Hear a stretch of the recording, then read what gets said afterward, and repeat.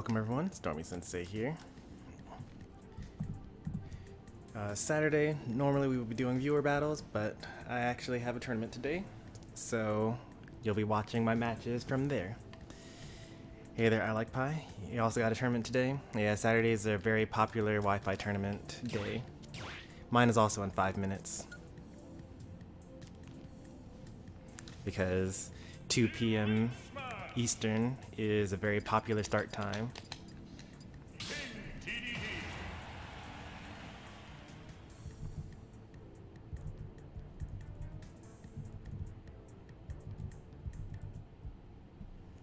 Let me close out of Discord so that doesn't make things worse.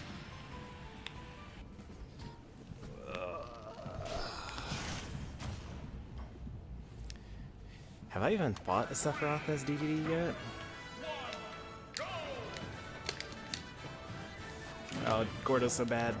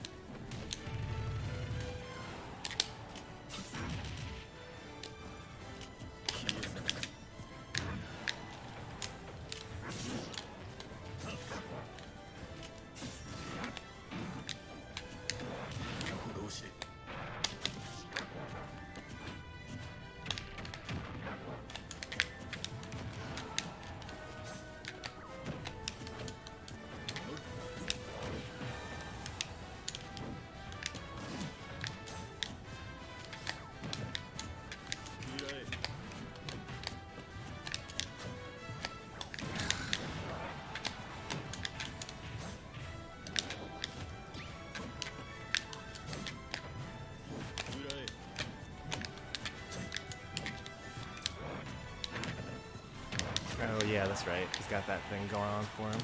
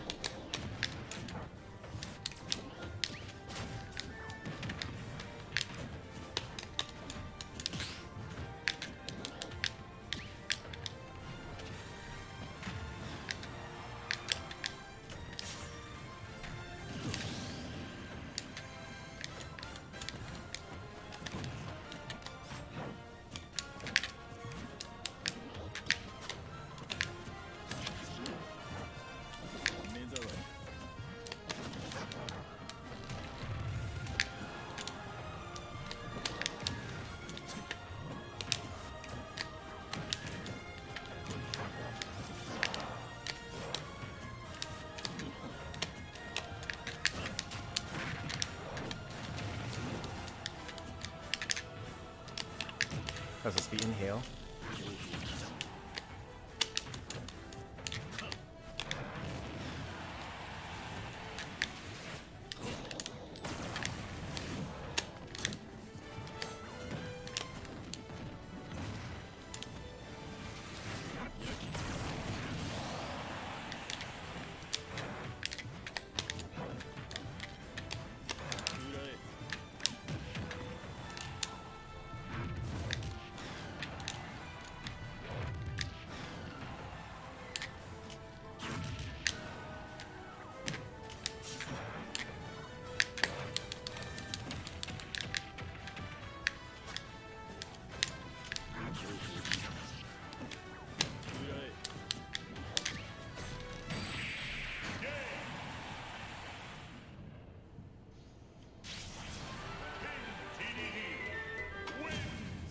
Rearrange things so I can finish eating over here.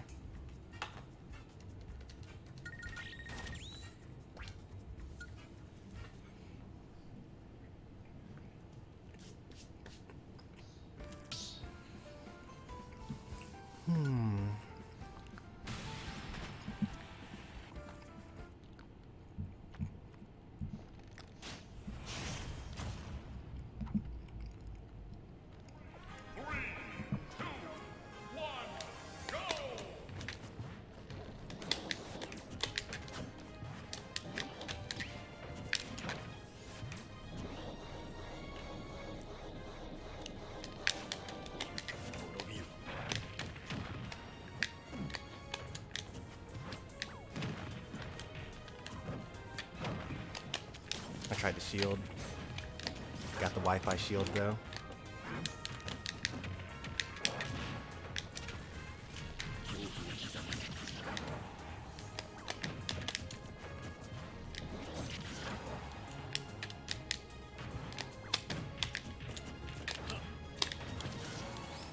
Oh, I'm dead.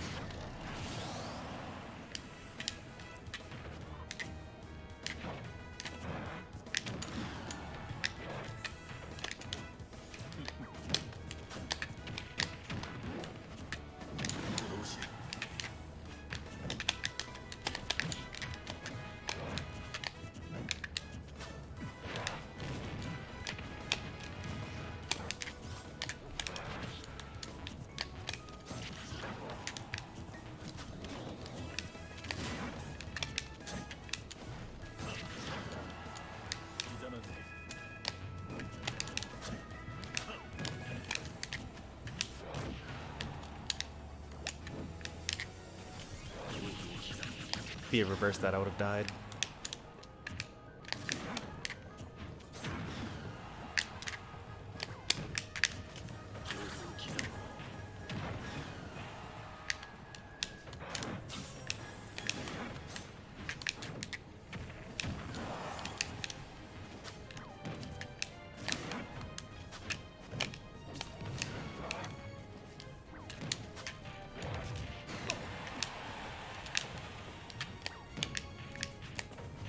You're so fast.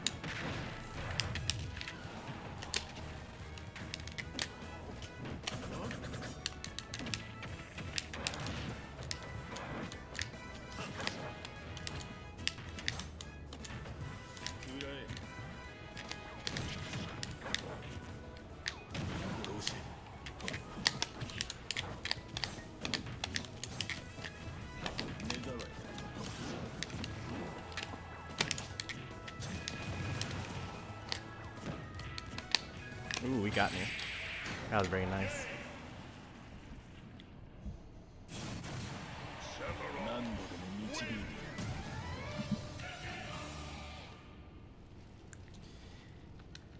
Alright, gotta make sure that our bracket hasn't started. And I think it has. Let me go ahead and check in here.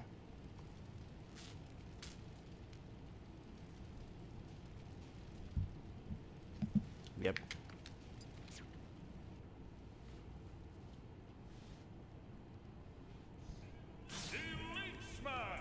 Alright, so I've checked in, and I think my opponent has to check in. I put a link to the bracket for you guys. It's in the description.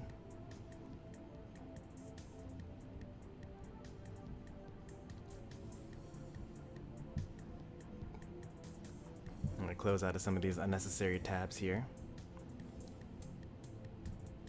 and see what's going on in chat.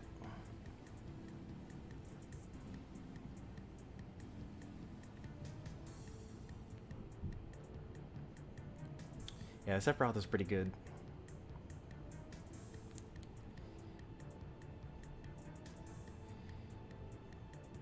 You gotta spell triviality correctly. Hey there, D. Hey there, Amazaro. Hey there, Anton. Hey there, King K. I'm not gonna lie, I'm starting to lean on going into YouTube if I had to choose one platform. Nice. I've had some thoughts about that recently. You know, I think that the way the Twitch is set up, with, you know, it being so easy to become an affiliate, it kind of leads you to think that you have to choose one platform, but you could always just like not be a Twitch affiliate and then just stream on Twitch as well, and I think that'd also be fine. I personally don't do Twitch just because I think the UI is really ugly and discovery is really bad, and like it's mostly for like, you know, I think the Twitch has a lot of trouble telling me like, hey, you like this person, you'll also like this person.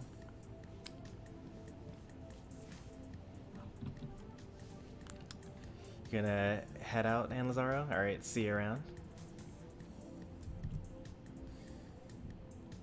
Opponent will be disqualified in 4 minutes. We're hoping that that isn't the case, because we don't want to be just kind of sitting around doing nothing for too long.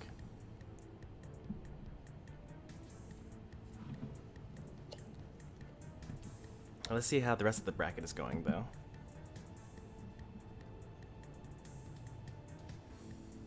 Has anyone else started their matches?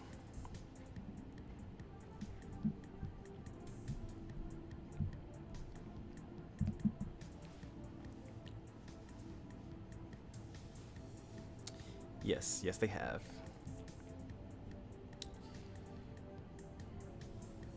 Rion, TM, and Storm are fighting. The Paladin and Onaga. Right Banana and Burr Shadow.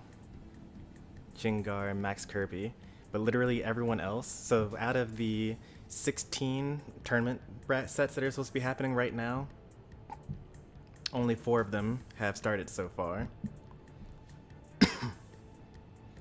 This could end up being like an 8-person bracket instead of a 32-person bracket. And that's just how things go with Wi-Fi tournaments.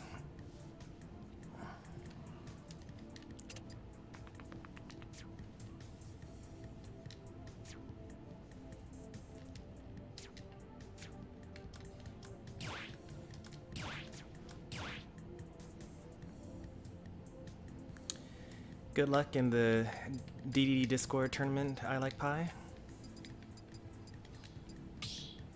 Hey there, Sonic.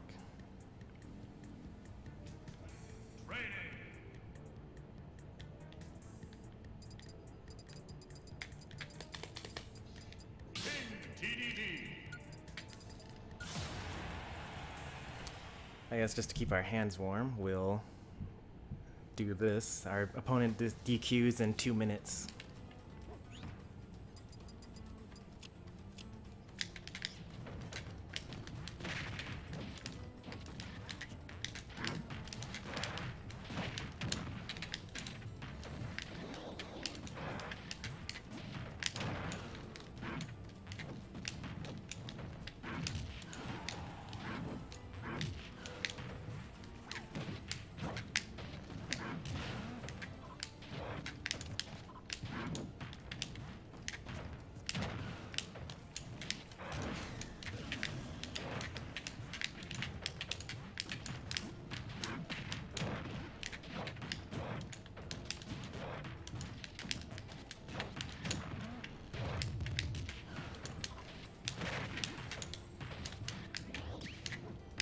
Oh, I missed that.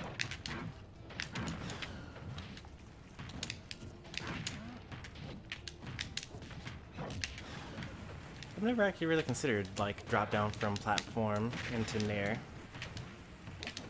It's probably better than back air.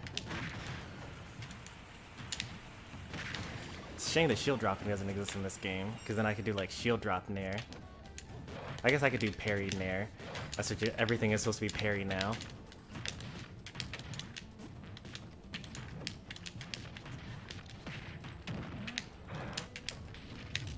12 seconds.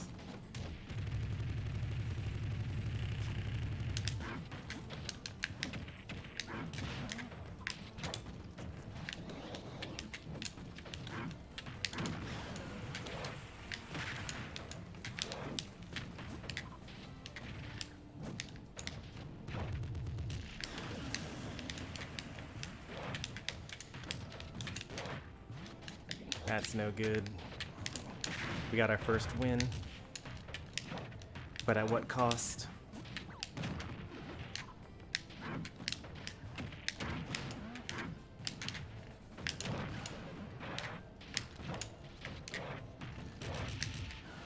Alright, let's go on to the next match. So, our opponent, Dark King and Tweety, both DQ'd from their winners round 1, and they randomly chose Dark King to go forward. But there's a chance that this person also doesn't check in. So I start the timer here. So opponent will be auto DQ'd in 5 minutes or 4.5 minutes.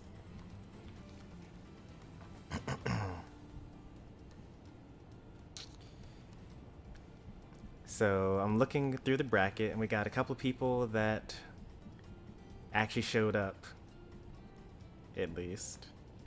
Ericko DQ'd from his own tournament. I find that hilarious.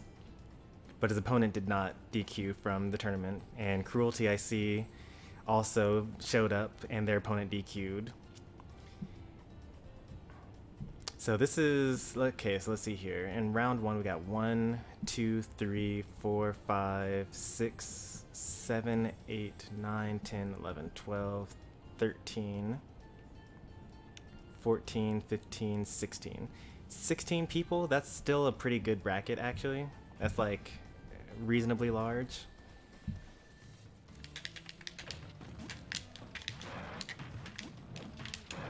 Well, it's a circuit series, so like there are gonna be more tournaments in the future. And maybe he's like too focused on streaming it in order to actually is he actually streaming this? Let me check that actually.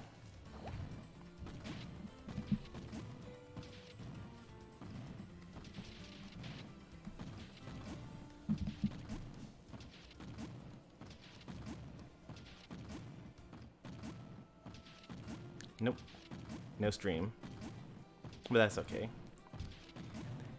Like at some point in time, I would like for this channel to get to the point where we do,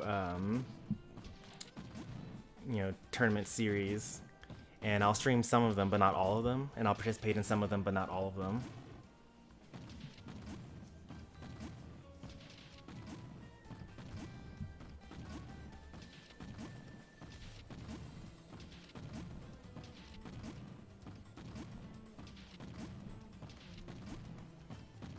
Hit this Rob with the Omnilax side B to up B?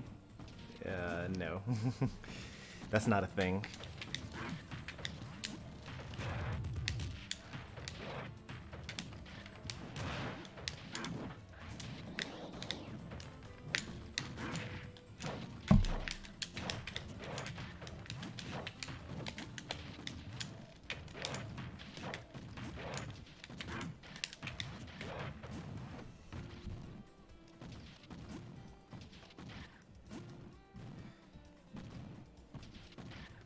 Dang, Kong is who you're in your...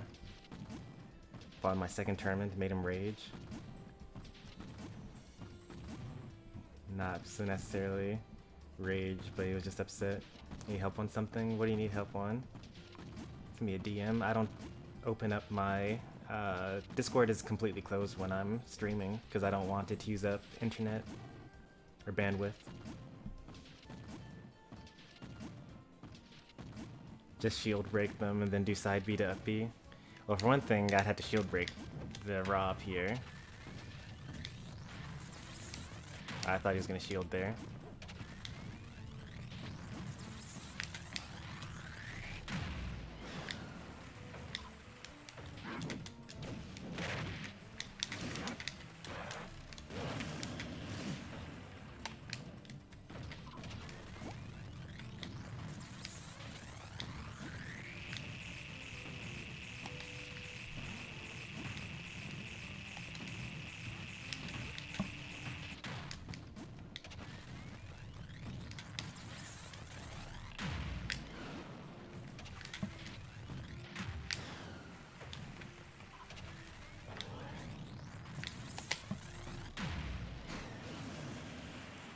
I don't think this is going to happen.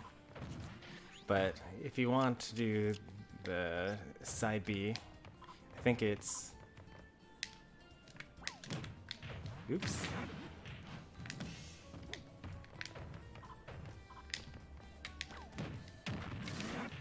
Nope, that wasn't it either.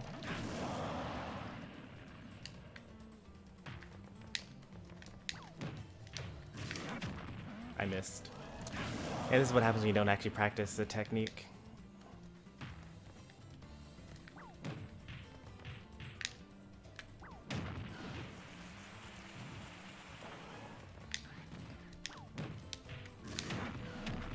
There you go.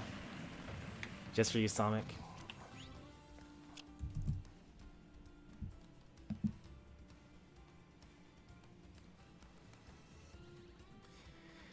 Looks like we won our winners round 1, or winners round 2.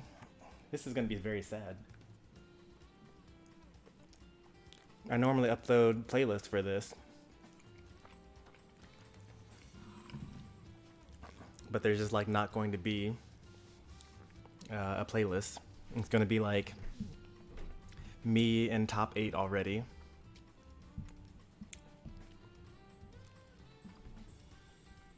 It just doesn't make any sense to go for that, because instead of that,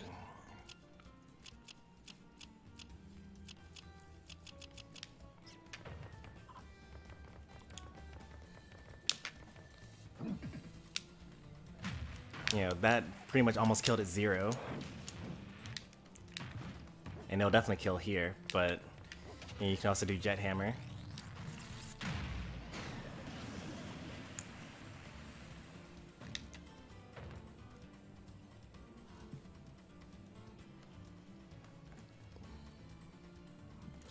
First time using Smash GG. Well, in the task it'll say create the game lobby. You'll do it, and then you'll tell your opponent in the chat how to join your lobby, ID and password. And then for the game setup, you do stage striking. You click on the stages that you don't want to play on, and then you choose the character that you're going to play as.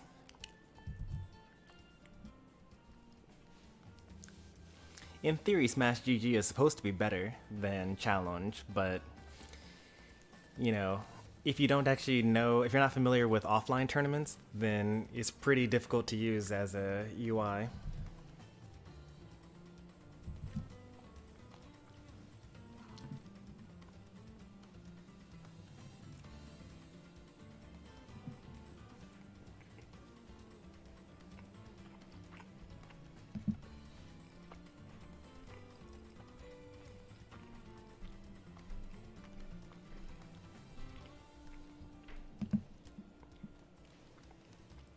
On the bright side, I don't think that we're going to make it to top 8 with all DQs,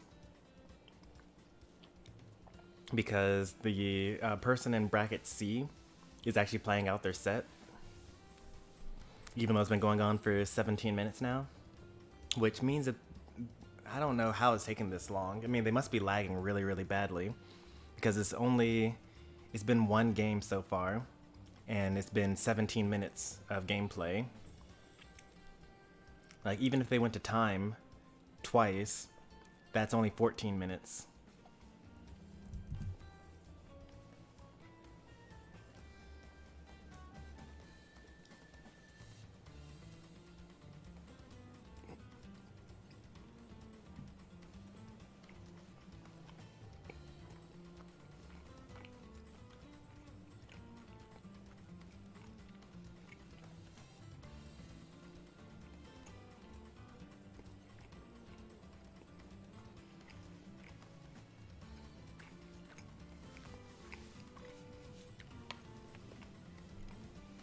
Stormy, I don't know which characters out of all my mains will do best with Mario, because all my mains lose to Mario. Pac Diddy, Dark Pit, Doc, and Sonic are all -1. Well, you're worried too much about matchup charts when you're not really at a level where matchup charts really matter that much.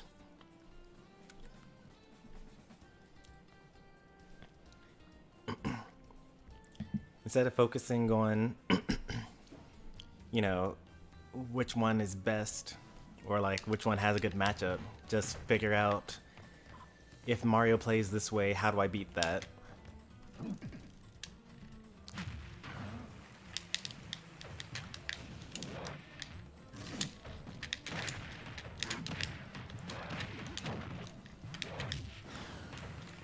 when I played Smash 4, Sonic was allegedly Kirby's worst matchup. But whenever Sonics came to my stream, they couldn't cut it.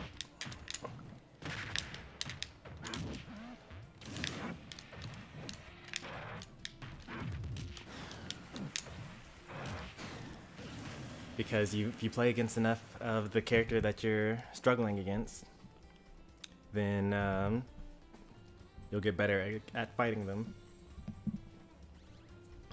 And also, people tend to not practice their winning matchups.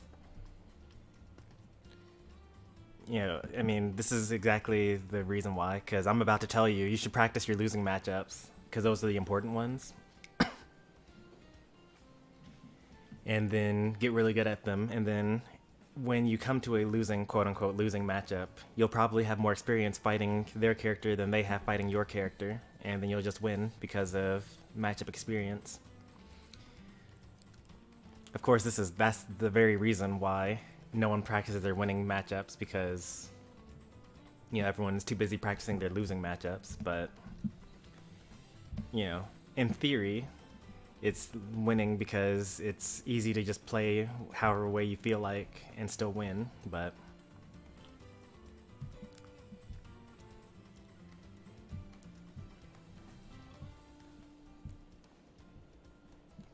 how do you practice a losing matchup? You join the character's Discord and then you say, hey, who wants to play some games? And then you play against them.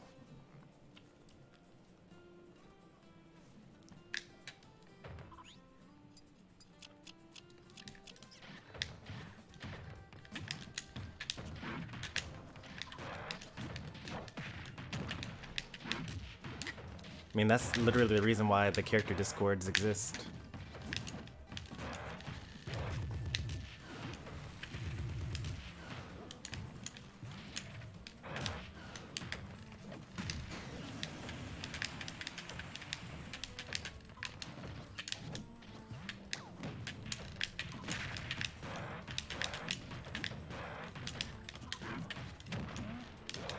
Oops, that was supposed to be up tilt.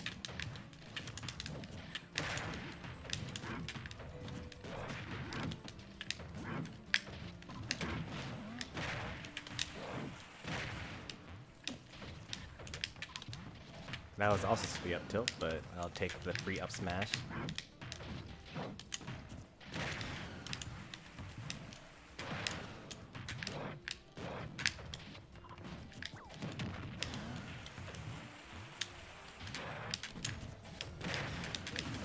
What percent did that kill at? 140? I feel like that's too late.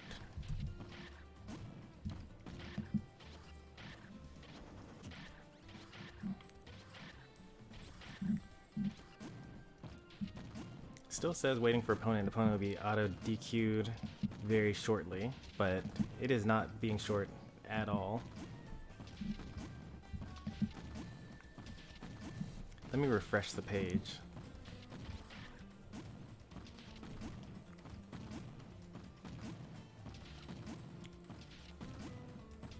Maybe it only auto DQs when you're waiting on that set to happen.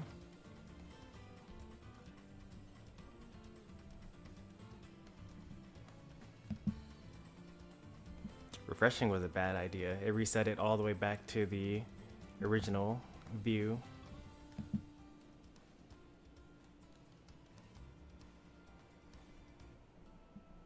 Or did he restart the tournament?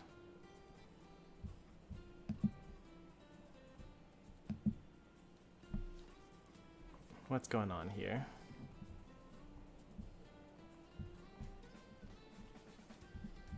Match starts in 55 seconds. Which match?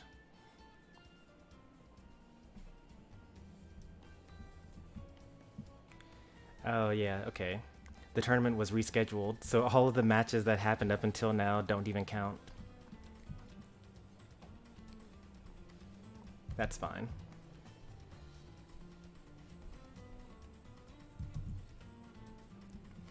Alright, so the new start time for the tournament is 12:25.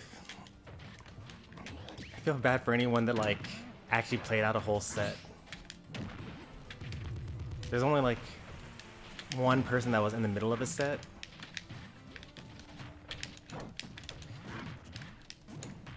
That's okay. It just continues the trend of literally every tournament I've ever been to has always started late and gone over late. Alright, so now the match should have started.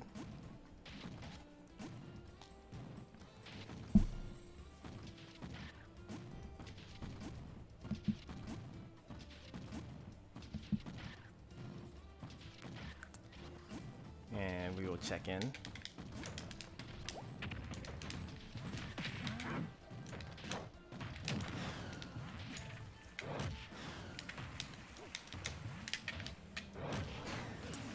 Check in. You got 5 minutes. Check in. Alright, waiting for opponent. And this the system continues anew.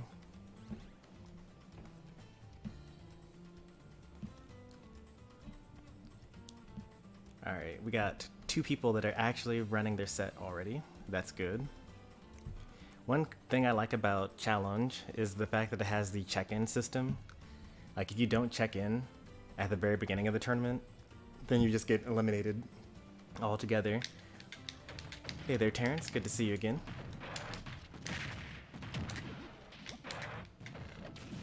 Whoa, what a tech. No human would have ever gotten that. What? Are you kidding me?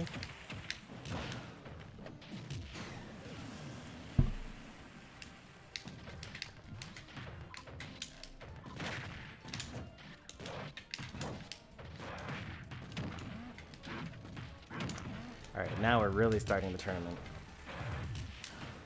Allegedly.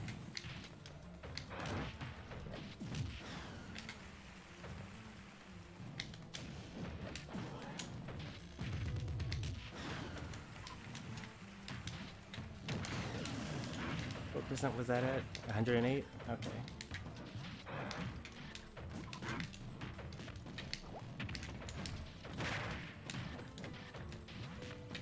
I don't have stale moves turned on, so like these are all like level 2 freshness. So I won't always kill at these percents if I've been using it too much. But then again, you're not really supposed to use your kill moves too often.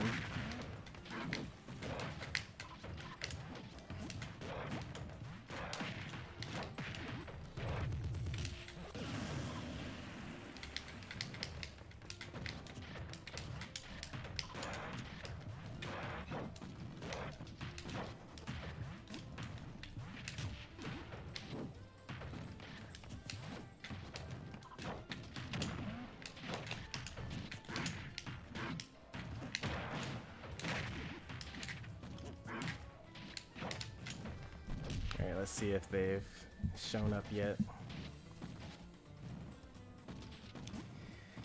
Nope. Waiting for opponent. Opponent will be auto-disqualified in 2 minutes. Given that Ericko reset the tournament, probably means that he's also streaming now, right?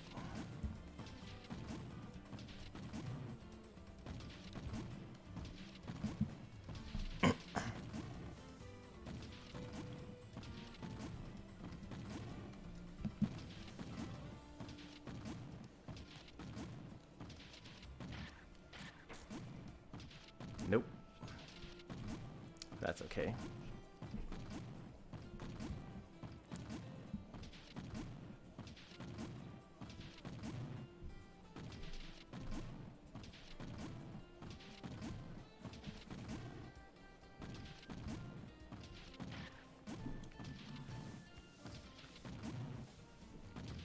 Well, since you're on Smash GG, you actually can't do anything other than choose the stages that are in the tournament.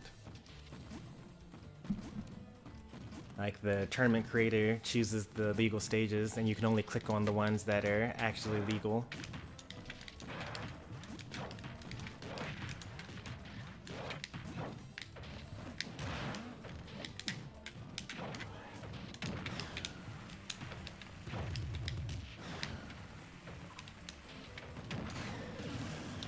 was that? 111? Okay.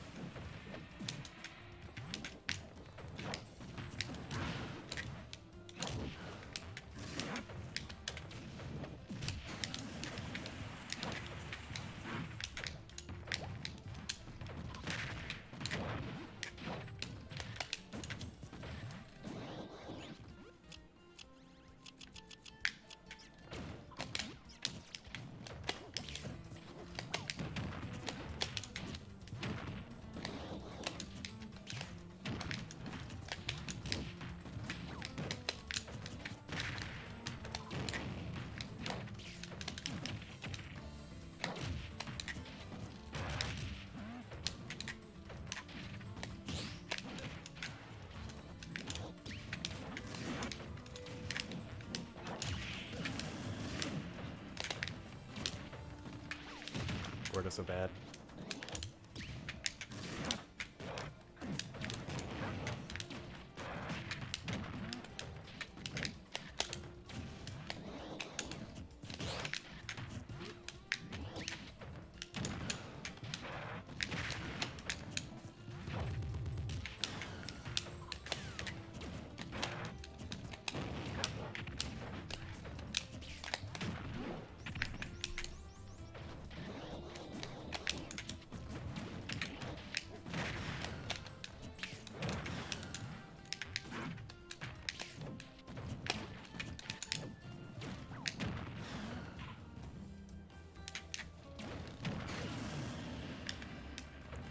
So glad that the losers bracket exists. I mean, that's pretty common. Most Smash tournaments are double elimination, at least in America. Alright, we got the first DQ. And once again, our round 2, we got the double DQ, so this is likely another win. So far we're 4-0.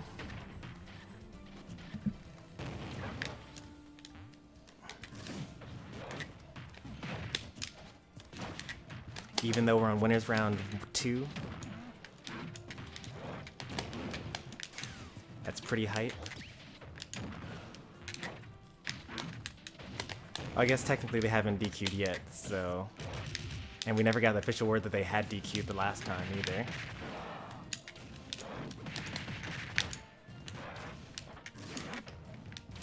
Oh, I missed that.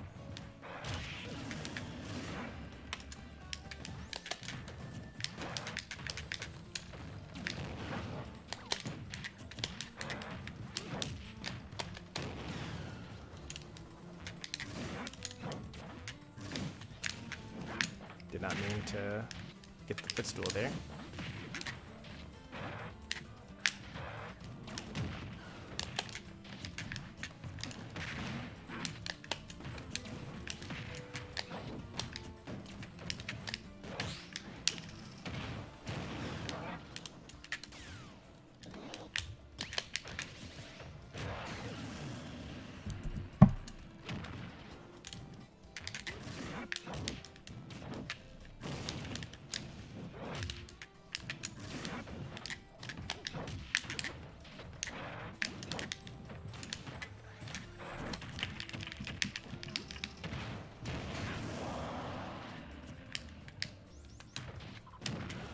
Down throw up smash didn't kill DD. Nope, DD is pretty heavy. Also, I wasn't very hurt either.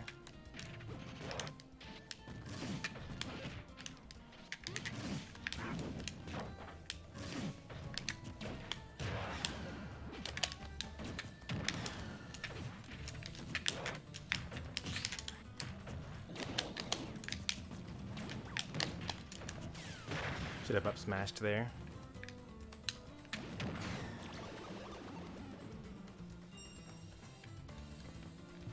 Wait, 2 DQs? Well, yeah, both opponents don't show up, then they both DQ. It's a lot better than the tournament never ending because people didn't show up.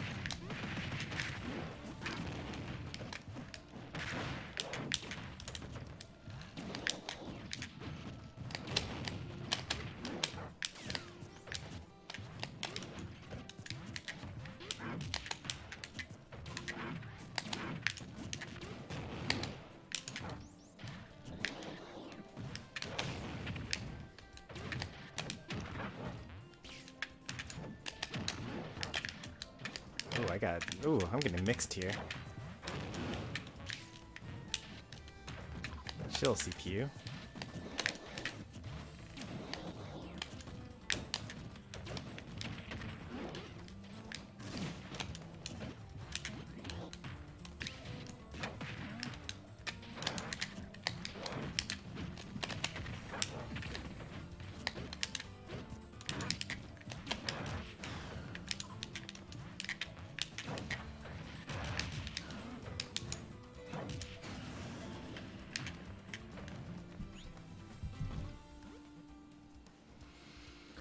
Alright, 4 minutes until they go.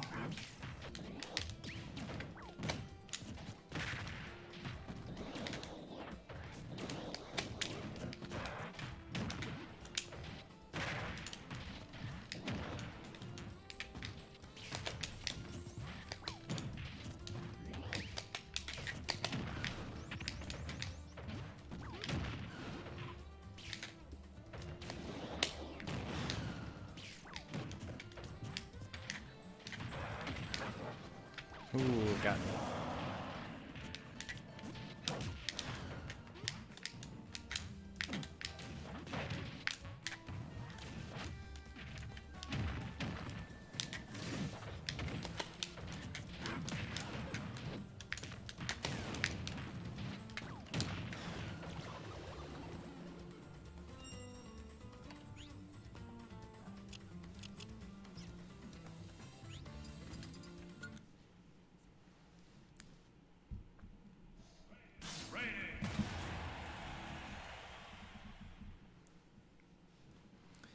Alright, we got some info here. We got a Sonic in the bracket. We've got a Pikachu. Is that Byleth or is that Crom? I can't tell.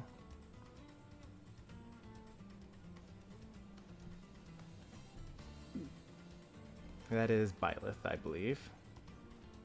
Byleth and Link. And an Ice Climbers player. Dark Samus, another Byleth slash hero, a Kirby, Terry, and that's all the information that we can get from the bracket so far. Looks like the stream died. Nope, we're back. We just dropped 80 frames and that was enough for YouTube to say your stream's going to end soon. It's not cool.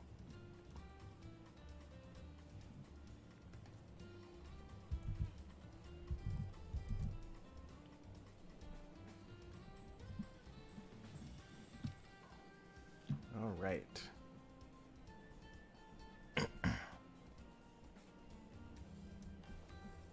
Chubb's DQ'd. Ericko is actually in the tournament this time.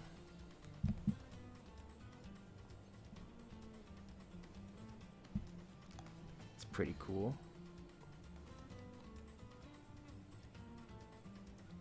Going Pyra for this tournament, or maybe until they have a challenge. And we got a Jigglypuff Joker player as well in here.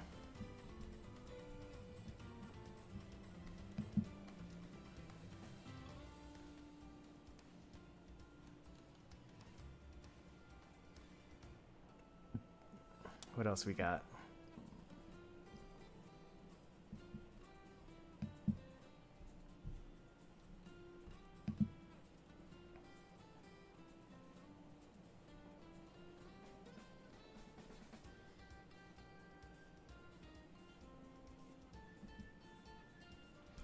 "25 seconds until we get our 4th win for this tournament."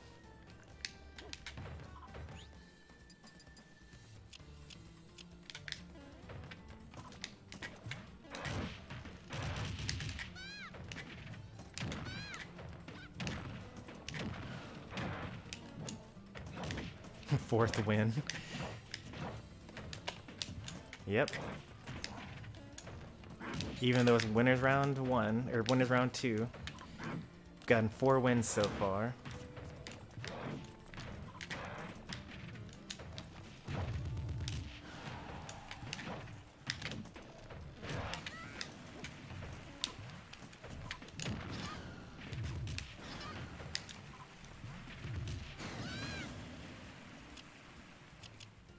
They all DQ'd? Yeah, they all DQ'd.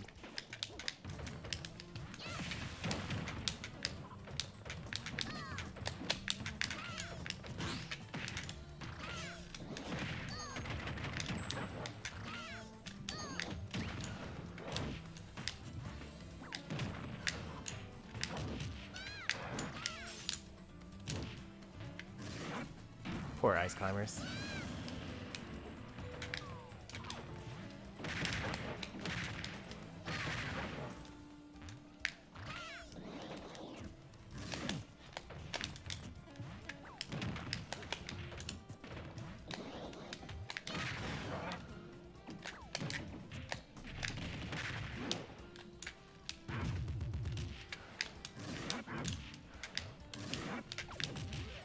Poor ice climbers.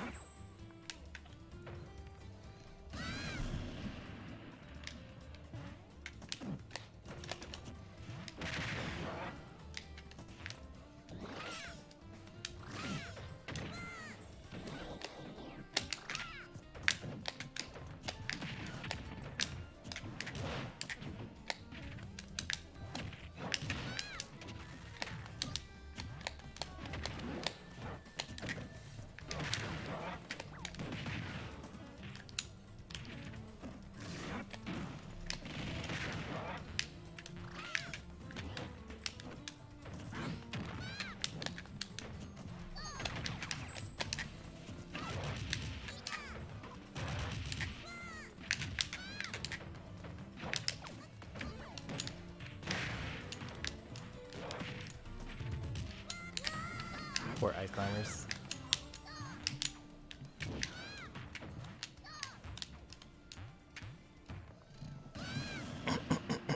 Alright. Winners round 3. And it looks like we actually had to fight somebody this time. Time to get our Sonic on.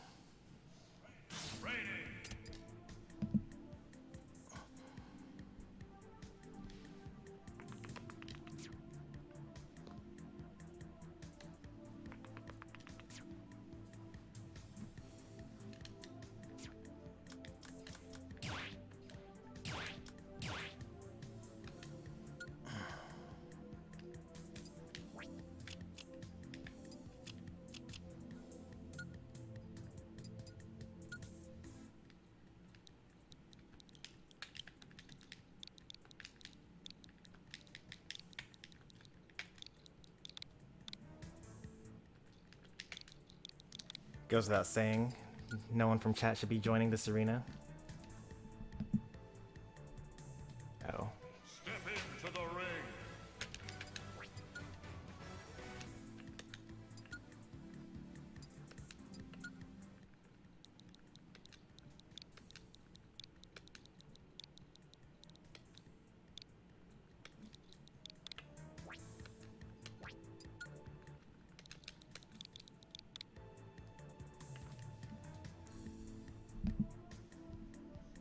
Step into the ring. Alright, choose your character.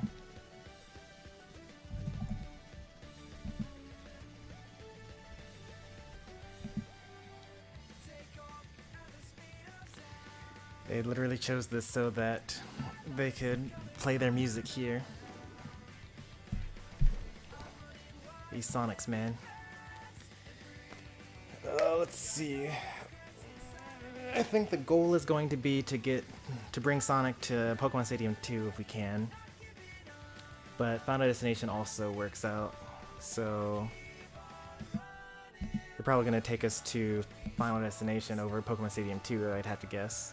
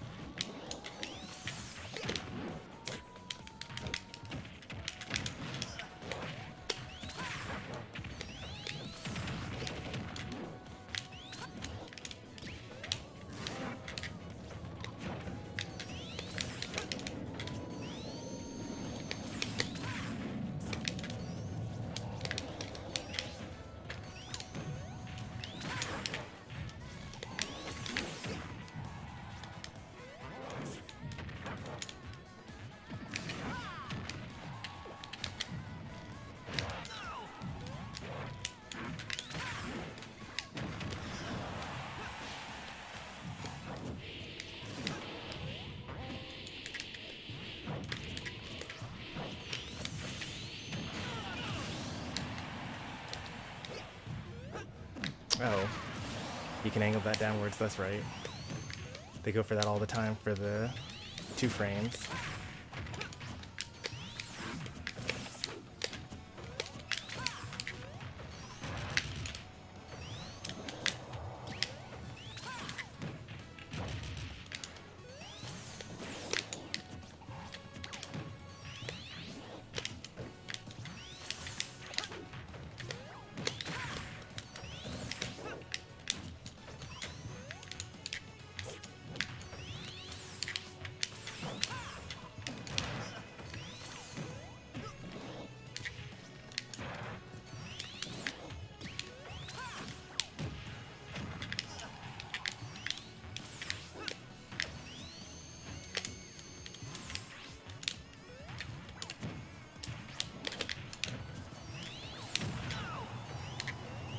Wow, from all the way over there?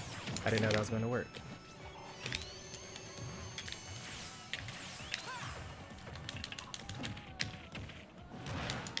I wish you were at 90%.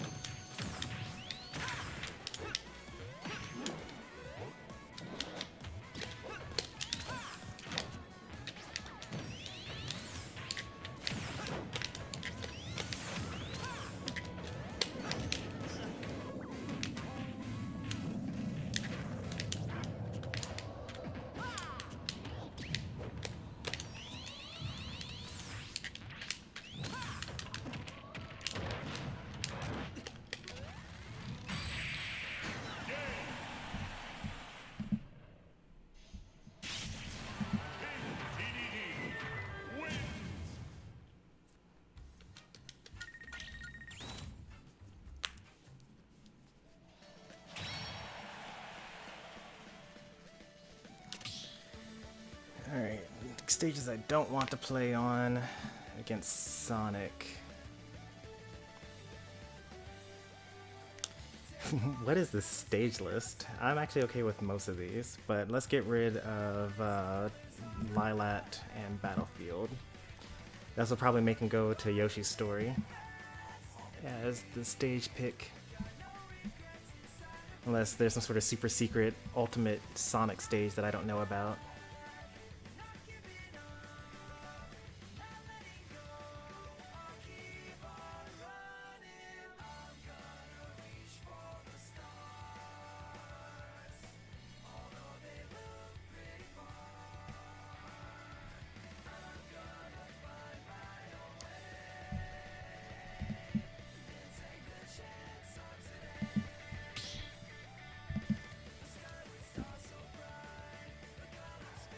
Going to Town and City. I guess this must be some sort of super secret Sonic good stage.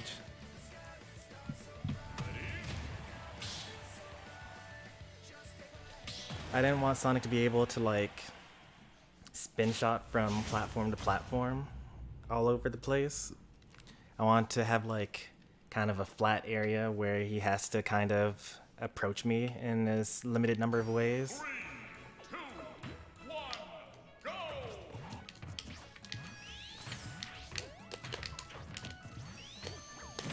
Gorda so bad.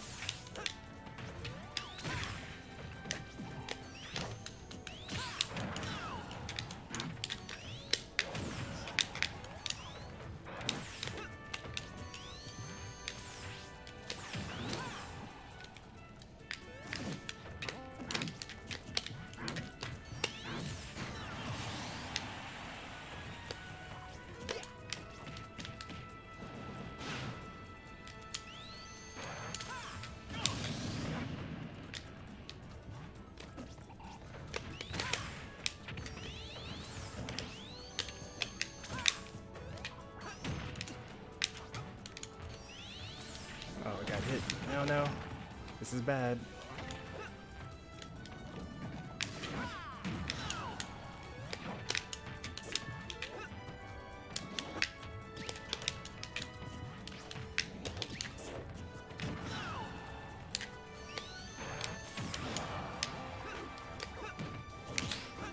Oh no. Oh no.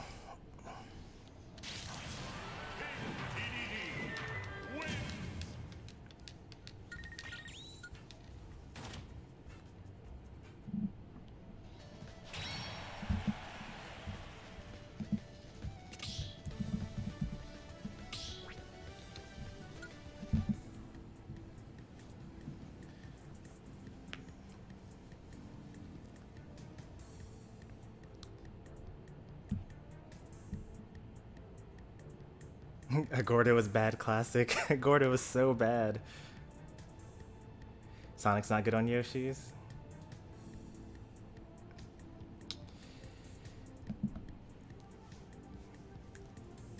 Another thing that not that great about Smash.gg, you can't report the match until the opponent like goes through a bunch of stuff. Like the opponent never chose Sonic as their next character, and I can't confirm the set count. And like, it's kind of awkward to say, "Hey, I know that you just lost like really quickly, but like, could you choose your character so that I can report that I won that game so I can move on?" There we go.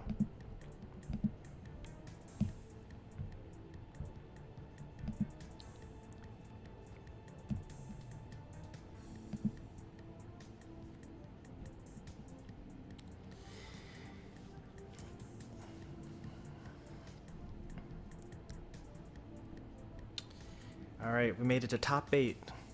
We're 5-0 so far.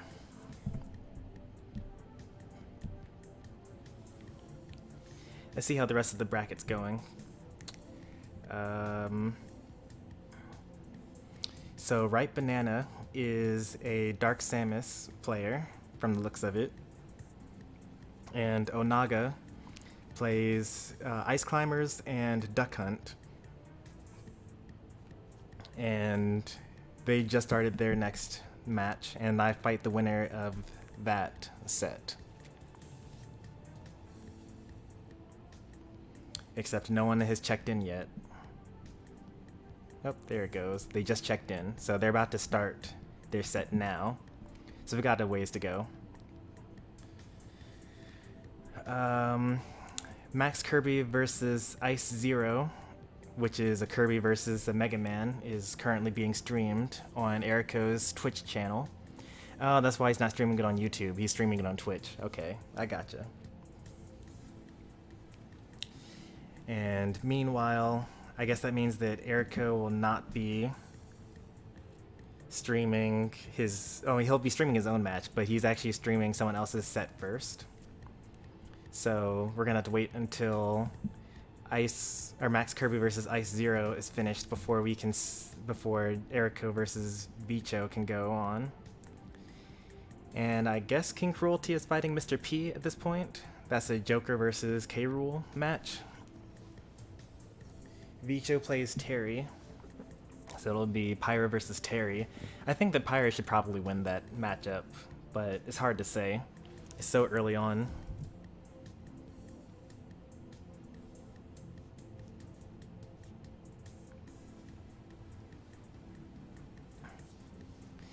So King of Skill made Pyra and Mythra bad, and they used the Bravely Default 2 music. What a perfect combination for you then.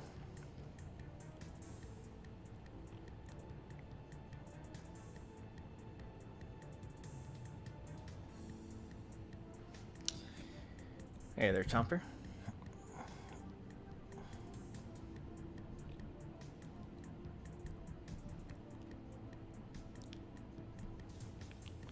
You know how I am about Duck Hunt? I think I know how you are about Duck Hunt. Duck Hunt was one of your first mains, I think, before you picked up Pac-Man, something like that.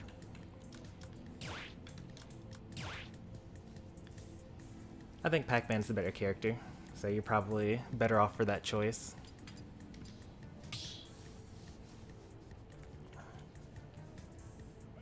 Training.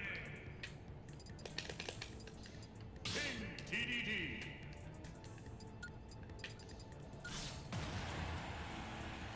TDD. Oh yeah, let's take a look at losers bracket actually. So all the people that DQ'd in winners bracket, for the most part, also DQ'd into losers bracket. Onset, the person that was supposed to be my round 1 match, was sent into losers round 1 against Tweety, who also DQ'd. So Onset actually is making it pretty far. The unfortunate part about Wi-Fi tournaments is sometimes you play and you actually place worse than someone that didn't even show up. And that's just kind of how things go. But at the same time, like, you really shouldn't be worrying about your placements that low down. Because, you know, if you are at a point where you're placing worse than someone that didn't even show up, then you need to worry more about the match in front of you or like the next neutral win, as opposed to trying to win a tournament or like place in a tournament at all. Alright, we actually got one real match happening in losers bracket so far, and that's just Ethan versus another Wi-Fi Luigi. And everyone else is going to likely DQ, because Dark King, who DQ'd from my round 2 winner set, is going into Hope Star, who also DQ'd. And yep, the results just came out. So that's a lot of DQs, but that's okay. Oh, I guess I should check in, even though, like, there's no, my match isn't happening anytime soon. Oh, I can't even check in yet. Okay.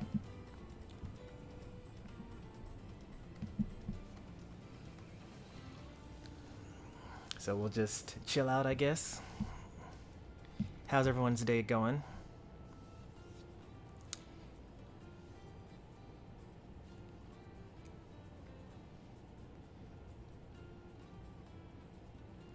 There is a Triviality tournament next week. I'm actually supposed to announce that. I announced it yesterday as well, but I'll announce it again today.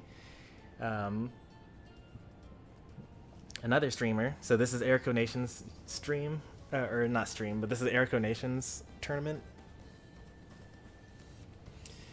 Next Saturday, we'll be doing a Triviality tournament, and I will be streaming about 1/3 of the bracket there. So it's going to be me and Perry H7 and Triviality is going to be the tournament owner, and then me, Perry, and he are going to stream random matches from the sets, or from the bracket. And Triviality usually has some sort of fancy thing that happens kind of halfway, not halfway through, but like towards the top 8 or something like that. I don't know what he's got planned for today, but yeah, it should be pretty fun.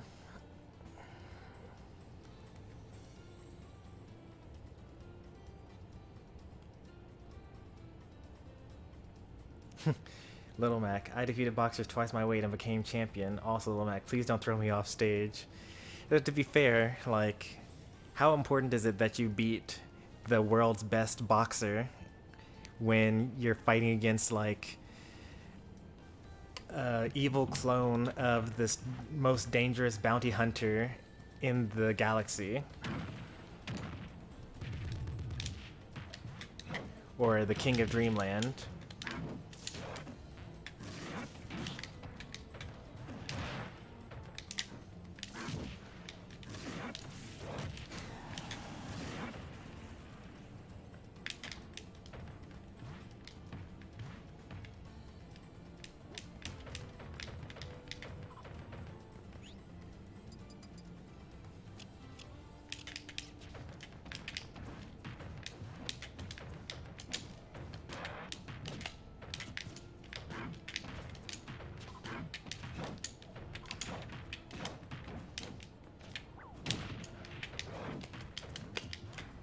That is quite the air drift.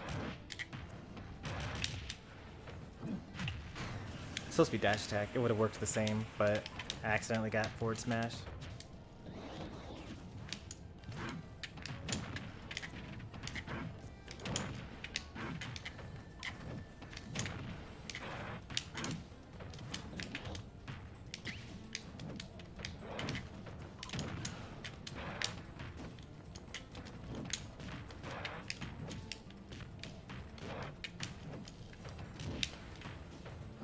Well, you think you're not going to win. That actually is lowering your chances of possibly winning.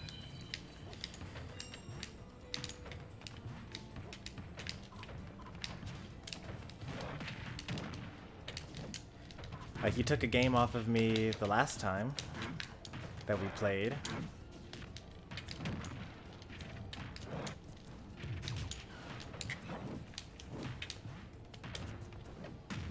All you gotta do is just do it again before I get 2 games. Black Banana Man. I don't know who that is, but you can probably beat him. Like, even if they win 10 and then you win 2, the only thing that matters is the order of those 2.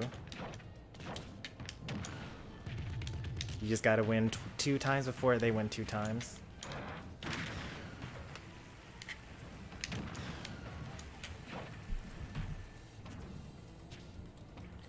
Alright, Ripe Banana and Onaga have had 1 match so far.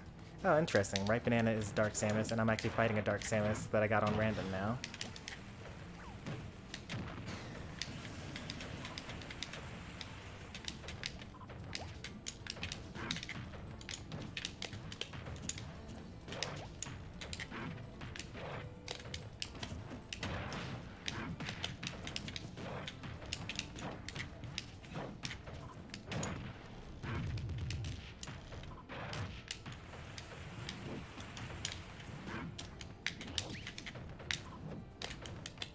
I used to have a lot of practice against Samus, and I'd imagine Dark Samus as well, because towards the beginning of Ultimate, we had Sailor Waiachi, aka Delicious Falcon,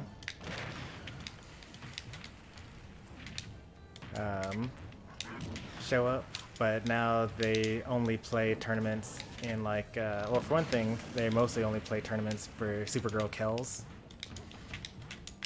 instead of doing viewer battles. And for another thing, they've like moved on to other competitive games. I think like League of Legends last time I checked.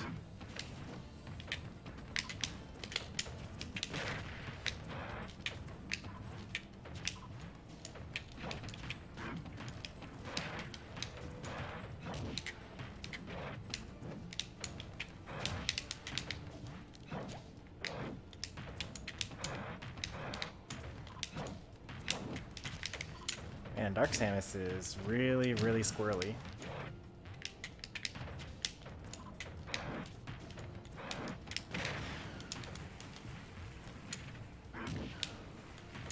Like, imagine every time, like, what if you just played like this, like the CPU on run, and then like occasionally you just attacked? Like, you see how many times I'm missing my attacks here?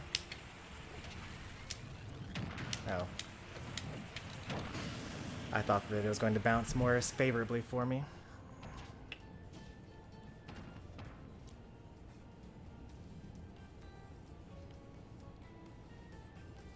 It's more like he wins 20 times and I win every 1 time. Alright, so it's 2 and 40. Just win your first 2 early on.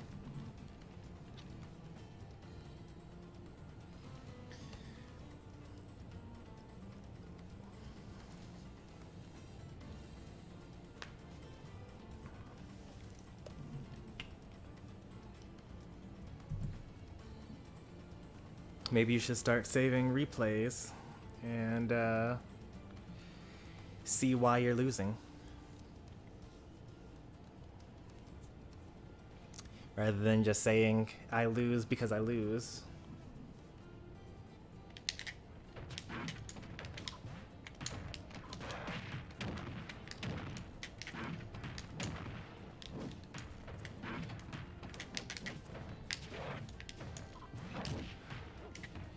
during yesterday's stream, like towards the very end, when you were playing Diddy Kong, there was some improvement. Because remember I was telling you that you were just kind of, you know, assuming that something was going to hit.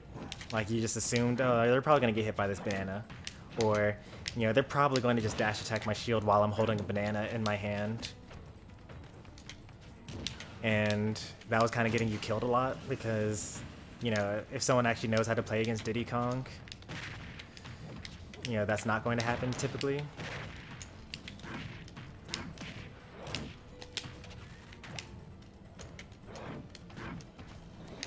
But then once I told you about that, the next match you kind of like, you would throw a banana and then you wouldn't do anything. Because I would shield it.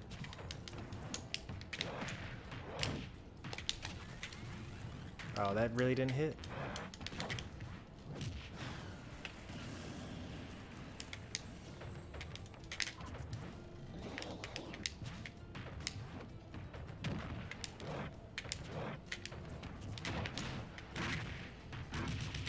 Like my favorite thing, or not my favorite thing, I'm saying that sarcastically, but like when people say like, oh, the reason why I lost is because of, you know, this back air didn't kill or something like that, or like, you know, I accidentally dash attacked instead of forward tilted, and that's the reason why I lost. But like if you think about it, why were you on last stock?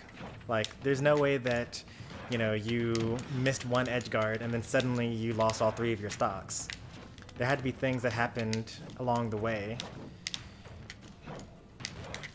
Like there's a huge difference between this one thing was the reason why I lost and all the things that got you to that position to begin with. So the goal is to look at every single interaction that could have gone better. Like, you know, if you actually hit your opponent, did you do a combo? If you did a combo, was it the most amount of damage for a combo that you could do? You know, if your opponent rolled out of the way of danger a couple of times, you know, did you pick up on that? Like that, for example?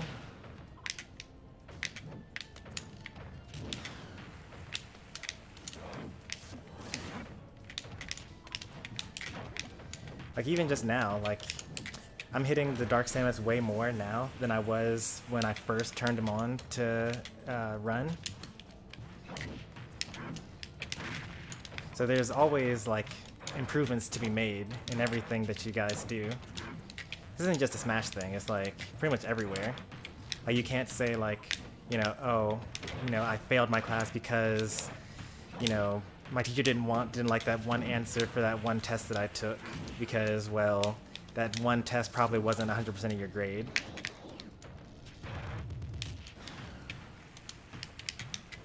Oh, I missed that.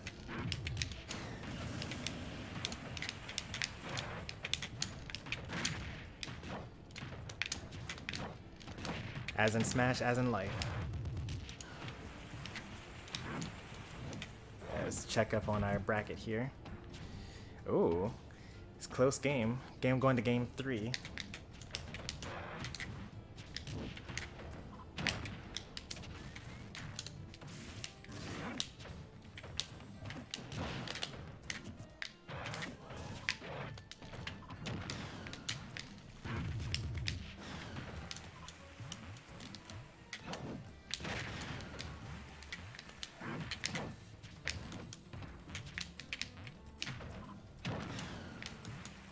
Wow, Dark Samus is heavy.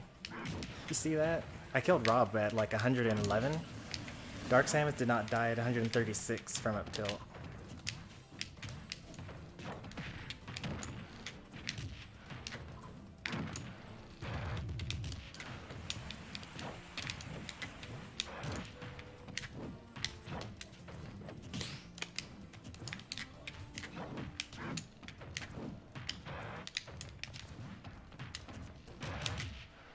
Oh wow. They won. Oh, they ended up going Right Banana didn't use Dark Samus. Why not? That was a really fast game 3. They went me, Sword Fighter, and Min Min.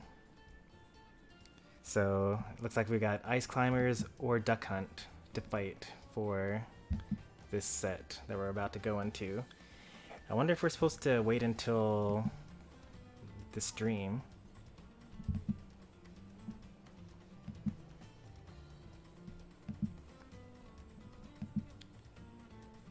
Oh, okay, I see. It's a different pool. So actually, even though we're in the bracket together, we actually can't start the match until Ericko starts the top 8 pool.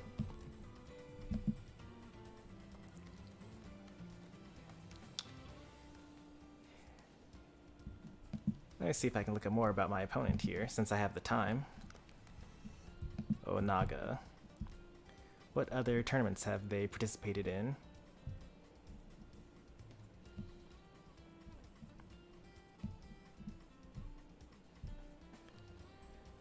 Those are upcoming tournaments. I want to see their past tournament performances.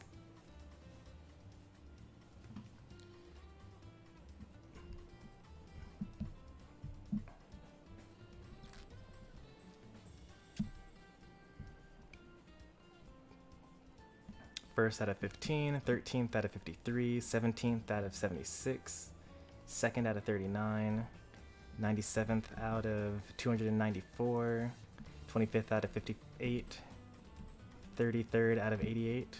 That's pretty good. I don't know anything about the caliber of any of these events, but these are still pretty good numbers to put up.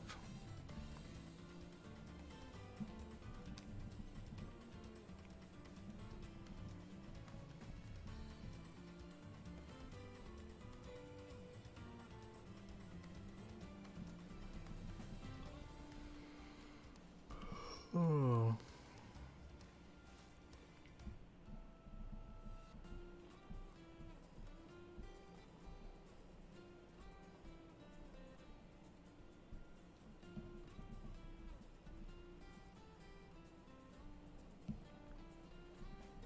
Oh, that doesn't count. The 97th out of 294, they just double DQ'd.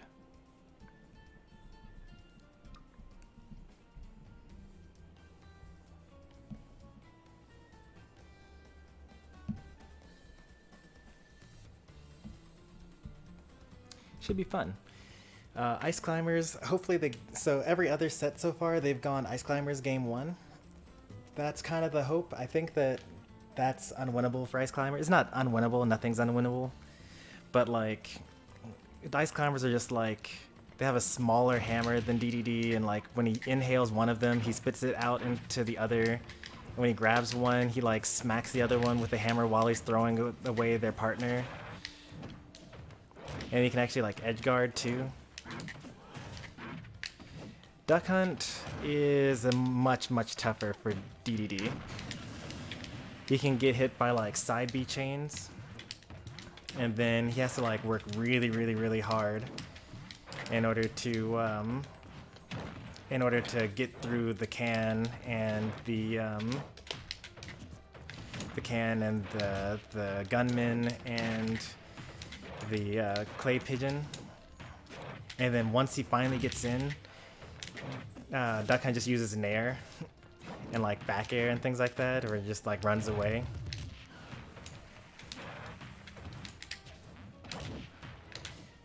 Need to theory craft on like what stages I actually would want to fight a Duck Hunt on.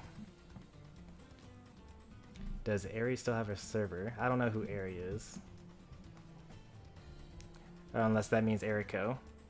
In which case, yeah, he definitely has this server because I had to join it in order to even enter this tournament. Now, granted, this is all fine. You know, what I'm about to say is going to sound like a complaint, but it's really not. Because, you know, Ericko's using his own money to do a prize pool for this tournament. But in order to join this tournament, you had to follow Ericko on Discord. Not on Discord. You had to follow him on Twitter. You had to join his Discord server. You had to subscribe on YouTube, follow him on Twitch. And you had to do like some other thing. I forget what the last thing was. But like you had to basically follow every single one of his social media platforms in order to enter. That's a hustle, right?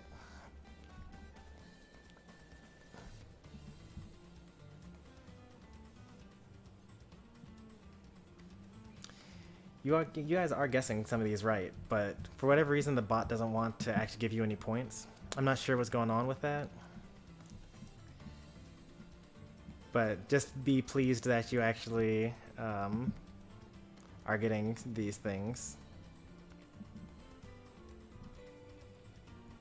But yeah, Articuno is my favorite legendary Pokemon. What if we don't have Twitter? Well, guess you don't sign up for this tournament then.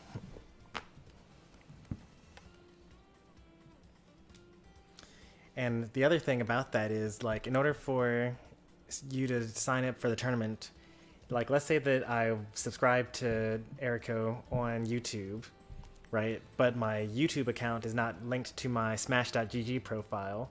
I would have to actually then link all my social medias to my Smash.gg profile just so that I can have it be verified that I have the everything that I need.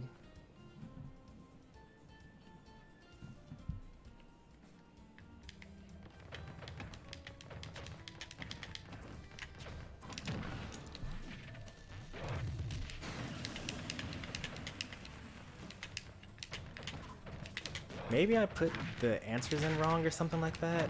I don't... Like, I looked at the sample file. I don't know why the trivia questions aren't giving you points for getting things right.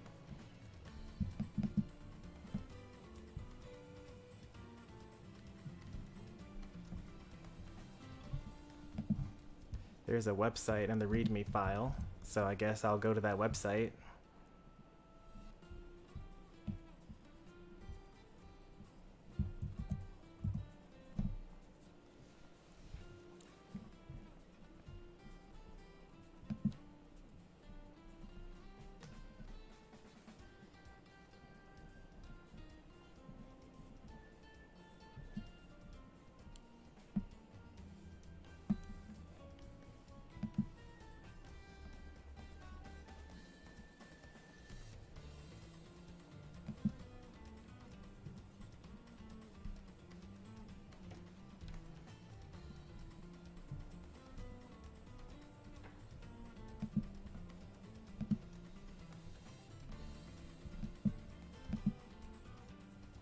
See, the thing is, I know that it works because when I go to Pika the Musician's channel, it works.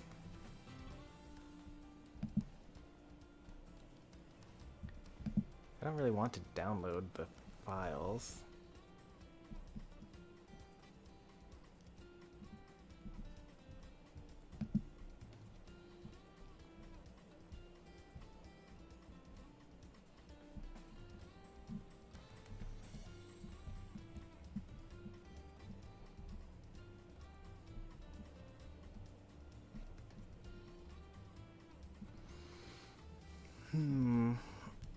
Oh well.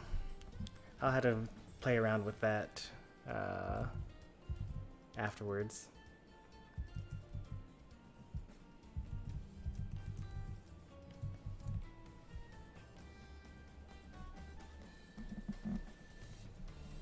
Who is the best gorilla? Donkey Kong, King Kong, Rillaboom, or Harambe?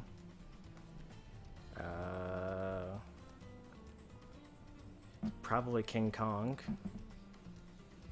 followed by Rillaboom, followed by Donkey Kong, and then lastly Harambe.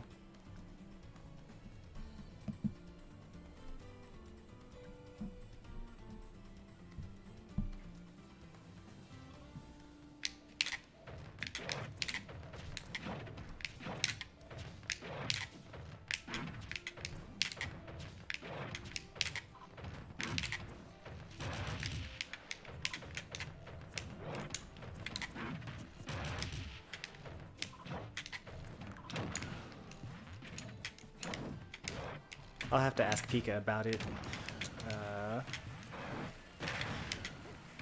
over Discord or maybe in his channel.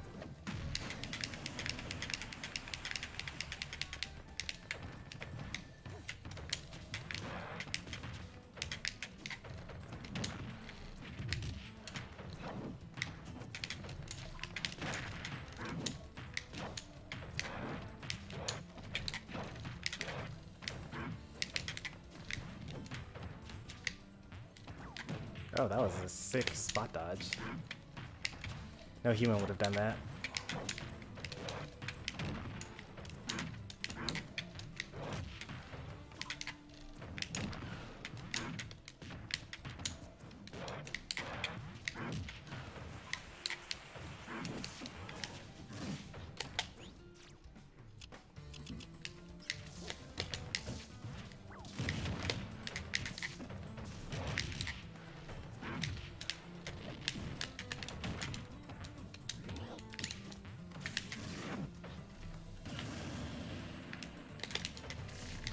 Yeah, I'm constantly thinking of like new trivia things, but you know, I've been streaming for so long I kind of forget the answers to some of my own questions.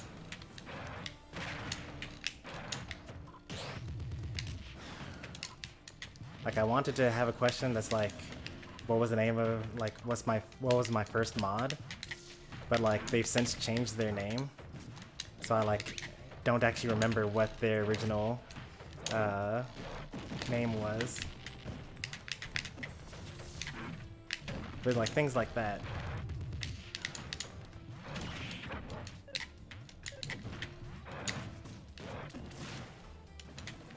And I'm hoping to do like one trivia thing per game franchise eventually.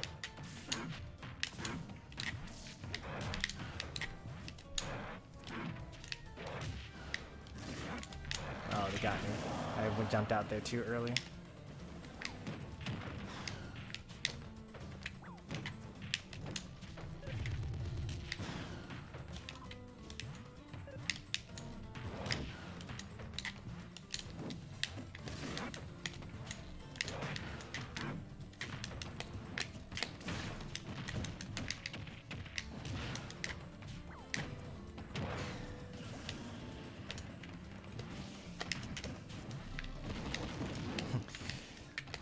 Which character is DK64 trying to teach, prove to Stormy that they're good? That's like every single character.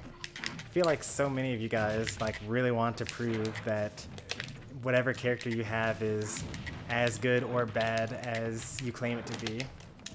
And it's like very important that my opinion matches up with yours.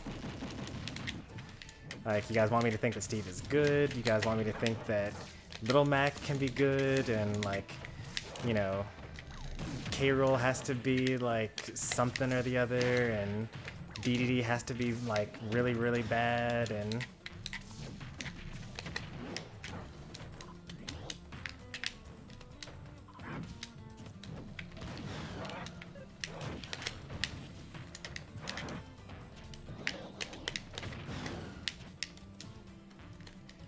like I already know that our opinions are not going to line up. Like, I still think the Min Min isn't very good. Even though the general consensus is that Min Min is like, you know, overpowering and like kind of toxic and super good at, like at least in Japan, that's kind of, Min Min's kind of at the top of their tier list there.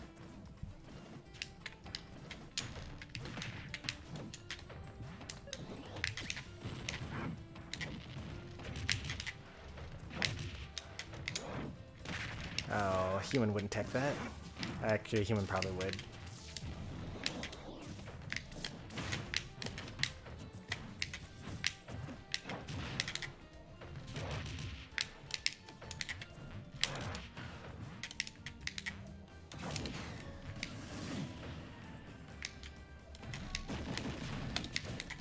You really want to tell me that Sonic is bad? Man. You guys have been listening to too much propaganda. Next you'll tell me ZSS is bad.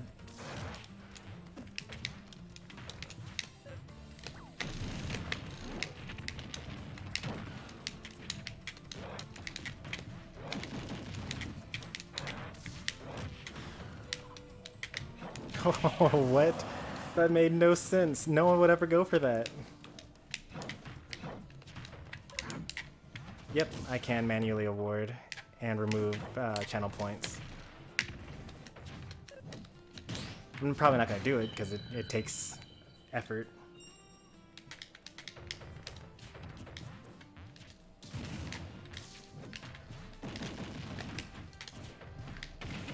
Also, I feel like the point values are like really low. Like, I don't know what determines how many points you get for each correct answer, but like sometimes it's 1, sometimes it's 2. I'd rather everything to at least be like a multiple of 10, because like you get more points by what's it called, by just watching than actually knowing trivia about the channel.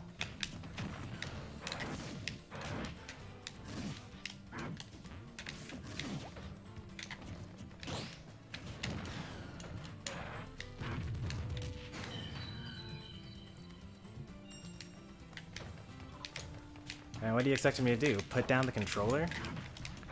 To stop gaming? To give you guys channel points? It's not that kind of stream.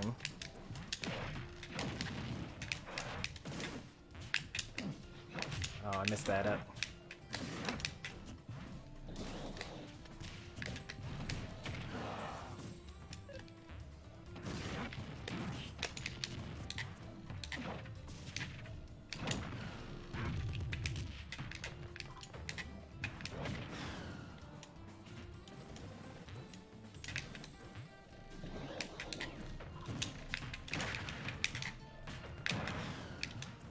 That was supposed to be, I thought I was going to be landing on the platform there.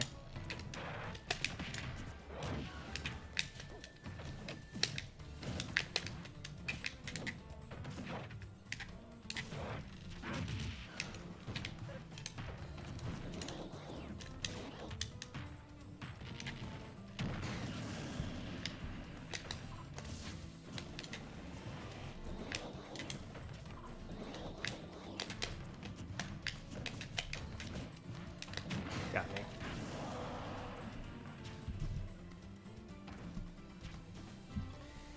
Let's take a look at our bracket here.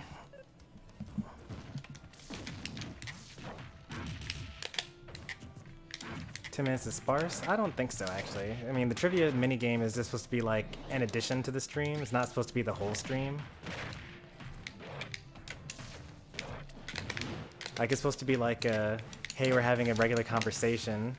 And then, oh yeah, like, you know, here, I happen to know the answer to that question. Let me type that in, and then you continue on with the question, rather than, you know, sitting and waiting for the next trivia question over and over again.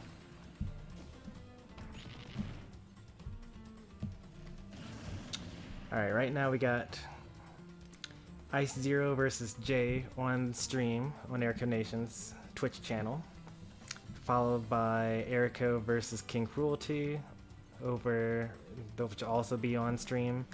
And then I'm guessing, actually maybe not even, because we might wait until all of Loser's Bracket is also completed, in which case we got Losers Round 2 is still going on. We got Bicho versus Storm. Oh, so because Ericko took so long to do his set because he was streaming someone else's set on stream, he only just finished his set with Bicho, and that means that they're only just now getting started with Game 1 in Losers Round 2. Once that's complete, then we'll have Mr. P versus the winner of that set. The Paladin versus Max Kirby is going on right now. The Paladin actually hasn't played a single game yet, I don't think. No, the Paladin lost against Onaga, the same person that I'm fighting in top 8. So like that loss doesn't even matter. Like who knows how good they are?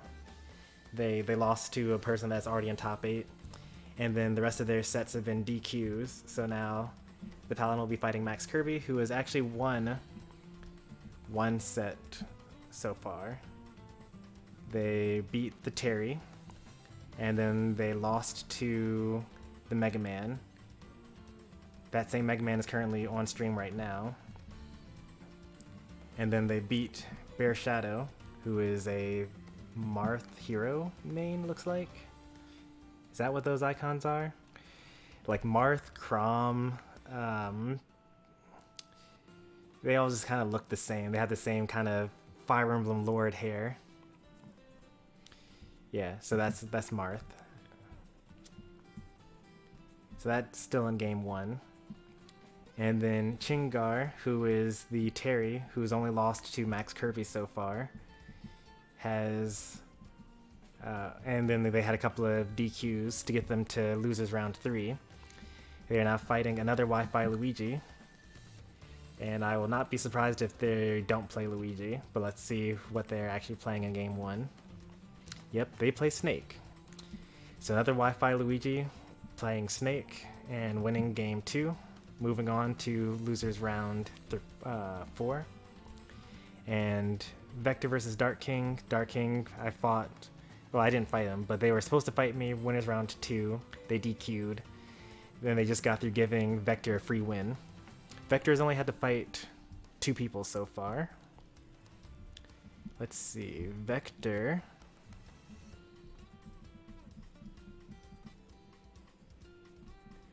Lost to Vicho. And then beat MJ. And then they got a bunch of DQs. And now they're in losers round 4.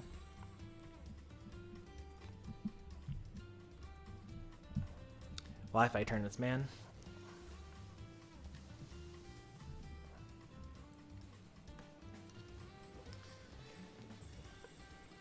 DDD has no brown alt. What are you looking at right now? You don't call that brown? Look at that hammer.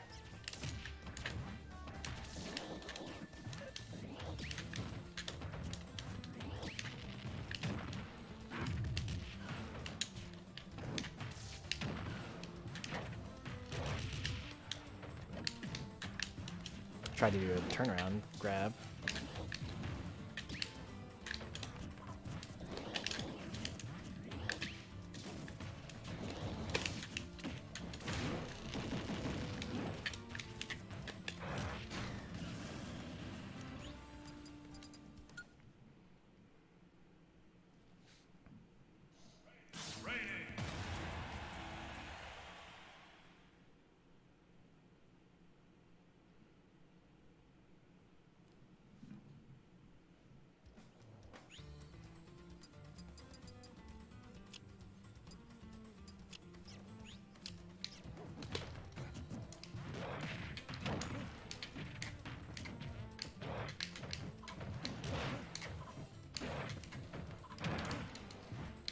Yeah, Snake's actually kind of easy.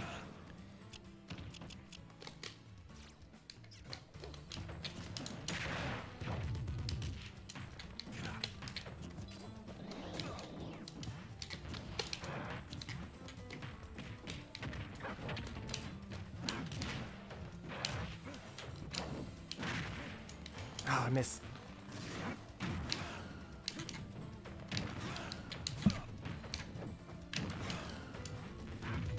CPU Snake does not play anything at all like human snakes, so we're just not even going to bother with that.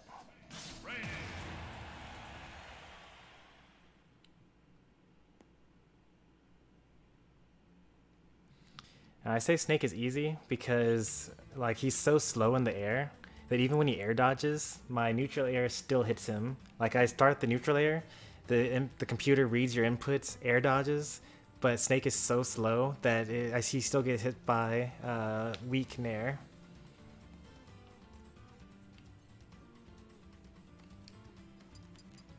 Still waiting for Sakurai to add tournament level player CPUs. I mean, he added Amiibo. All you gotta do is just mail your Amiibo to a pro player. Have them beat up on the Amiibo for a couple of months, and then have them mail it back.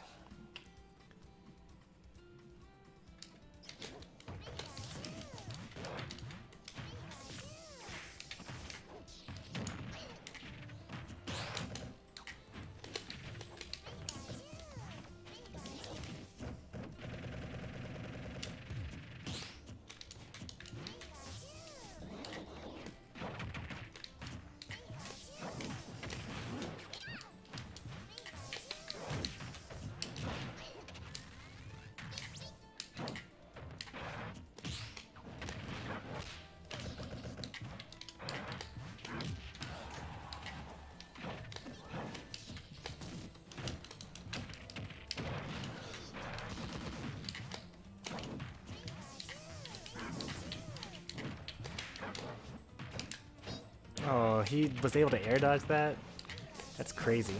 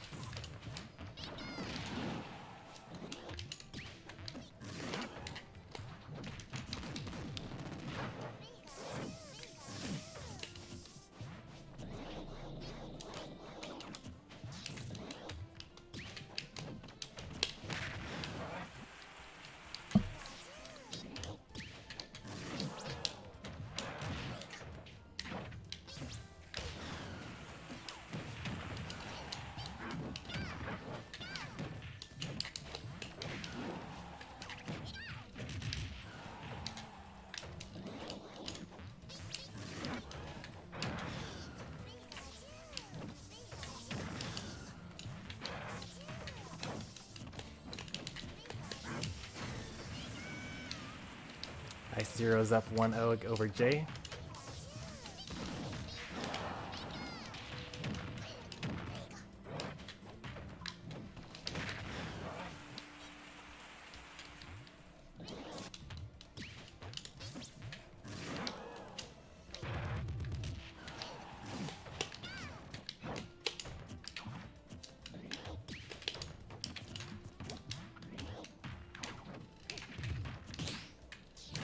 No one would ever shield that.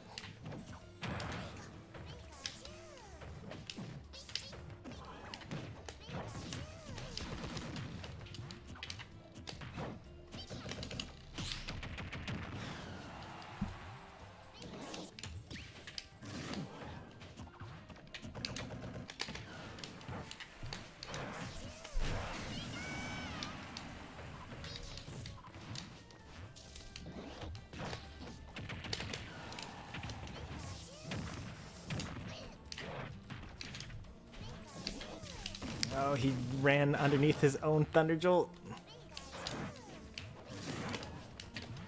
I'm dead.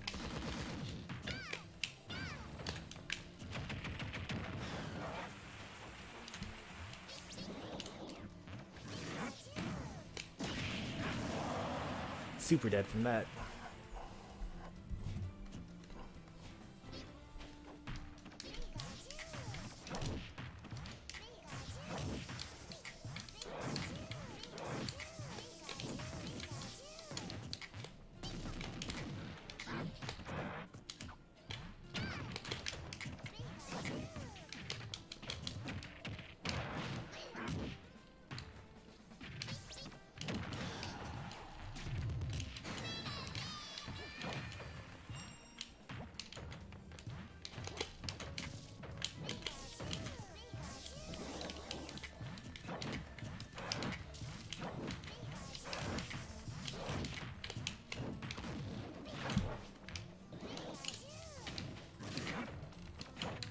In 2010. It's actually a very similar question. And unless you want to consider, like, you know, before I really was playing Smash as opposed to just kind of, you know, playing casually. But the answer is not 2010.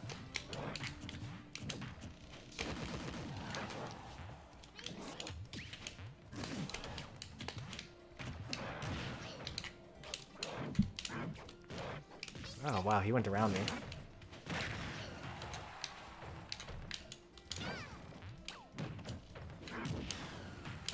Yep, 1999.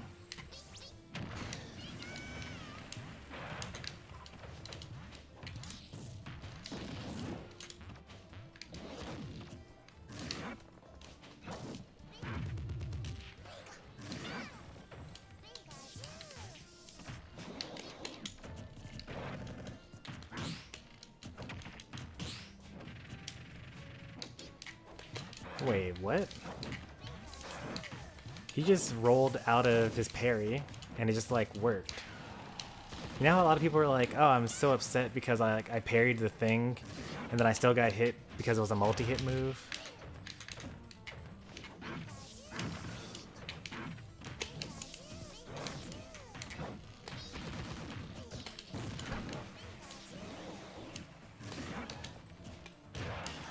Does that always work?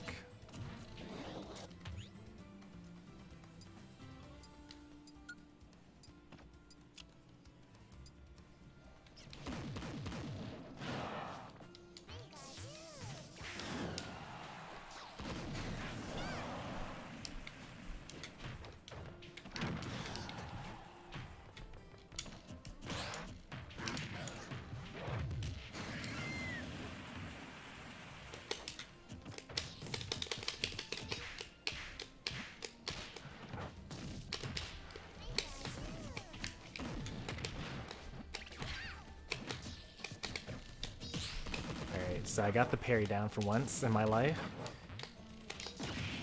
Let's try to actually get something from it. I didn't roll afterwards.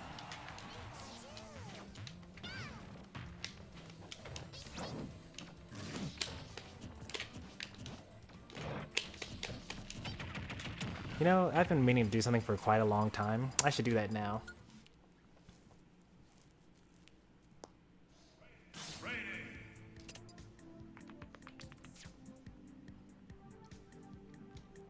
2021. That'd be funny. I mean, once again, if you're talking about an argument for like, you know, when did he really start playing Smash? Then maybe that's the answer.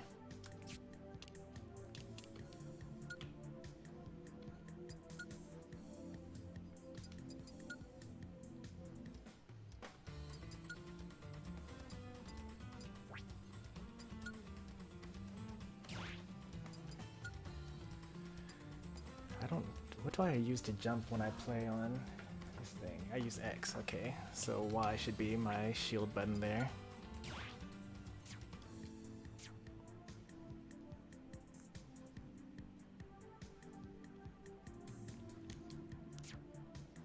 I feel disrespected by that response.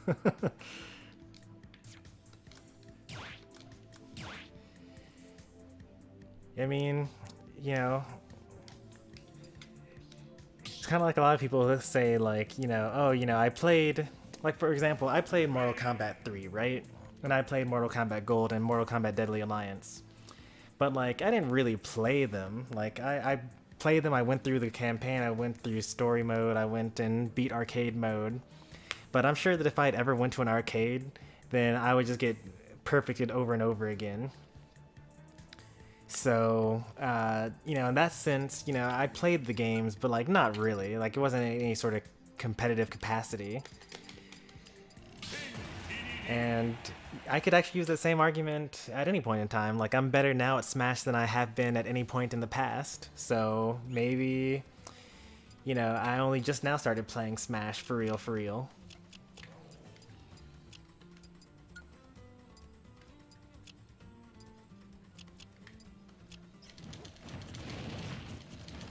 Oh, that's so much easier. Shield flickering is ridiculously easy when you map it to a base button.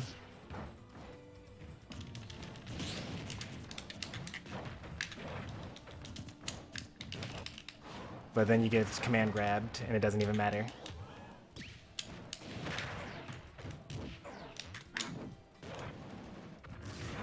That was such a recovery.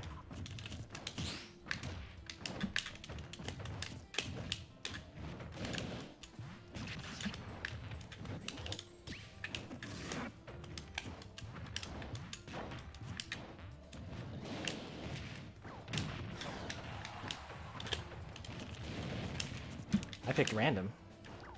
Is this red Bowser? Red Bowser is actually red.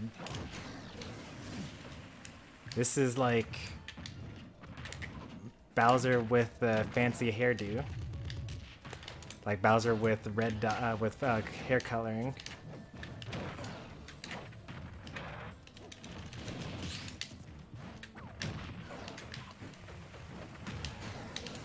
When did I start streaming Smash? That would be 2017. But that's its own separate question actually on the trivia.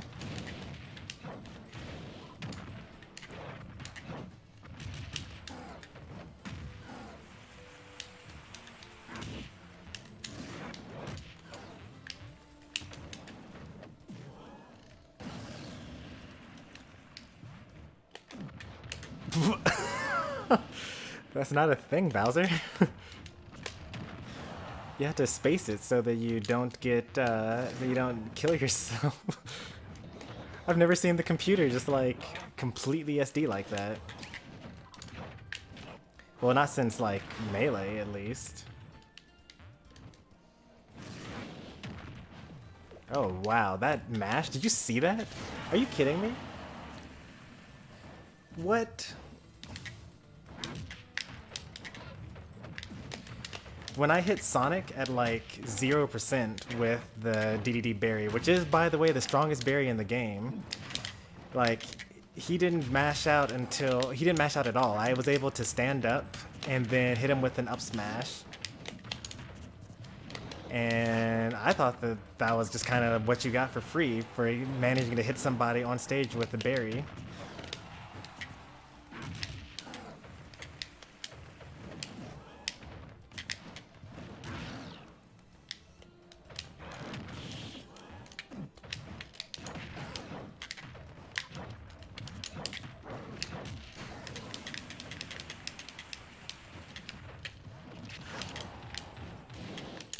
I wanted the Bowser.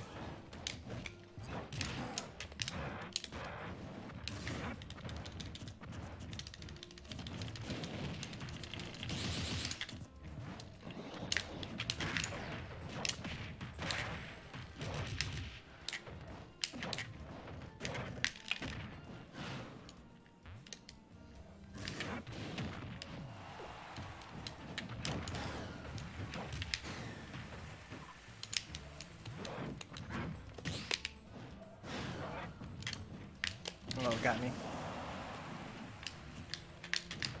Gordo wall stick combos do it.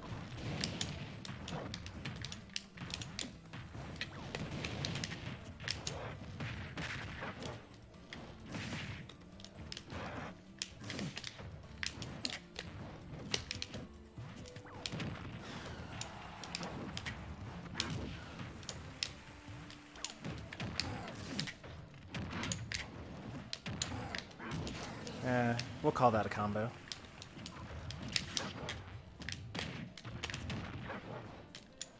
Oh, I almost got footstooled.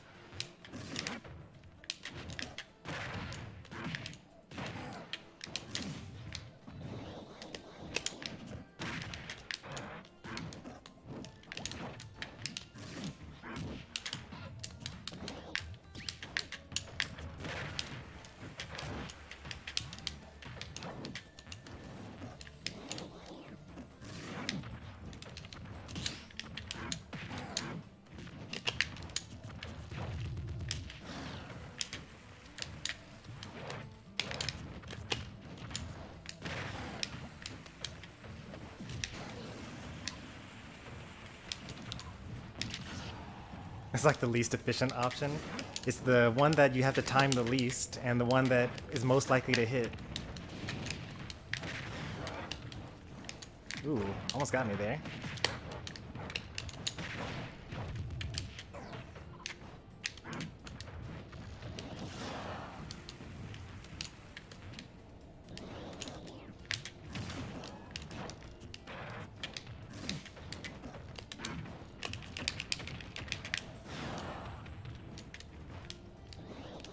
Yeah, you showed me that the German thing used female pronouns.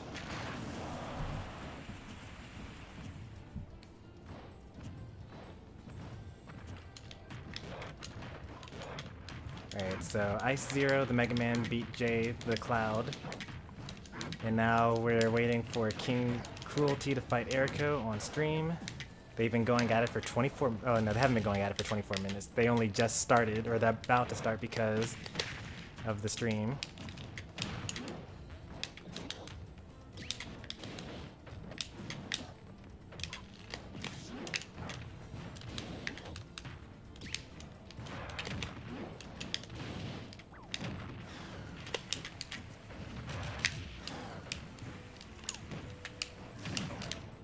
Oh, I meant to do run up smash because I knew it was going to tech in like that, but that's okay.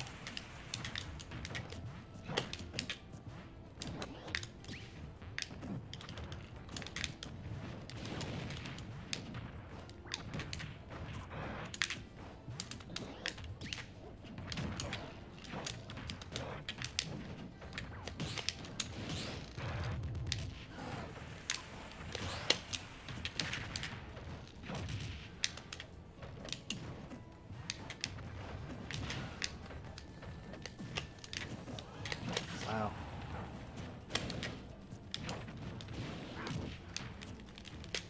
You know, that's actually also pretty cool that I can now use the Y button to do the double shield and then like angle my shield, which is also very important for Smash.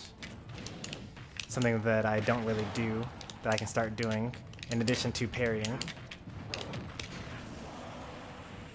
When it's 3D All-Stars in my schedule, it's probably going to be the next Switch game that we play, at least. Well, you know, the next Switch exclusive, I should say.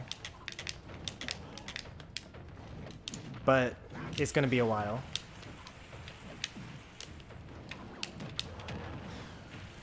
Because I want to do, like, 2 360 games because I really want to like be done with my 360 library.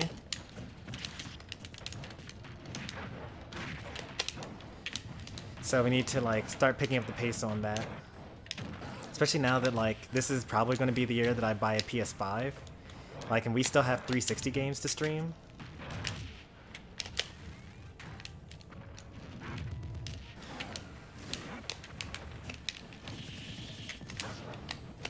I got wrecked.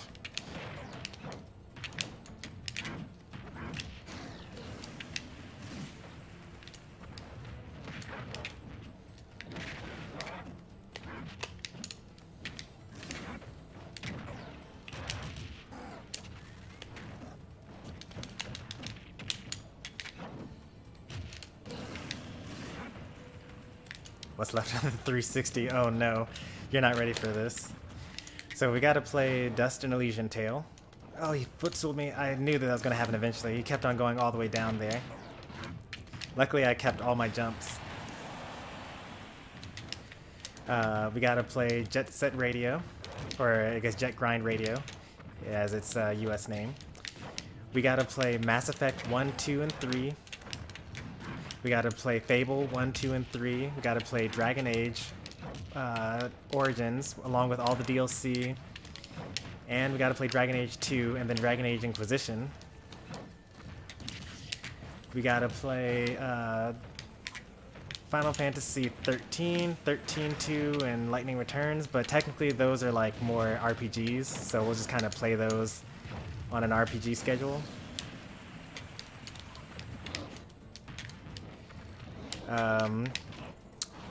Dishonored, Bioshock 1 and 2, Fallout 3, Fallout New Vegas, Grand Theft Auto San Andreas,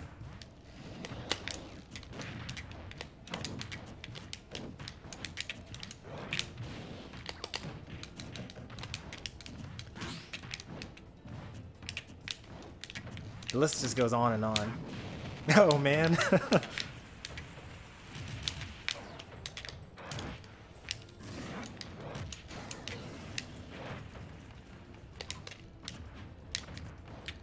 And that's literally just on the Xbox.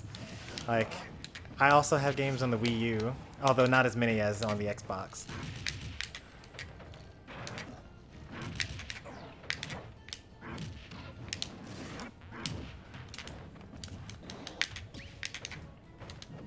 Oops, that was A-B smash accidentally. I've heard of like 3 of those games. Good. Get to expand your horizons.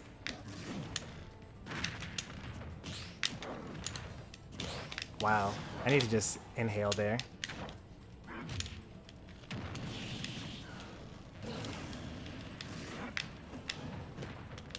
I got baited. He was invincible that whole time. I wonder if that's like a real thing that Bowser's can do. Like, time for me to go punish that wacky down B on off the angel platform.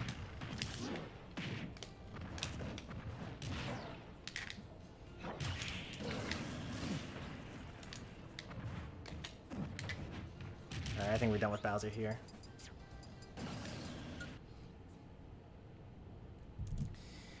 Alright, let's see what we got here.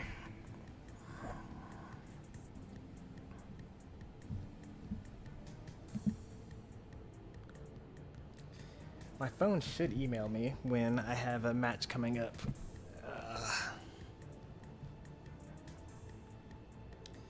So let's go ahead and bring that up.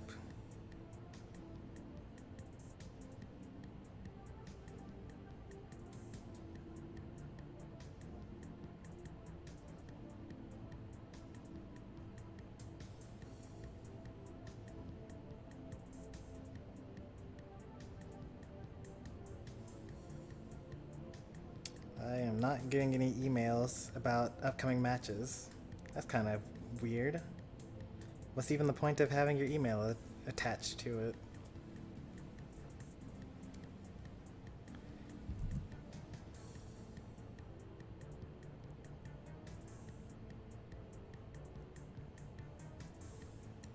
I got my registration notification saying like, yep, you registered for this thing. And that's it. Man. What a terrible platform.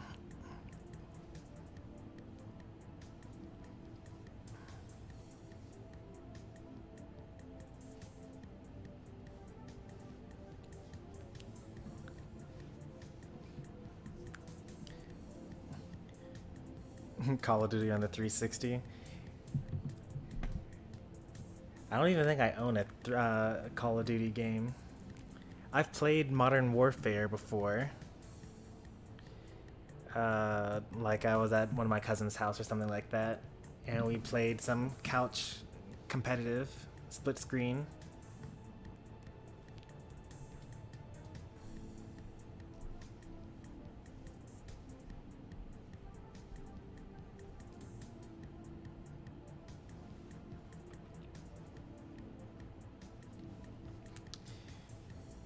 You really thought that maybe I'd record in the bathroom? You can't see me playing any first-person shooters. I've played Splatoon. That's not quite first-person, but you know, it's third-person shooters. I actually do generally prefer third-person shooters over first-person.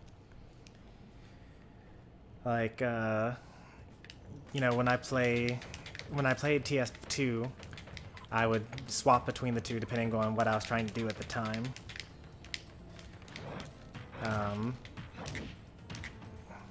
And when I played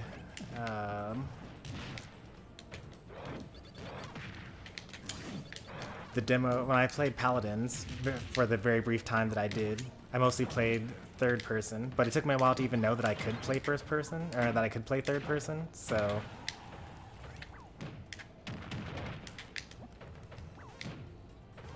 Oh, I missed it. No, you can't miss those.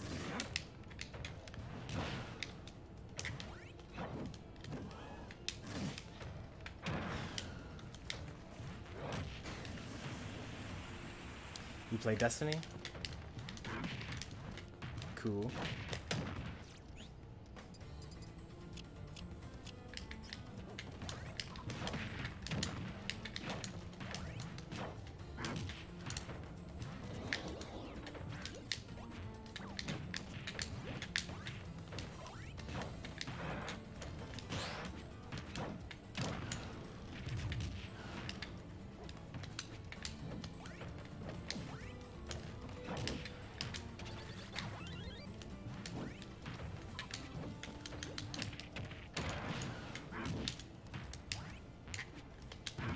Oh.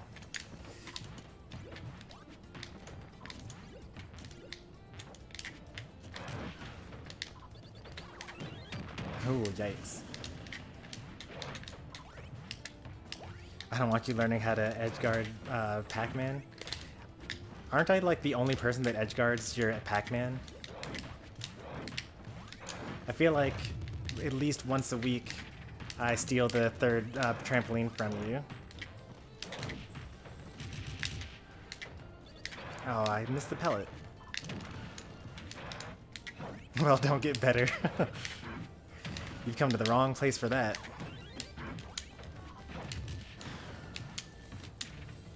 That's literally the channel motto.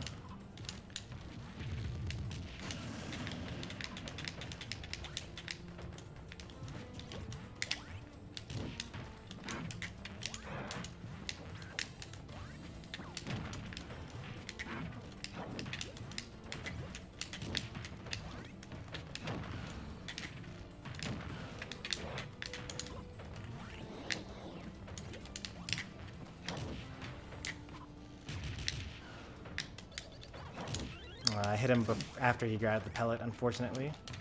So he had super armor.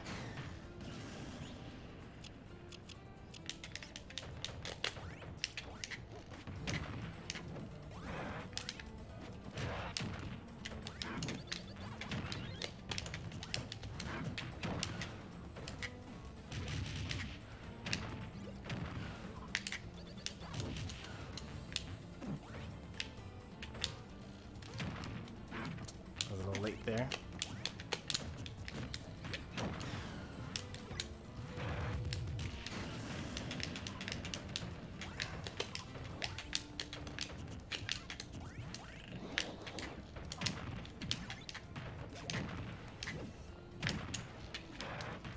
That was a mistake, but I'll take it.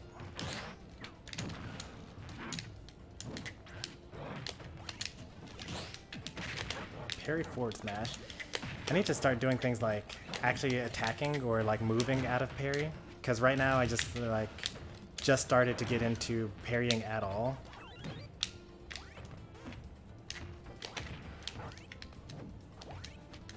And by just now I mean like literally just now during the stream. I set up my controller so it'll be easier for me to hit parries.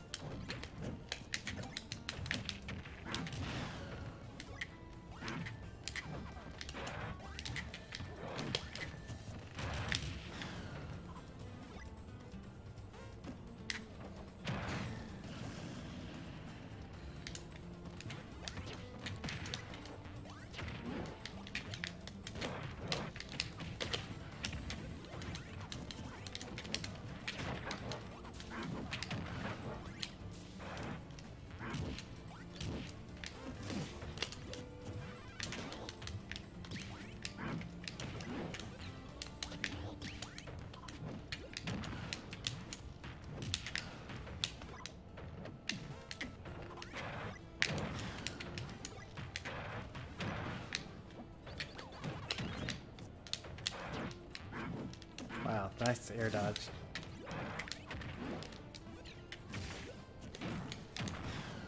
Should have up smashed me.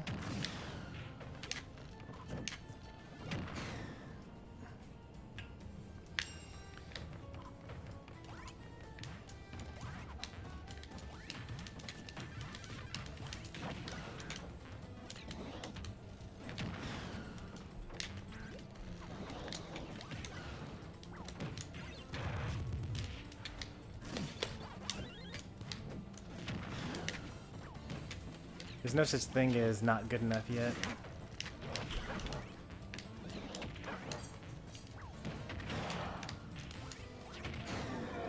You get better by playing more. Thanks, dear.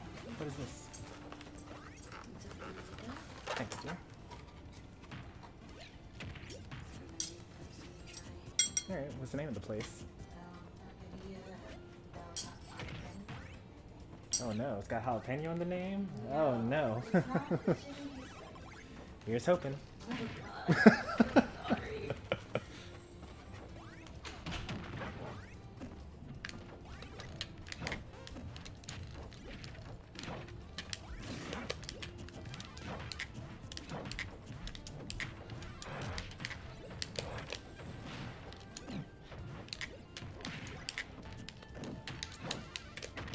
Well, generally what I do is, if I already know, you should probably already know that whether the people in the arena are actually going to be too easy for you. Like, there's so many streamers where I just kind of watch, and I have no intention of joining because I knew that it wouldn't be very interesting for me to enter. And I just kind of just sit there and watch. And, you know, be on the lookout for new up-and-coming talent. And if someone looks like it's be interesting to fight them, you know, then maybe I'll enter the arena. But you can also learn by watching. And also, you know, you don't have to necessarily only try to win, you know, if you already are better than your opponent. Like, you could instead do something like, you know, if you're working on getting ledge trumps, you know, you could focus mostly on that. If you're trying to work on parrying, you can just focus on that while you're playing. If you want to stop rolling and doing, if you want to stop doing roll, spot dodge, down smash, you know, as a habit, you know, you can think to yourself, all right, let me actually think about what I'm doing next, as opposed to just doing this one set of commands all in a row all the time.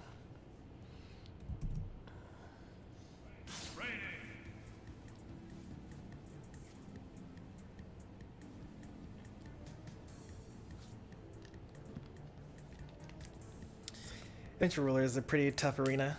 McWellington is another one. You're a Link player from Tennessee. Might be interested in checking them out. They have a pretty tough arena. Thunder Pals has a couple of really good players in it, but overall, most of the people that are there aren't very good, but they have a couple of really, really good players. Kebab Gaming used to do viewer battles. They stopped doing viewer battles. Now they only stream crew battles for the most part from the SCS. Smash Crew server. And that was kind of the same. Most of the people there were not very good, but then they had like one or two really, really good players that was always there. Freestyles Versus. That's a pretty stacked arena. Bad Kitty 239 doesn't really stream very often, but he's got a couple of good people in there.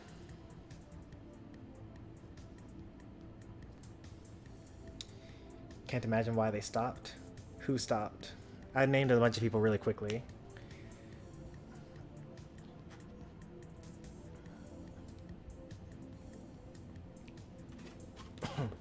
I'm guessing you're talking about Kebab Gaming, though. I think that the crew battle thing is working out a lot better for them as a channel. Because, like, viewer battles were fine, but, like, they can get as many viewers and more consistent viewers. Because, like, you get the entire crew from both people watching your YouTube channel, plus any other viewers that you normally would get. So, like, generally it's better in terms of, like, just raw numbers and whatnot to get that. And I think the Kebab just prefers commentating over playing.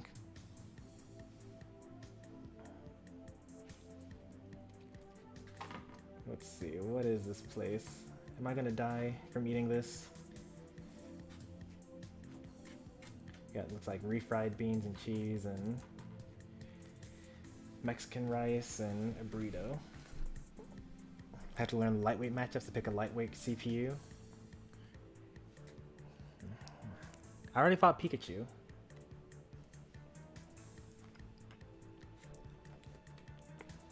Mostly sticking to random.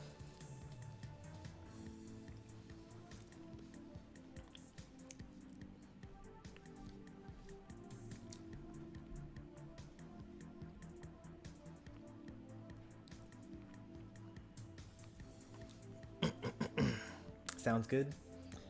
Yeah, I mean, my first bite is pretty good. I was just worried because the place is called like El Taqueria Jalapeno or something like that. I'll have it if it's too spicy. I'll just pass it on to you. I don't have very much spicy tolerance, but hopefully this will be fine.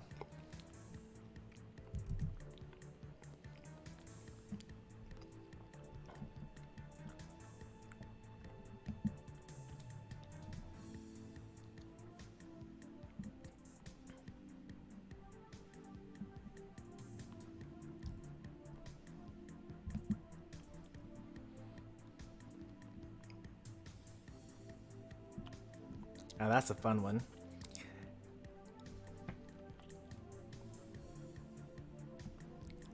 That trivia question.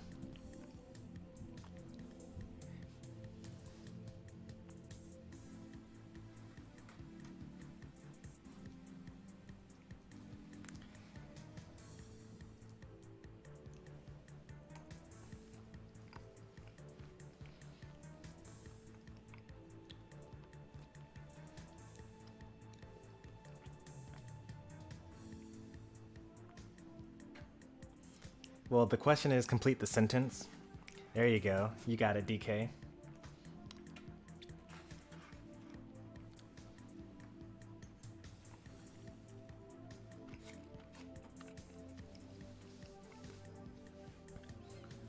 So unfortunately it doesn't like, I can't control how the bot answer or like reveals the answer, but it's supposed to be a fill in the blank, like Mac is, and then the rest of the sentence is bottom one. But it's a standard text for all of the answers.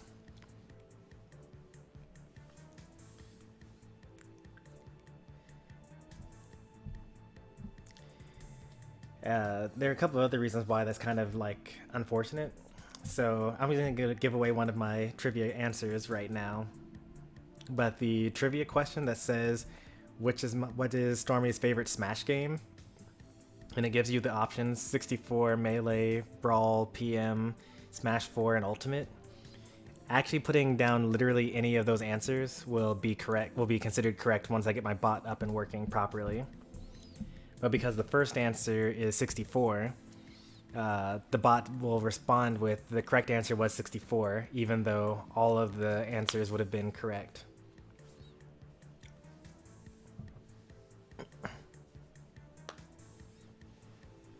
That's a lie, it's Ganon.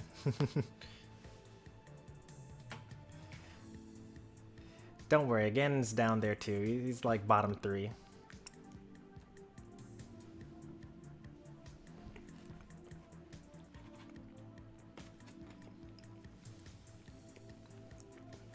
I could have used all the downtime for the stream to make my my tier list that I've been talking about. Since chat has these crazy opinions out here. It's okay, my opinions are pretty crazy too.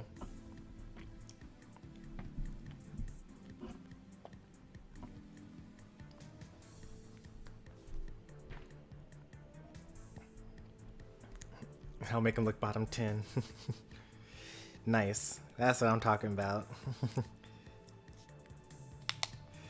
Could you imagine like you're on commentary, or not you're on commentary, but you're watching commentary. We were like, alright, so Ganondorf is like clearly bottom 3, but the way that Anton's moving around with him, he's looking kind of bottom 10. Like that being a compliment for Ganondorf is depressing.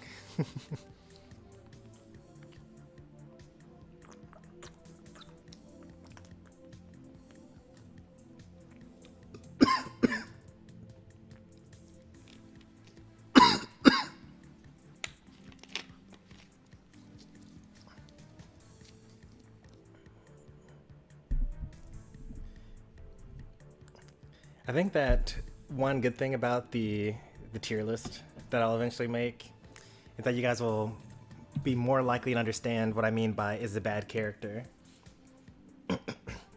Like, the way that I can explain it best now is that, like, Brawl had 2, maybe up to 4 good characters, and the rest of them were all bad. You had your Meta Knight, ZSS, Ice Climbers, and Olimar. And then outside of that, well, actually Diddy Kong should probably be up there as well. So you got like 5 good characters out of a cast of 32. Even though there are other characters that do okay in tournaments. It's just, you know, the top 5 are just so dominant. You couldn't hope to win a tournament with someone other than them. Not like a good tournament, like a major, super major, something like that.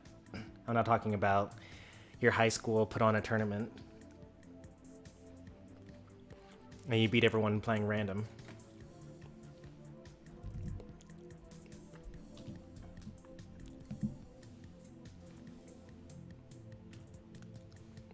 Alright, let's see how the bracket's progressing here.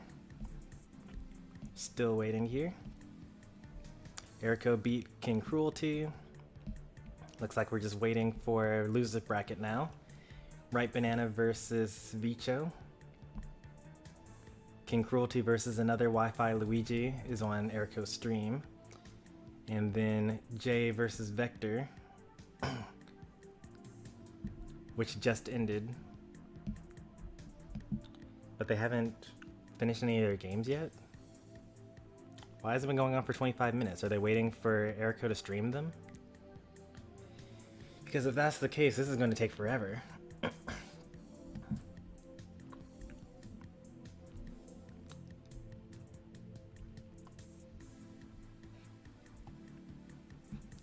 This is just going to take forever.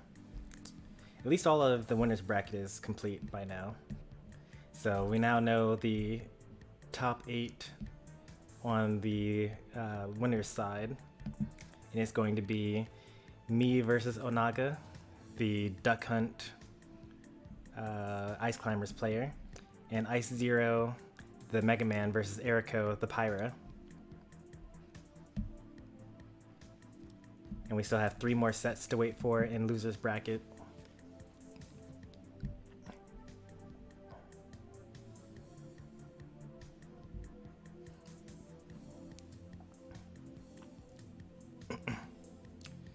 Well, you had a 25-minute set, but that was game 3. This is a 25-minute set that hasn't reported game 1 yet. Has Brawl Jigglypuff ever won a tournament? Like any tournament ever? I don't know the answer to that. You're gonna have to look at Smash Wiki, ssbwiki.com or something like that.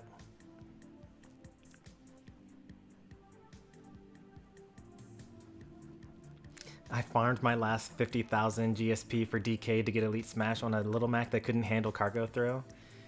You gotta mash. I bet that you threw him off the stage and he died immediately. And then you stood at the ledge and held shield, and then he ran up and dash attacked you. That's my favorite. And by that I mean I totally hate it. Like, you just got put in that situation before. Why would you put yourself in the exact same situation? And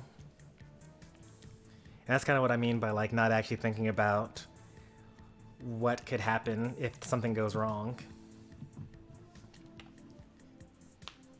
That's about it. Rinse and repeat. Yeah. Generally why I don't really use too many smash attacks. Or like go for super jank kills. Like jump off stage with a jet hammer and things like that. Oh, here's that light matchup that you were looking for, DK64.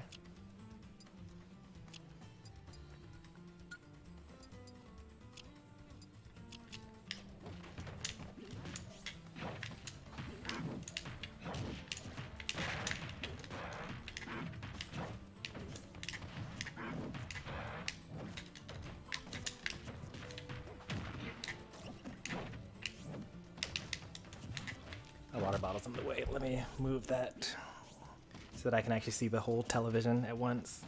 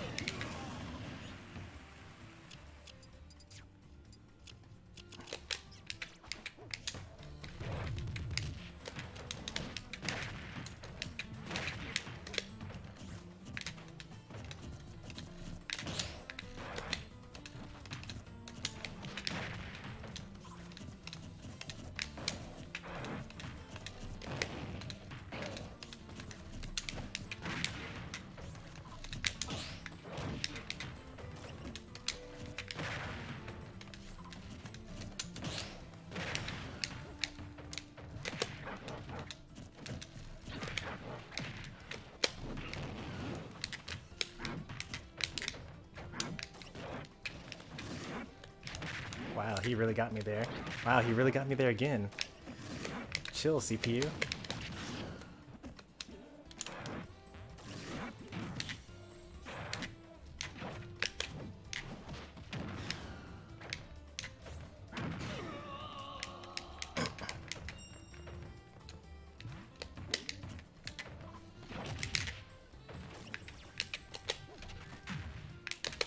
%. Was that the best I could do there? No, actually, up smash was the best I could do there. 17%? Yeah. Okay, up smash is actually the answer in that scenario.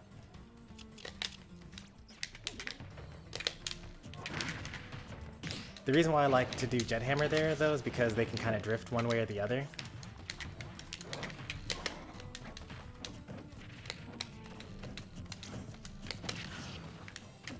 And with jet hammer, I can actually, like, move around.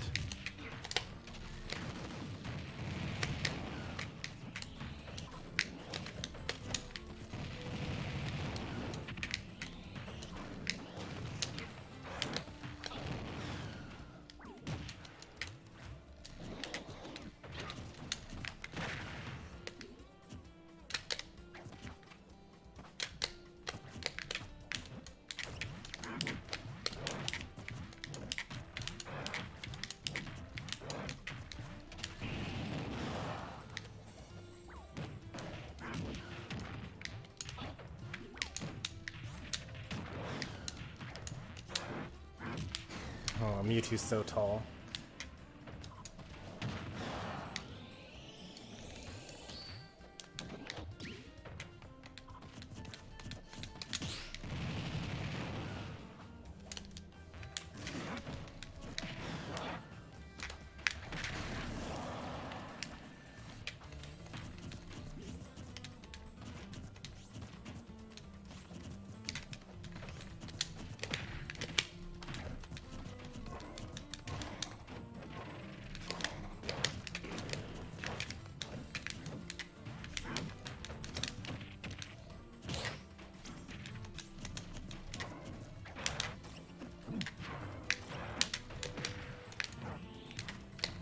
What should you do if you parry a get-up attack, I wonder?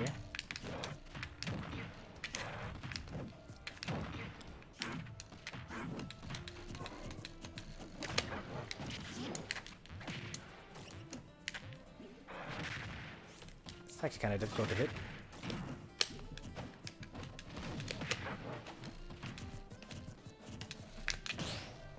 That was not true. He had time to drop through the platform, meaning he had time to shield.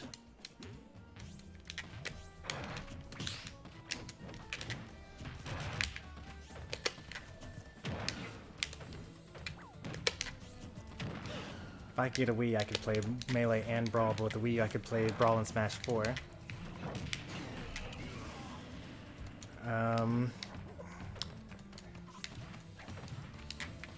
Yeah, Brawl is really something that should enter the equation at all.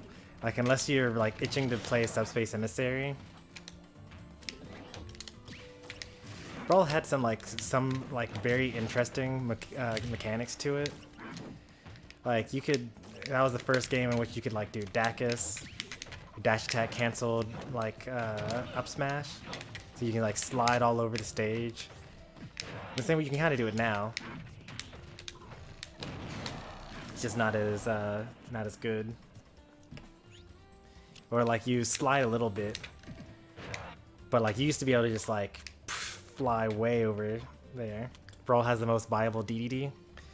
He has down throw chain throws. Yeah, that's true against some of the cast.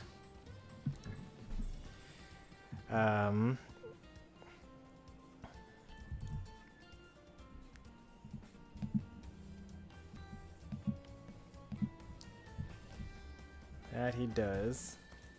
So that's a DQ from Right Banana. Vicho moves on to top 8. Cruelty fighting another Wi-Fi Luigi still. Finally, Jay has won one game, and we're at the 34-minute mark with Jay versus Vector. I swear, like, there has to be like some amount of... Oh, Jay won after 35 minutes. I was gonna say there has to be some amount of lag. There's no way that you would get to a 35-minute 2-0 match on an 8-minute timer. Cloud versus Lucina, both times. Alright, so now we're only waiting for one more match, and that's Cruelty versus another Wi-Fi Luigi. We're 15 minutes in, another Wi-Fi Luigi is up one game. I'm guessing it's Snake versus K-Rool.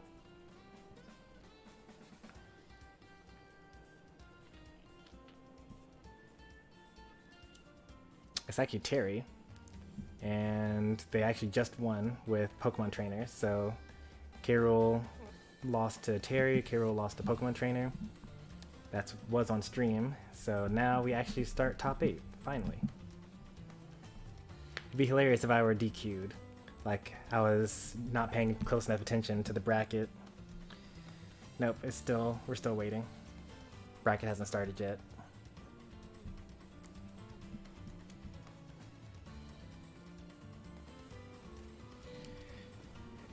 DDD side B was... This is actually the best the DDD side B has ever been, and that's depressing. Throwing out Waddle Dees and Waddle Doos is not great at all. They don't really do anything. It's like getting hit by Mr. Saturn in terms of knockback. Although, if your opponent like drops the controller and then also like spills their drink and then goes to get a towel to go wash up to like dry up the drink, then the Waddle D's can actually, or no, the Waddle D's can actually jump into you, and that's a pretty strong hitbox. But like normally they're just kind of slowly walking around the stage, and then they kind of randomly jump, and they have hitbox on their jumps. But like you can just attack them while they're on the ground, and they won't do anything to you.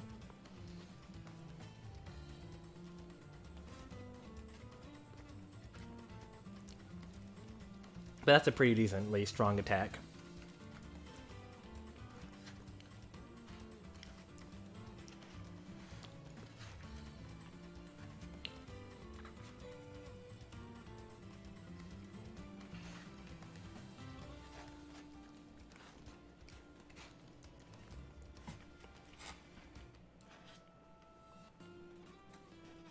I played Kirby and Toon Link in Brawl.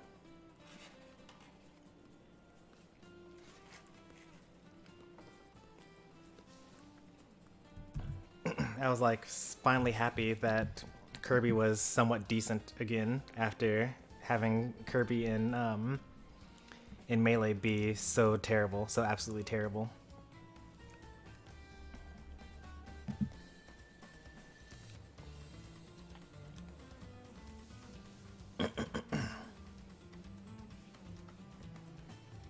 All right, we checked in to winter semifinals, top 8.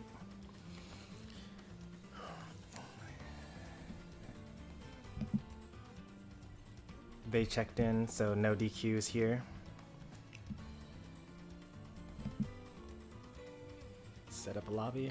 All right.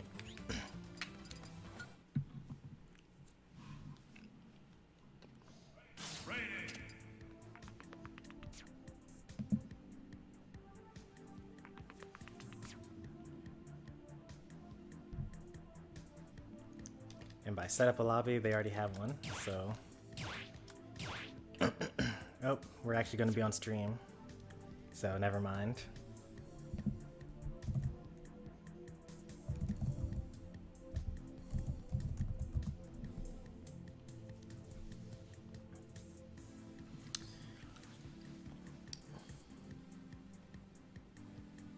Unless that's the stream password. Let's check to see if that's the stream password.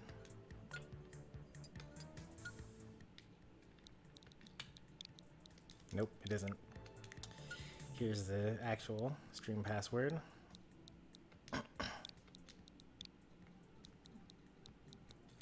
think it goes without saying that no one should be joining this.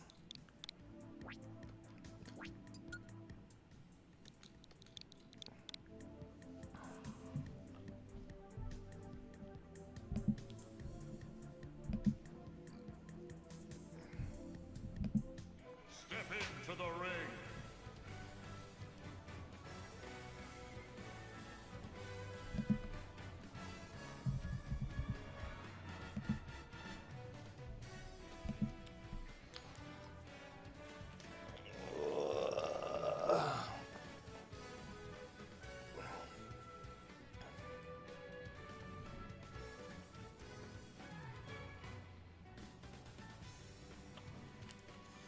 Is this best of 3 or is this best of 5? I don't even know.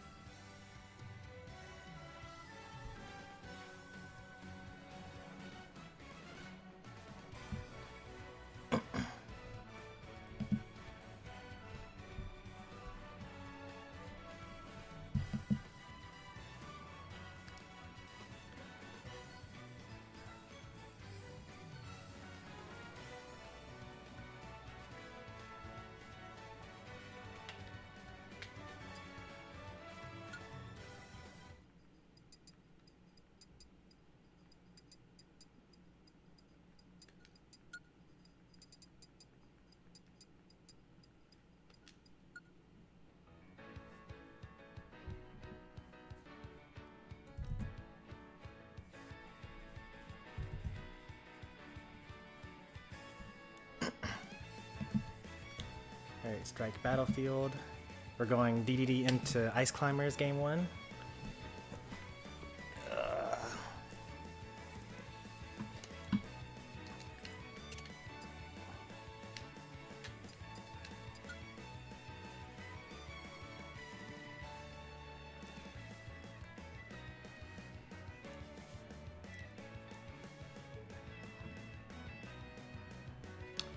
I don't want Ice Climbers to be on Small Battlefield or Pokemon Stadium 2 either. I don't like those side platforms helping them out. So we will go to Final Destination.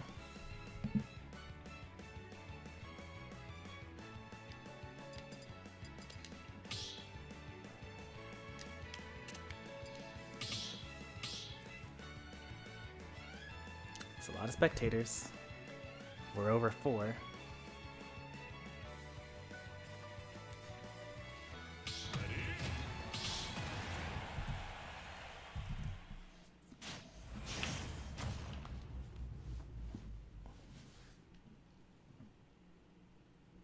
I'm about to get hit by some whack Ice Climbers Infinite.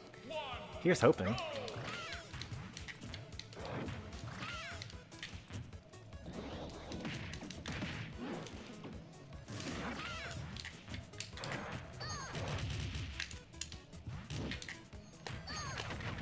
did mistime that a little bit.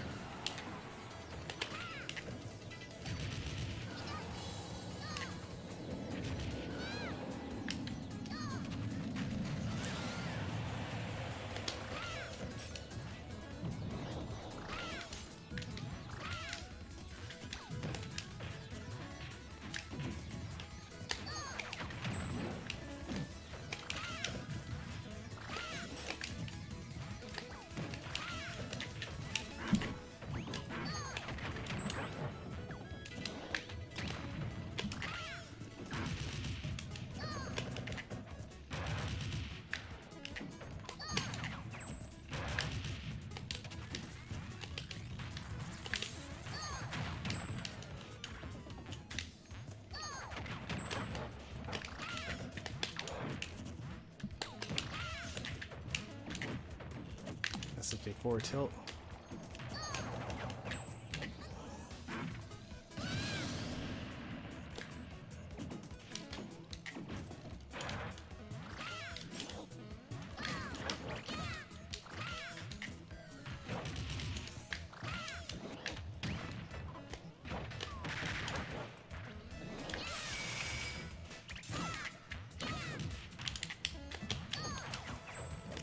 Okay.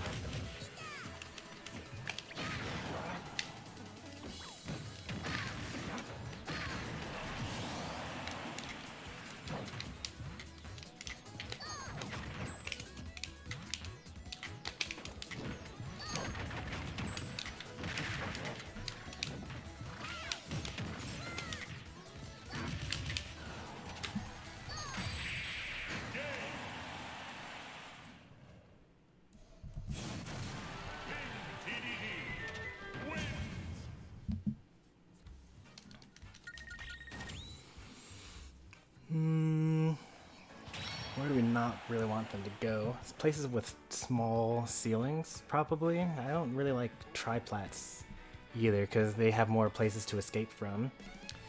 As flat as I can make the stage, I'm gonna get rid of Battlefield and Yoshi's Story. Even though I usually like Yoshi's Story. We're probably gonna fight Duck Hunt here anyway. I couldn't imagine that they would stick with Ice Climbers after that match. Unless they were like tilted because of the SD and they're like, oh, I could totally win this if I just bring in, if I don't SD there. So yeah, they're bringing in the Duck Hunt. And we're going to be fighting on Final Destination here. 3, 2, 1, go!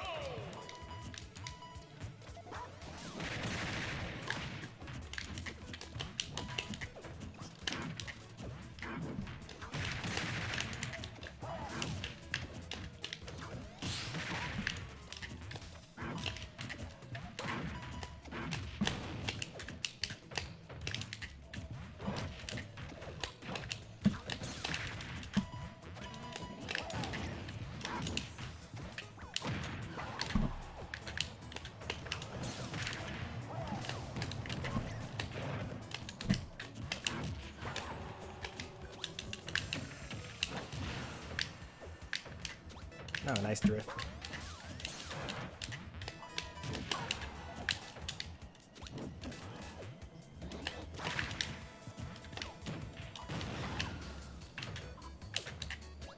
Again with the drift.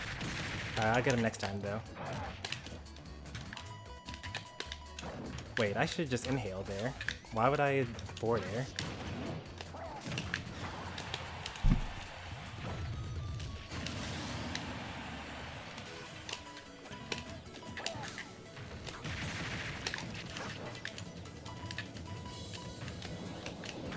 Alright, that was actually pretty clever. But I did land, so I can actually do better than that next time.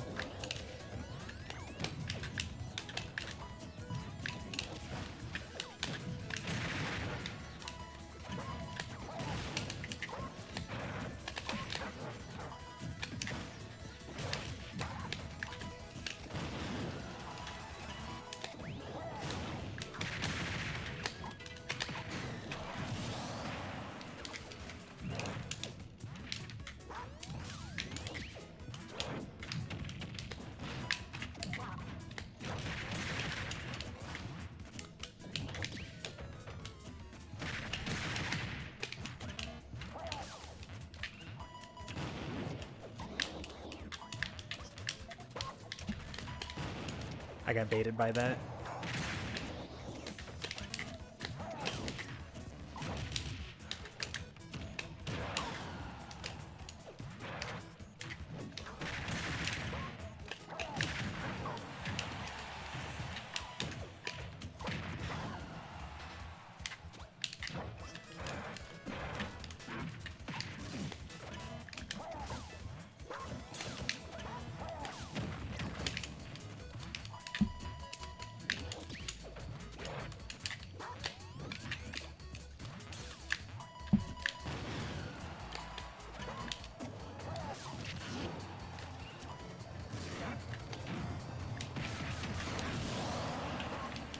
I deserved that death.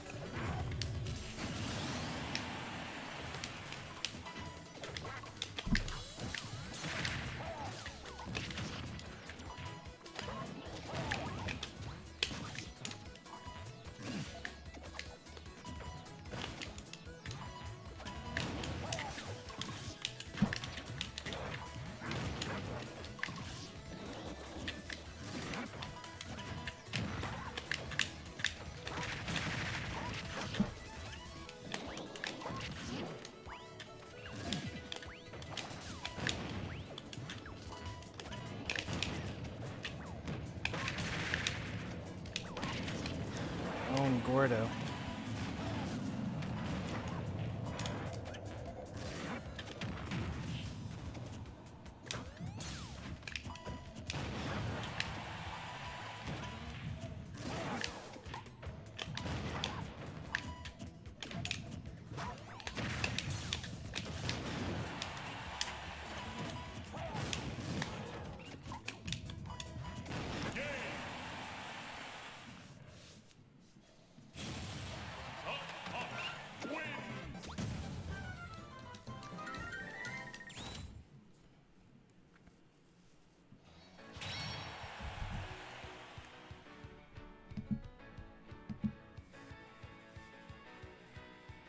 I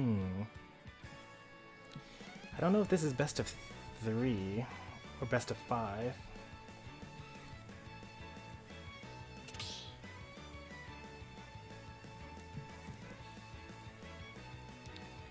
But against Duck Hunt,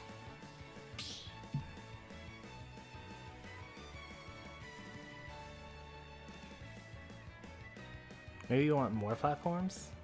Maybe not though. Let me think here. Let's go Pokemon Stadium 2. I don't want them to be able to go underneath the stage. And the ceiling's pretty low. But that might actually hurt me though. Kalos has a pretty tall stage, and they also can't go underneath the stage. I like that. We'll go Kalos.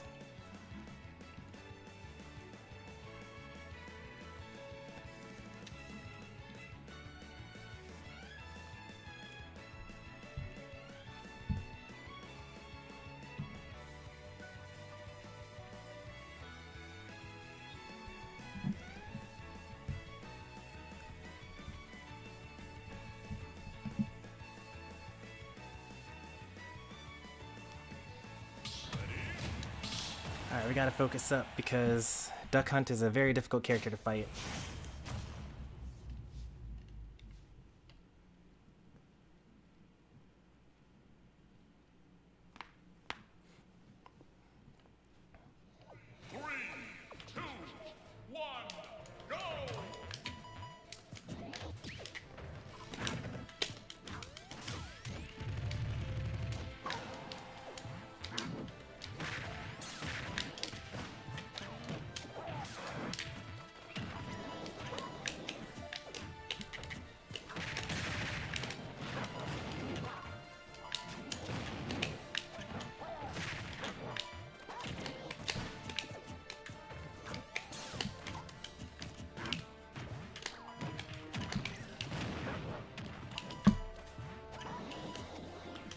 Oh, nice tomahawk.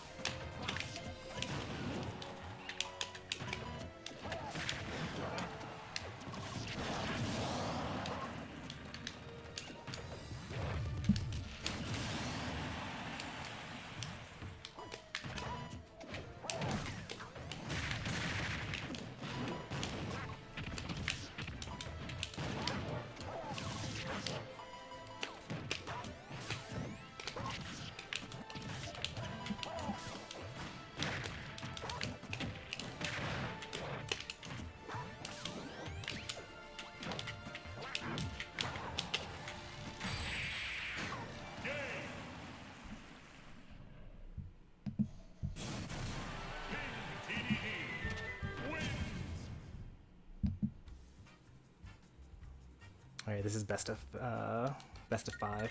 Thought so.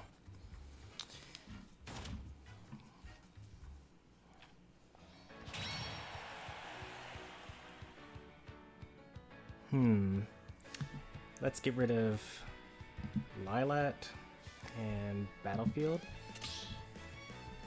I don't even remember what I banned last time, but they'll probably go to that.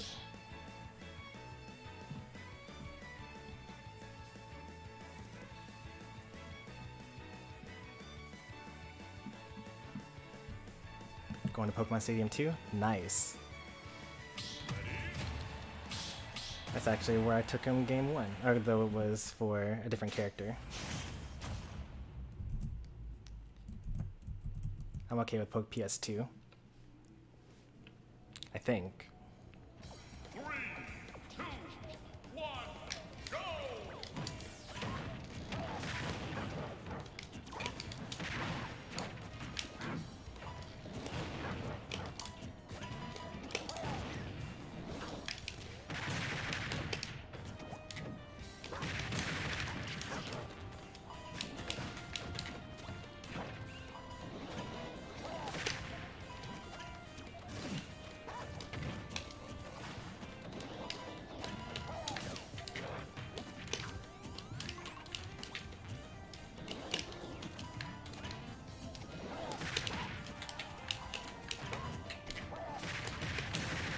I hate my forward tilt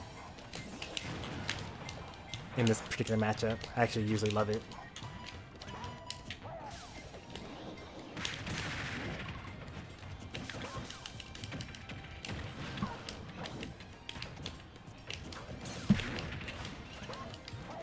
Oh, he got me.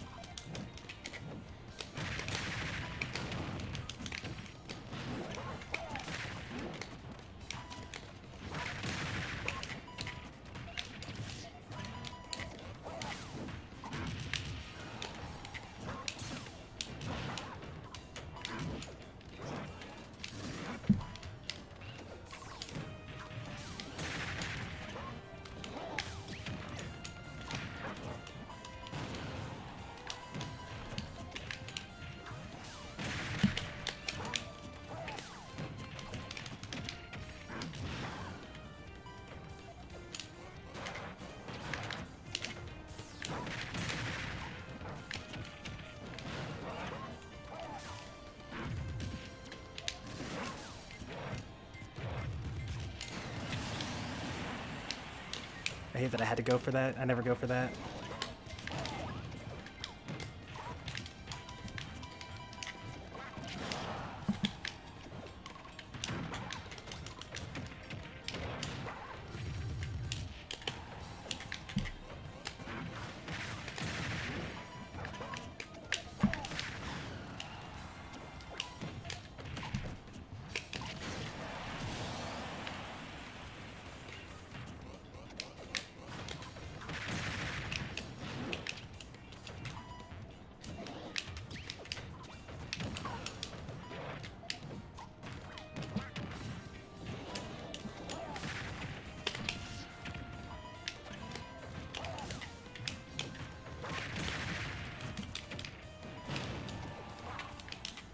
Oh wait, I should use Y to shield. That way, I don't have to wait until the thing compresses all the way.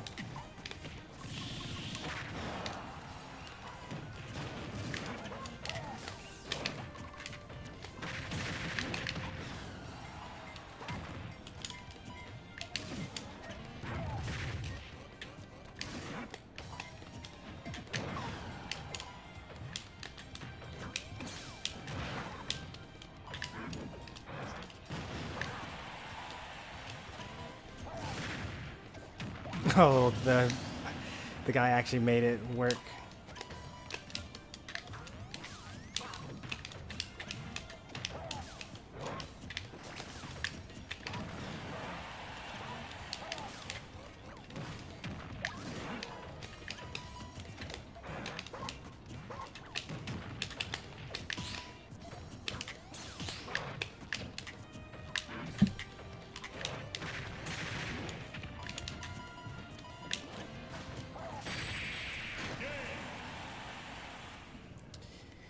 Duck Hunt would normally be a Zelda matchup, but my Zelda is not in practice enough for this. DDD can do it. Like if I were equally good with both.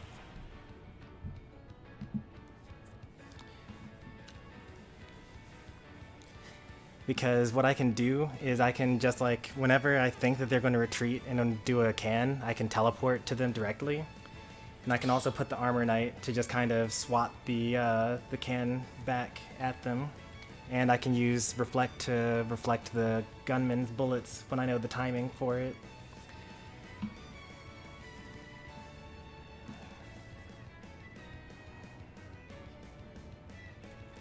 So there are a lot of reasons why I would choose that as a matchup, but not here though.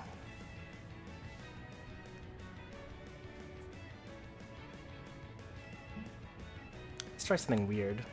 Let's do a Battlefield. Does Duck Hunt have any ladder combos? He has like up air, up air, up air, I suppose. Now, I don't really want to have to deal with. I need to be able to drop, hit him from above with Inhale. I can't have Battlefield. Do Final Destination here. Even though they won on Final Destination the last time. What did I win on last time? Kalos, I'm not allowed to go there. Final Destination, Final Destination. Yeah, let's do FD.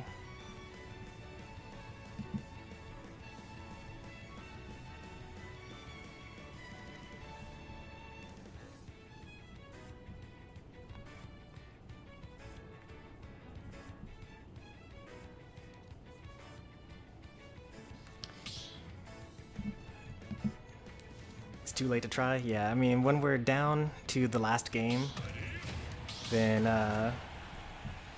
you know, when I was first saying, like, oh, I wonder if this is best of 3 or best of 5, since I didn't know at the time, like, I would have chosen Zelda for game 3 after losing game 2 to Duck Hunt.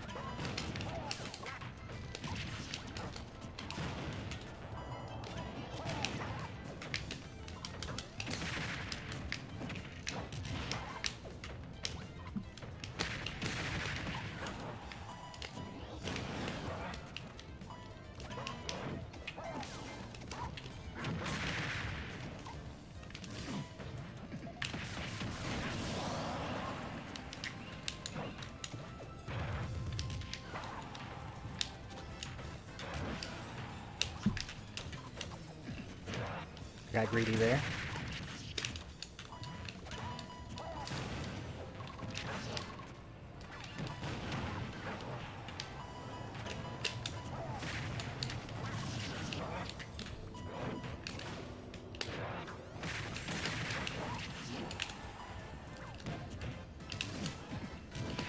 Oh, for real?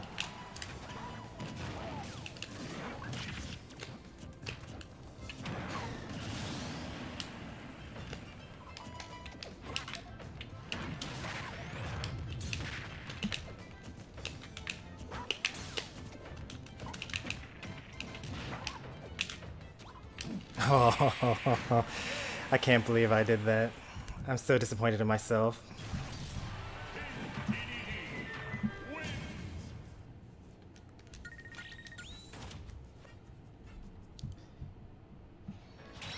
That's not really how you want to win.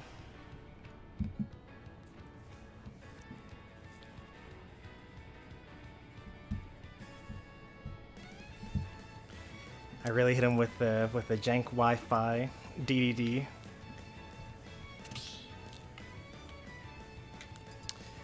Ugh.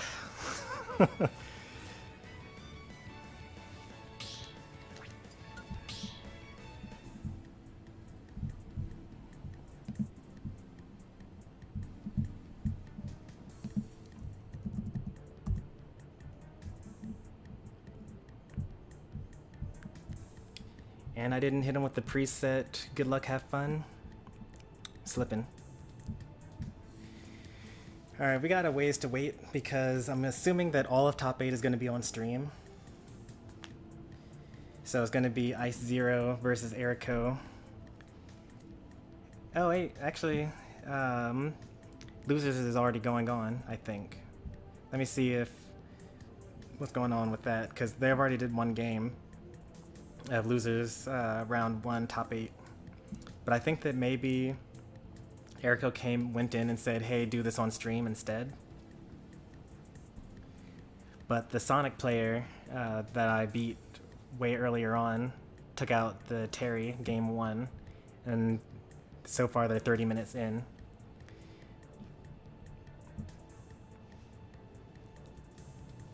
Where's DK? Stormy just did something hype. Oh no.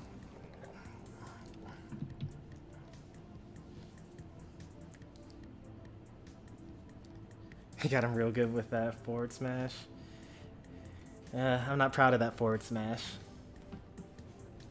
That was like a super desperation move, because I was at 137 to his like 40. And I knew that he like air dodged and whatnot, but he also could have just done side B instead, and it would have beaten forward smash.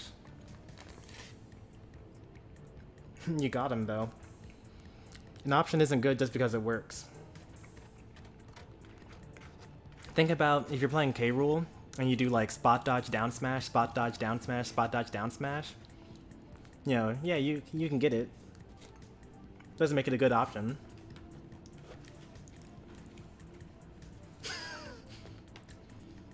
That F smash looks like something I would get hit by Grand Finals 2 Game 5 last stock.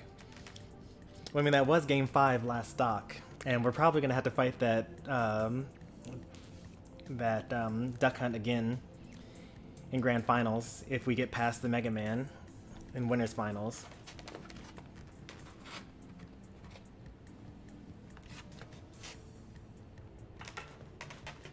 Alright, I'm gonna take this opportunity to use the restroom. Too hydrated.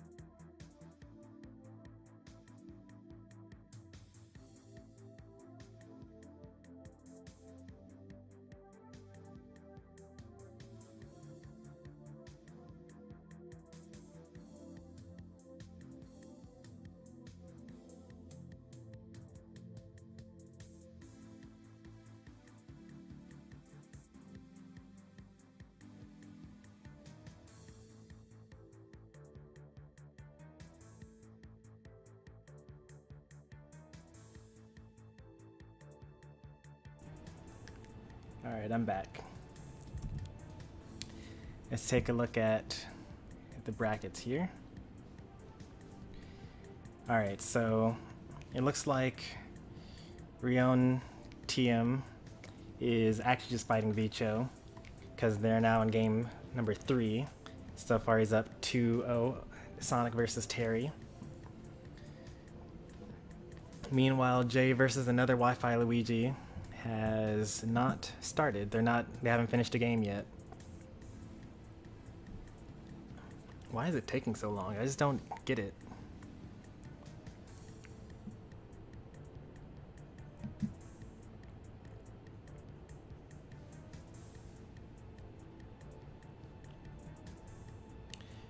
There must be something wrong with my view of the bracket.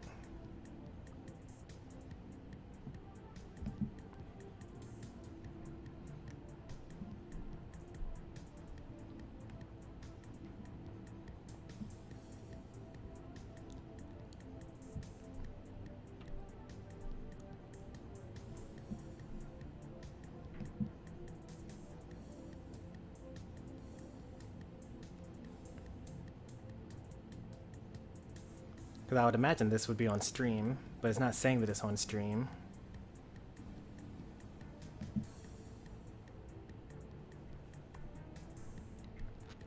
Maybe he just forgot to click the button that says, hey, this is on stream, maybe?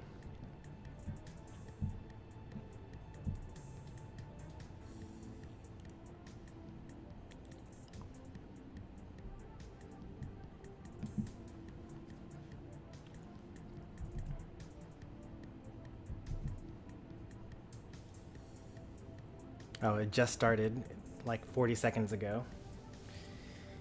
Alright.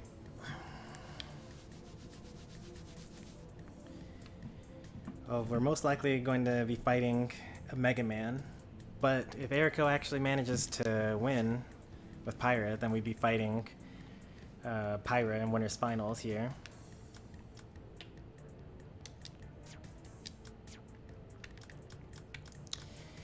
Mega Man is an interesting matchup for DDD. Pretty sure Mega Man like wins it hard because Gordos are terrible. But like even lemons, jump lemons actually will always knock back Gordos. Standing lemons will knock back Gordos if they're fresh. And then forward air is actually so fast that you can just kind of do it on reaction to a Gordo. So Gordo's out of the question. So then you spend the entire matchup just kind of chasing down Mega Man as he runs from one side of the map to the other with side Bs and neutral Bs and up Bs.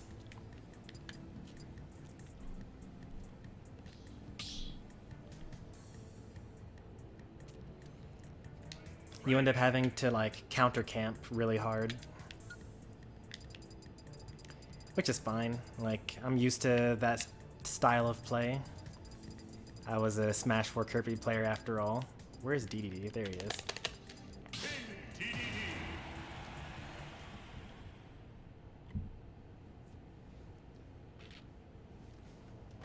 Exactly. Fresh only works because rotten lemons are too squishy.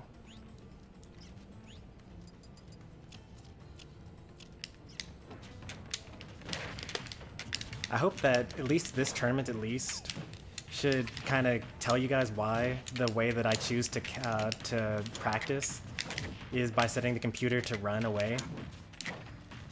Like, all of the most difficult matchups have to deal with you actually catching someone and catching on to their spot dodge and air dodge habits. It's not actually like that useful for you to practice combos if you never actually get a chance to hit them.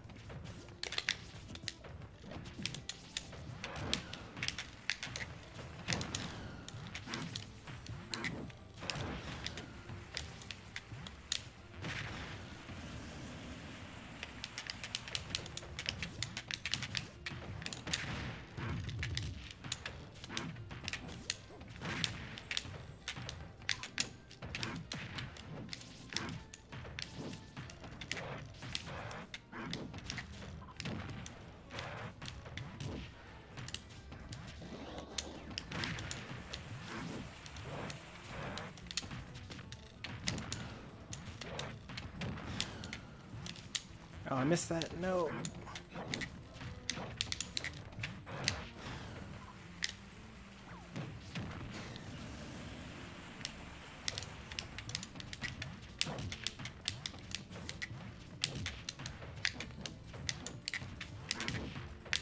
I wonder what you're supposed to do after a jab lock.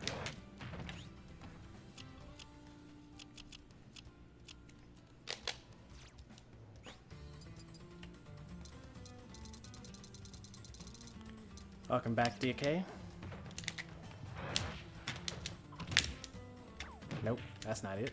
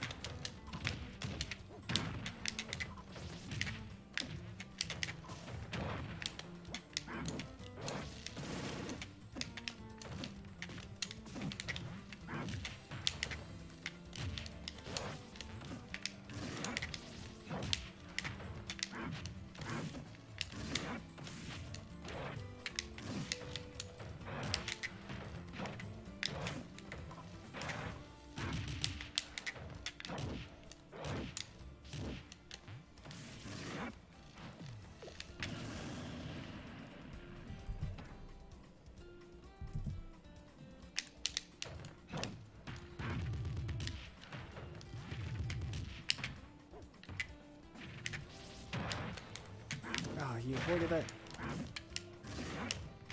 Impossible. Stormy is the opposite of hype.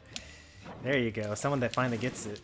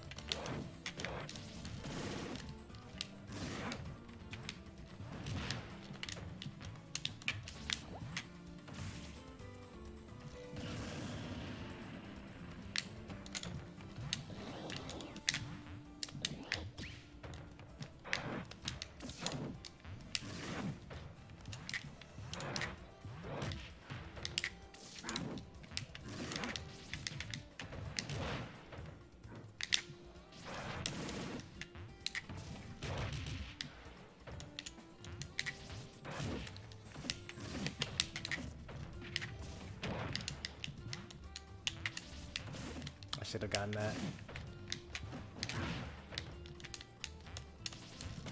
Fastball too much.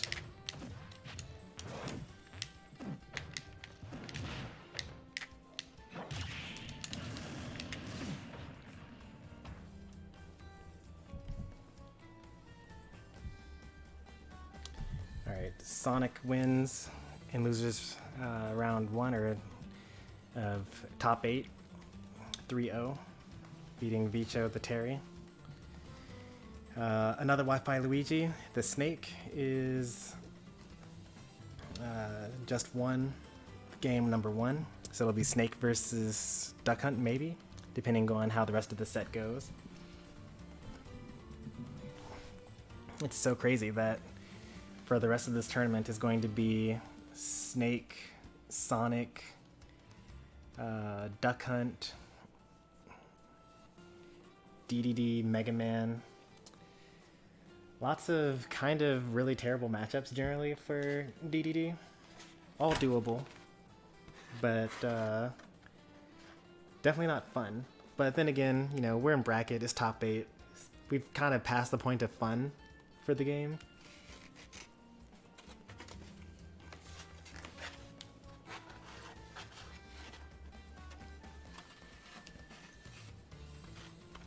Like, Ice Climbers is a fun matchup. Granted, maybe I feel that way because DDD, like, destroys Ice Climbers. But they spend the whole game trying to get in,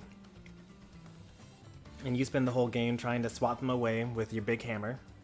And then they finally get in, and they combo you to death, and you're like, man, I got hit. time to never do that again. And then you like Gimp Nana, and then like you're fighting Sopo, and if you want, if you're the stock lead, you can kind of just like circle camp, and there's nothing a Sopo can do about it because it's such a bad character.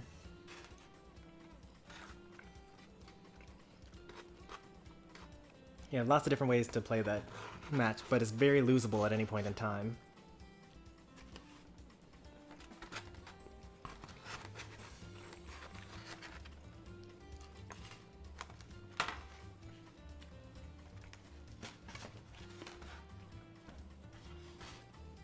The thing really about Duck Hunt that I was kind of noticing while we were playing is like, you know, when most people are trying to drift away while they're like landing from getting hit, like everyone's instinct is going to be like, all right, I'm going to chase them down and then I'm going to hit them with this forward tilt. But if Duck Hunt like throws out a side B at the last moment, then like you'll only hit the first hit of the side B, I mean the side tilt. Is like 3%. You're gonna get hit by the that's actually 2% damage actually when it's completely fresh, and then you'll get hit by the full power of the side B into what do they call that thing? The Nintendo Zap or something like that, the Zap gun. And luckily for me, that Duck Hunt didn't do any of the really advanced stuff that Duck Hunt can do against heavy bodies, because side B actually combos into side B.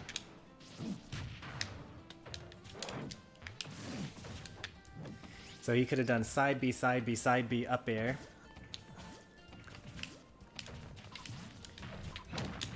And then all of those times where like I was close to dying but didn't quite die, those would have all been deaths, and then it would have been like an easy like 3-1 victory.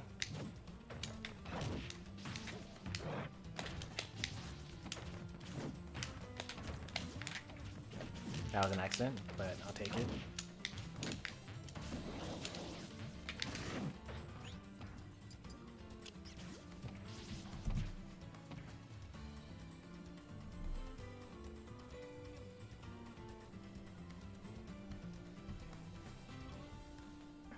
Hey, you got it right. Breath of the Wild was actually the first.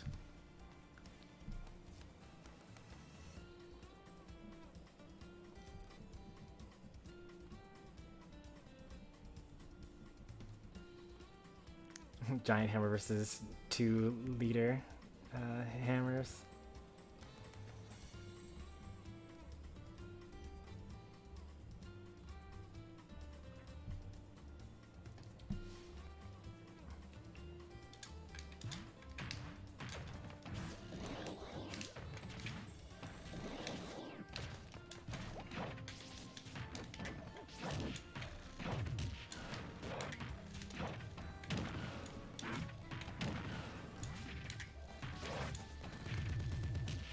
Okay, we had enough of Samus here.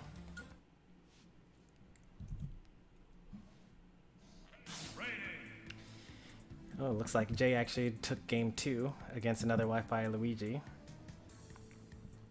Let's see if it was due to a character swap or whether they're just actually even with each other. So Cloud lost versus Snake, and then they swapped to Sephiroth and won. That kind of makes sense actually, because Sephiroth, when I was playing Sephiroth for the month or so, I was actually thinking that was going to be what I would use to fight Snake, because forward air and back air both would break Cypher, and also if you could do down air to also hit him as well when he's recovering from below.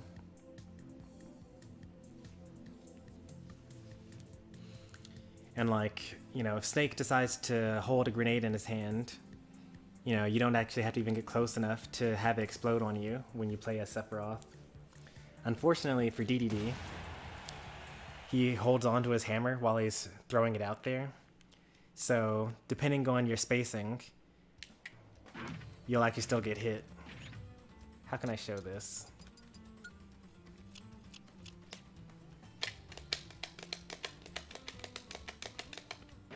See how his arm is out there?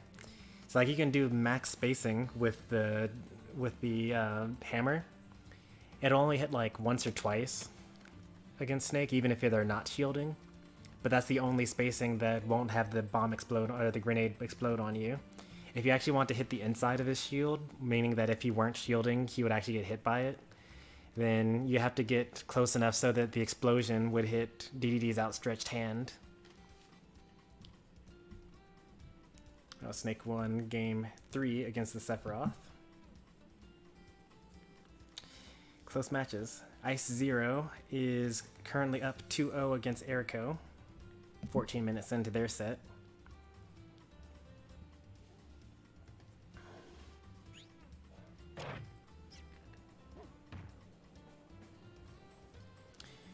Really stuck with Pyra the whole set, or the whole tournament even. Ericko's more of a ZSS main, but I guess for the hype and for the views, it's Pyra. Imagine if DDD held the very end of his hammer. Yeah, like if he used his left hand instead of his right.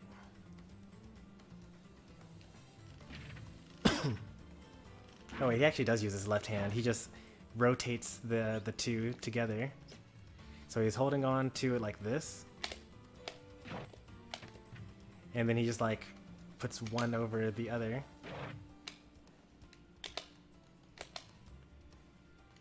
How can I change the camera around?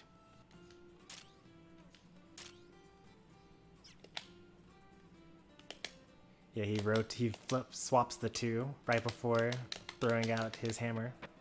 Does he do that just because...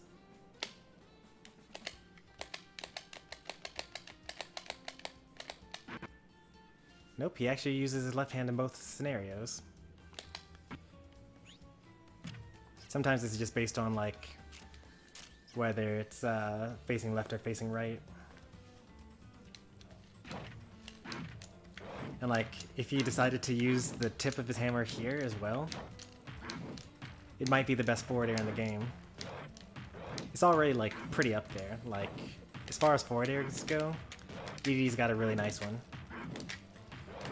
Like it didn't even need the buffs that it got. Like it already killed fine enough off stage, because like you can just kind of swat at people. It's not as good as like Bowser's. Well, it's not as strong as Bowser's, I should say. But it's a little bit slower than Bowser's, and it has less end lag, and he has multiple jumps, so you can just keep on using it over and over again. But like it doesn't hit above him in the same way that Bowser's does. You can actually see that it's like going through Shulk's head here.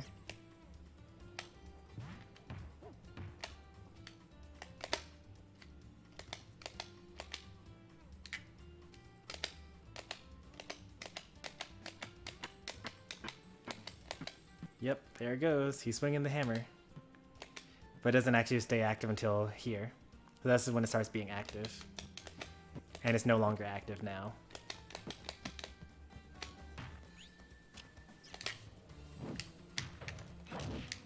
But he decided to just like, you know, use his hammer the same way that Amy Rose uses her hammer.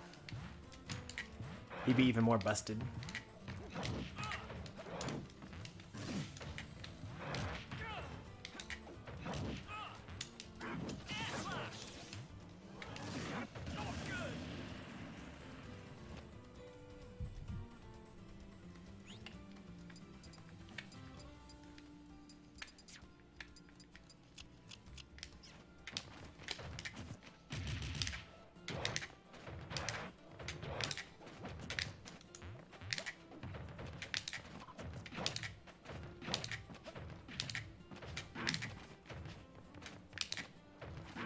It's actually kind of difficult to do.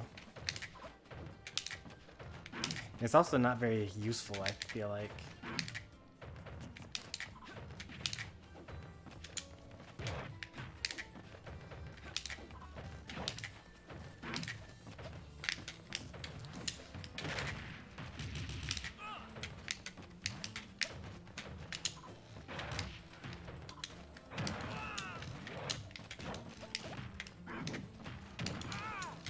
So that input, by the way, is while you're in the middle of the dash, you press back on the C stick.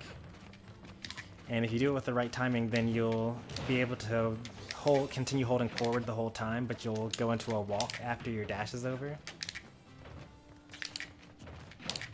But if you do it wrong, then you'll either dash attack, which is no good. You might forward tilt. You might forward tilt in the wrong direction. I mean, these are just like misinputs. So like, you know, just don't misinput and then you won't do the thing accidentally. Or you could just like stutter step and keep on running anyway. But generally walking is supposed to be like better for you. But maybe not when you have such a slow walk speed as DDD. Like maybe as Mithra. I think that Mithra would be a good character to use that technique for. Definitely not Zelda. Zelda is like one of the slowest walkers in the game. There's still so much to techniques that like you could use in this game.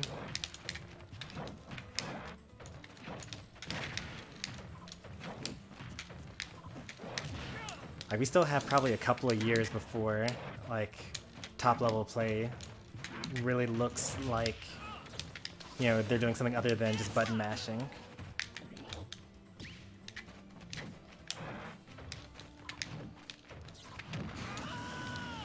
Because like early Melee, if you go back and watch like some old like 2010 Melee clips, the top players back then, you know, it was all about like, you know, hard reads and like hitting your combos and everyone DI'd in. So like Captain Falcon would do like 5 knees in a row to carry someone from across the stage after like a missed tech.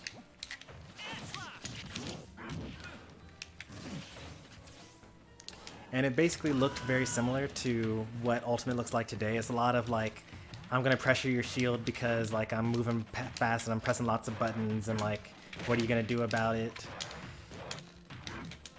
Offense is better than defense in this game.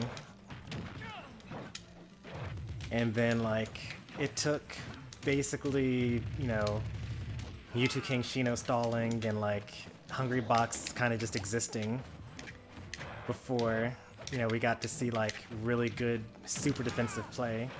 And then all the people that Mewtwo King taught, like, you know, Wizrobe and things like that, to get super lame with it, you know?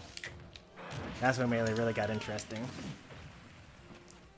Like 2013, 2014, I accidentally wave bounced there. I didn't even mean to. I was trying to do reverse arrow rush back air, and I accidentally pressed the B button on the way over there.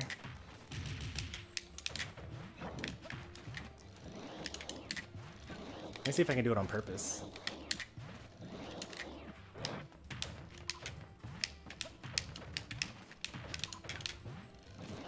Alright, there you go.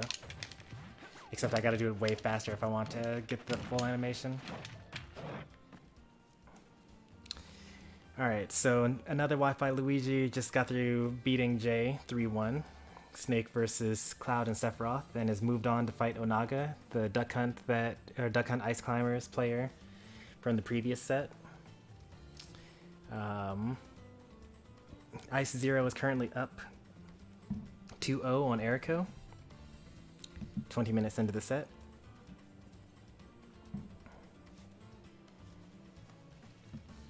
Actually, they won. So now I guess it's me versus Ice Zero. And let's see if he's probably going to want us to have it on stream. Is there some way for me to like ask a mod? He probably wants it on stream.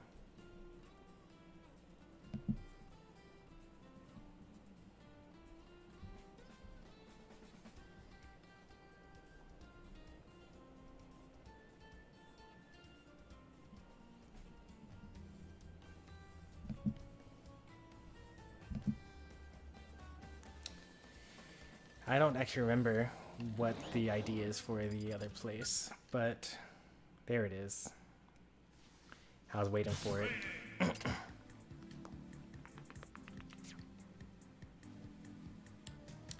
Once again, goes without saying, but I'm gonna say it anyway. You know, don't join.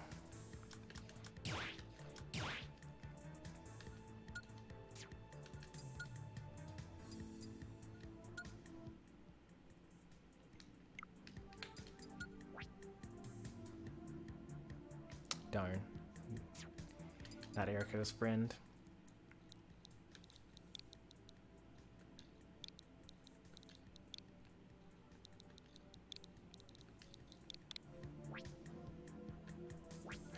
Five. Alright. Well, we'll have 4 spectators. That's cool.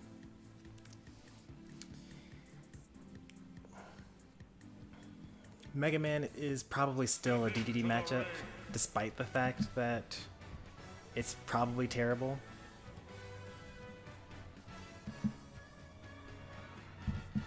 I can't imagine Zelda being much better.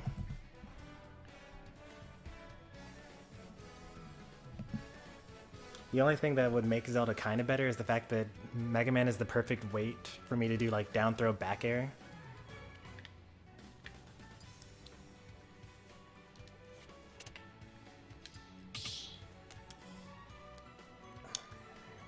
Would Mega Man be a Pyra matchup though?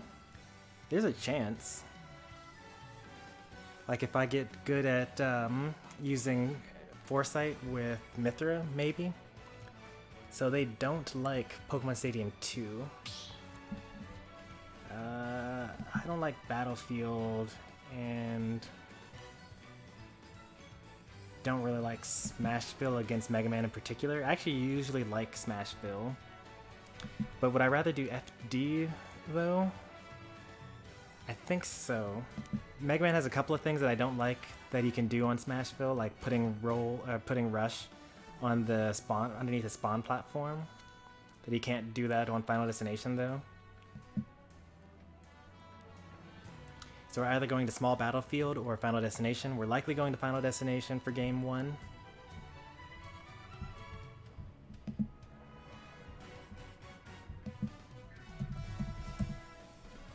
We're not going to forget to do the preset Good Luck Have Fun this time.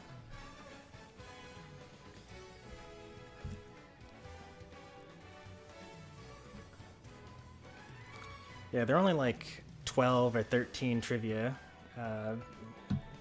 questions. I just kind of wrote them all down as I could think of them. But I'll think of more.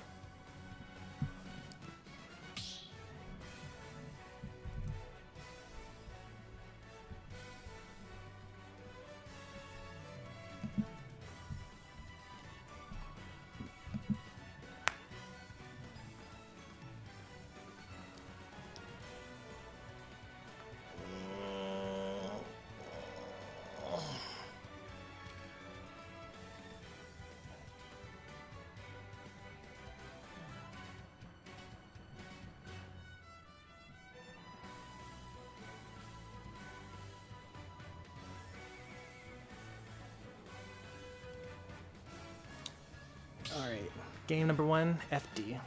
As expected.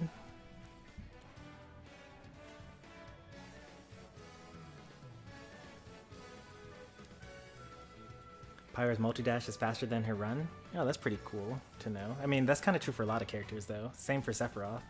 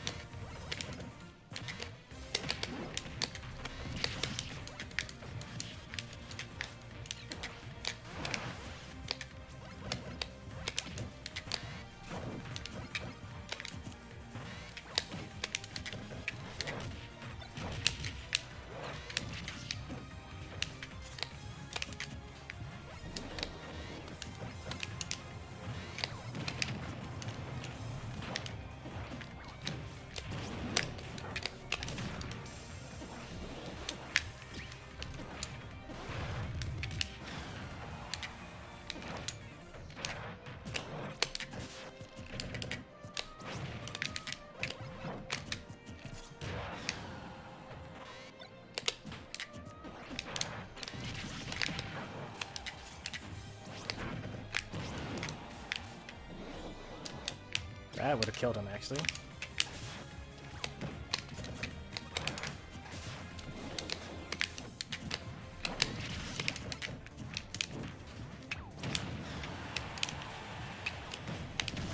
No, Gordo's so bad.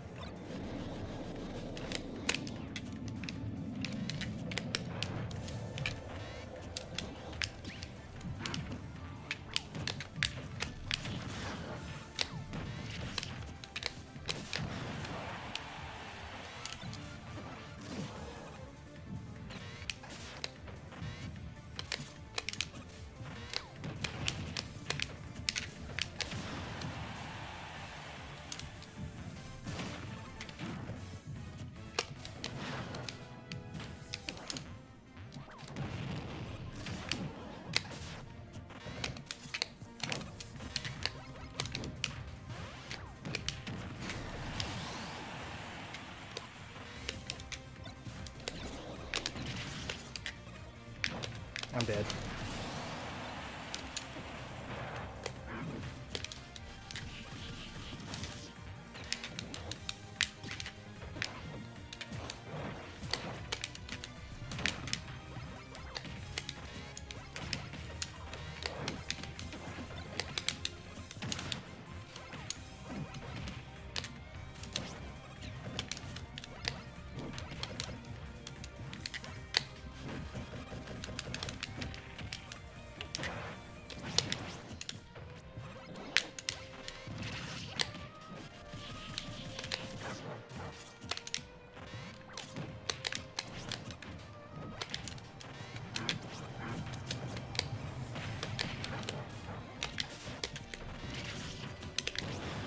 I'm starting to get shield poked here.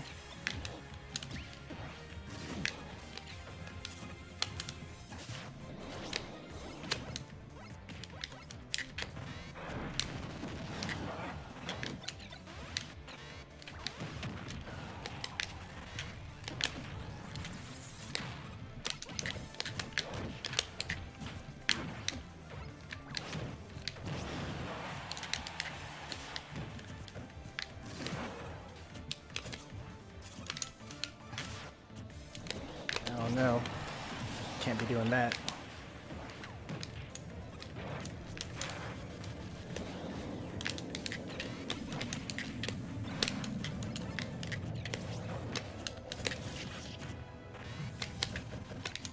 Wait, what? How do you cancel that? Whoa, he canceled it again. I thought that they patched that out.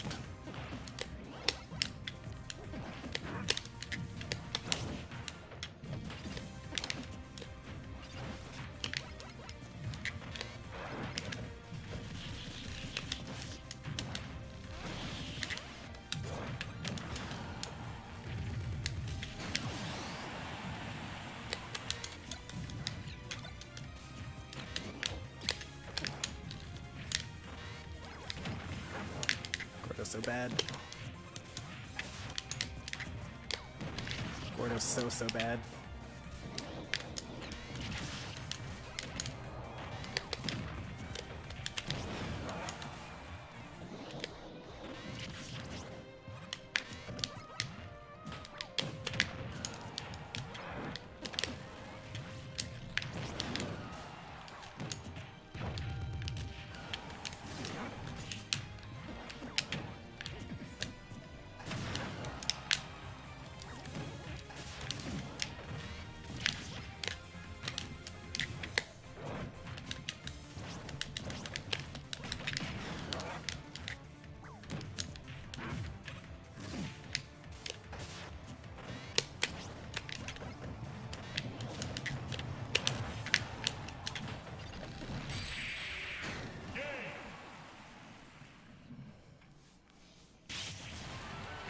TDD wins.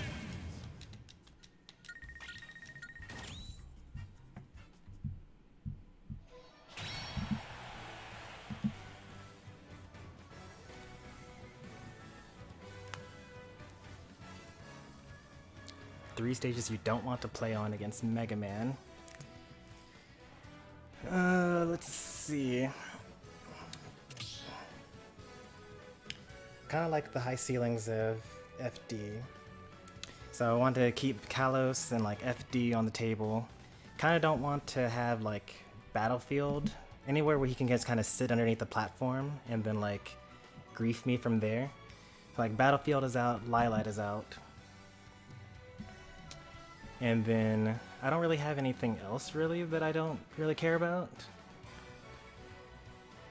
Smashville, I usually like to go to Smashville as DDD, but not against Mega Man. Yoshi's Story has really tiny side blast zones, so that might be a problem.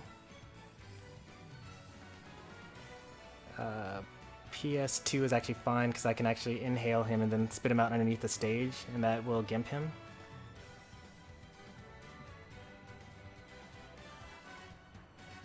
So it really comes down to, do I want to ban Smashville or do I want to ban Yoshi's Story? Because I'm pretty sure that, okay, well if I ban Smashville, given that I banned Battlefield, there's a good chance that they'll go to Yoshi's Story. But they don't know that I don't like Smashville. I mean, although I did strike it at the beginning, so I guess I'll strike Yoshi's Story. But actually, I kind of like playing as DDD on Yoshi's Story, so let's ban Smashville here. And then they can take us to Yoshi's Story, and then that's actually where I usually counterpick people myself.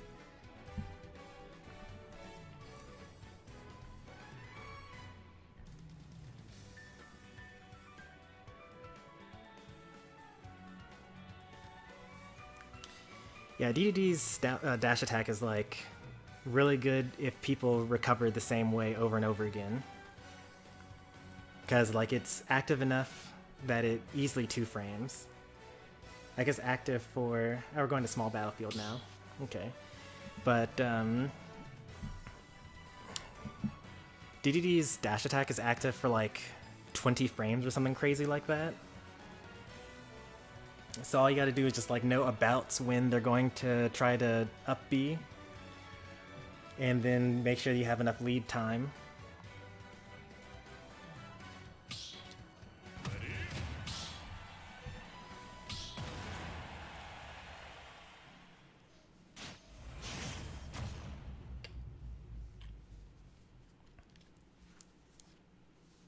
The best part about it is that if they try to like do a beefy up B, if they don't have super armor, then they just kind of still get hit anyway.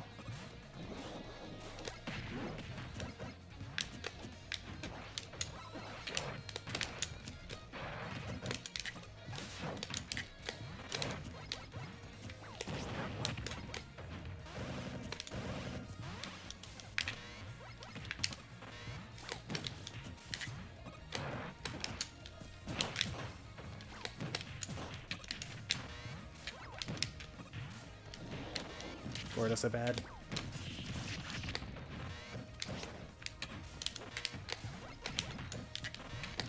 After all this, I'm only hurt by 80.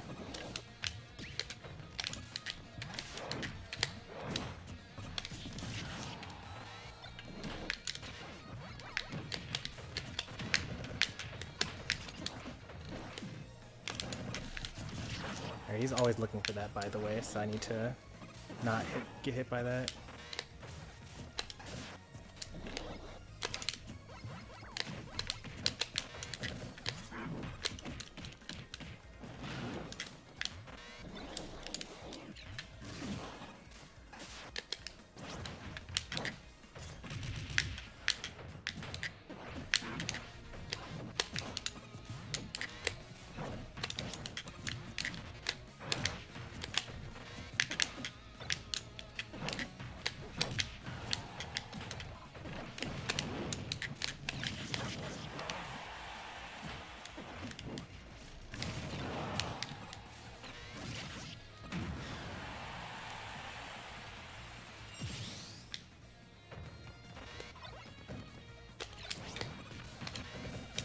Oh, he did back air instead of forward air.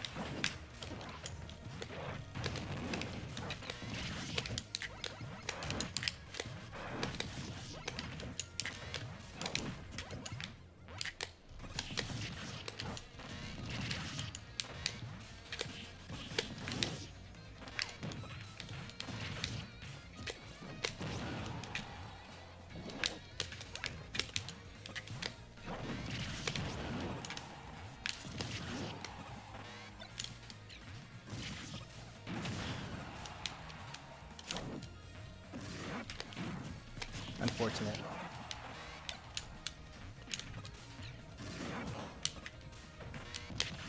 Oh, but I got the inhale. Oh, what is that technique he's doing?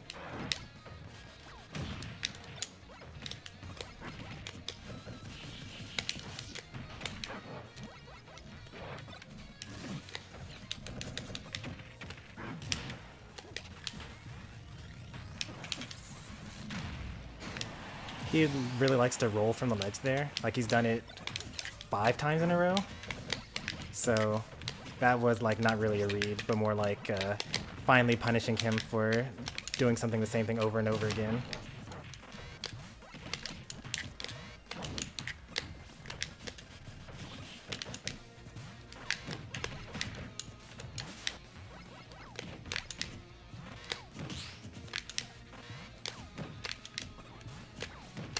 Yikes, I gotta watch out for that. He's ready for me to keep doing that.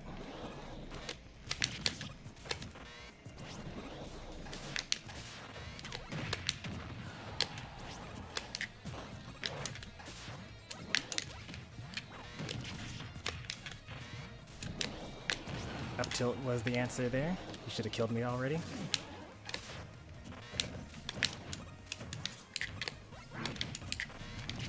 Ooh, nice.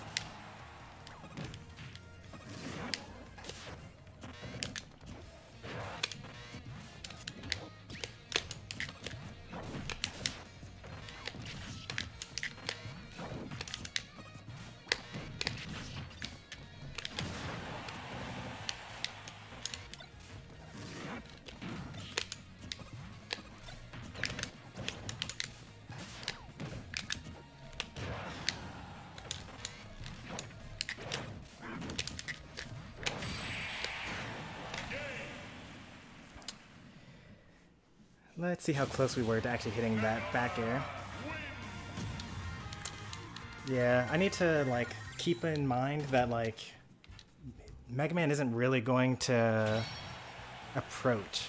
I keep on doing like retreating forward airs and retreating back airs, and I need to like know that he's going to actually back away from me instead. So if I had gone straight up instead, then that would have gone a lot better. Or if I just jumped and then jumped again just to see what he was going to do.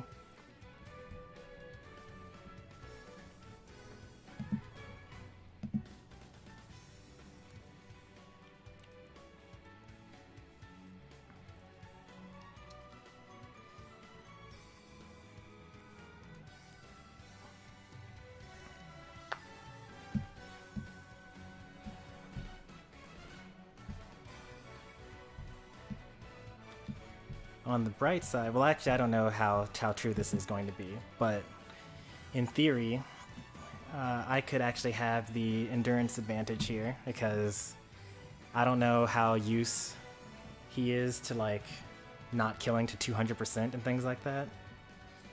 So they actually banned Yoshi's Story and Pokemon Stadium 2 and Kalos.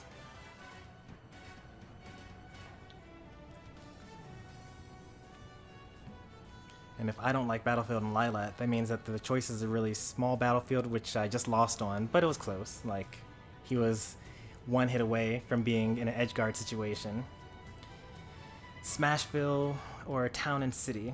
I think Town and City is probably my best option here, because it's basically FD sometimes. But they don't like Pokemon Stadium 2. I don't know why they... Oh, well, probably because of the inhale thing that I know about. Yoshi's Story they don't like. Kalos they don't like. I guess they don't like... I don't really understand what their band choices are about. We're going to Town and City though.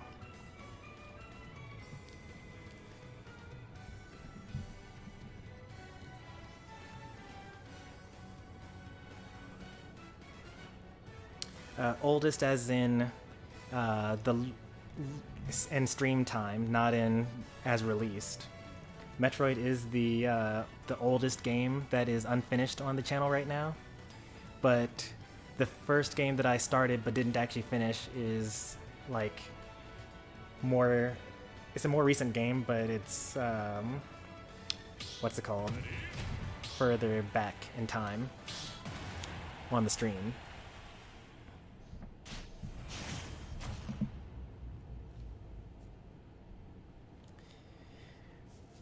Alright, on Town versus Mega Man.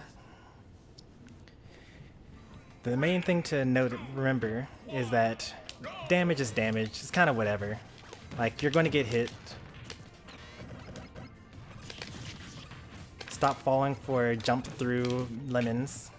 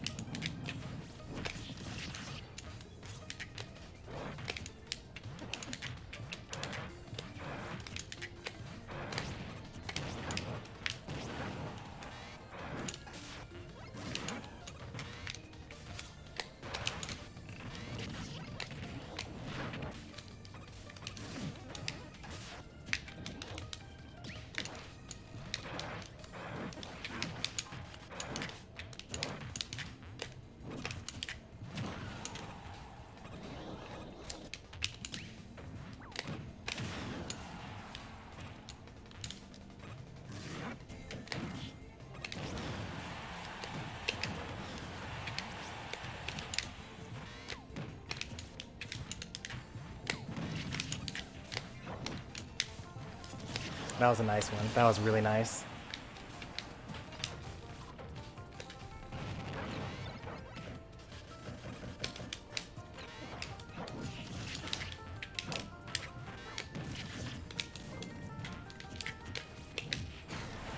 And he was gonna roll there.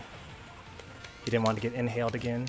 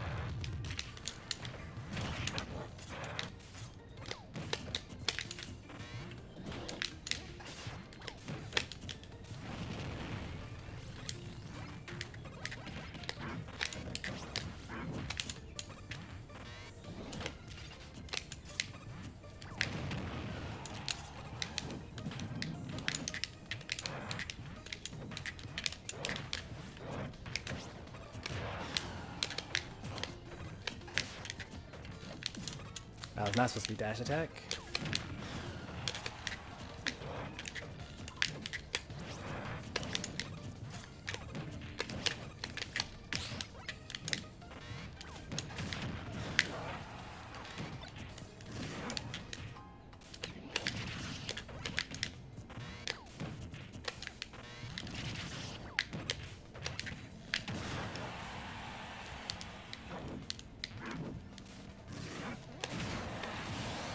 A little too obvious, huh?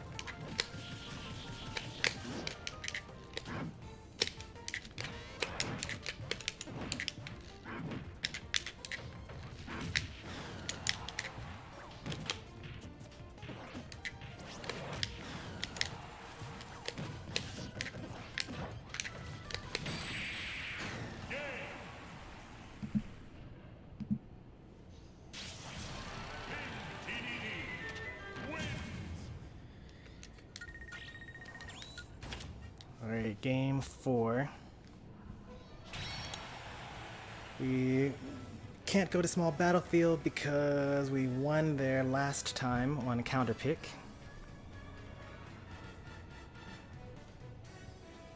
No, we can't go to small battlefield because that was the last stage that was counter picked on.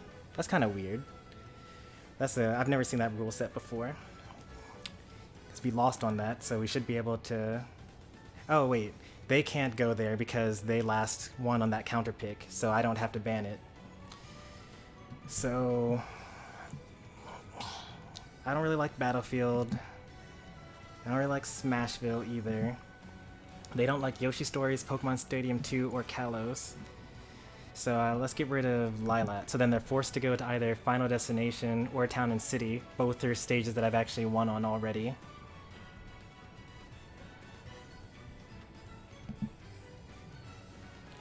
So then they'll probably go to Yoshi Story then, since that's the one place they haven't been yet. Or maybe they'll just get the faith to do it instead. They'll do the run back, Town and City.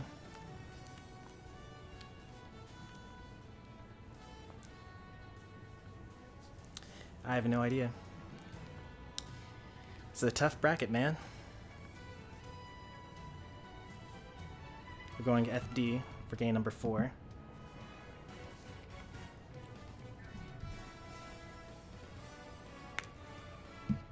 So even though I won, it was game number 1. We didn't have as many habits down for each other. So we gotta actually like super try here. Also, we won based on like a jank dash attack that killed at like 80 when we were at 150 or something like that. The score is currently 2-1 in my favor. 3, 2, 1, go!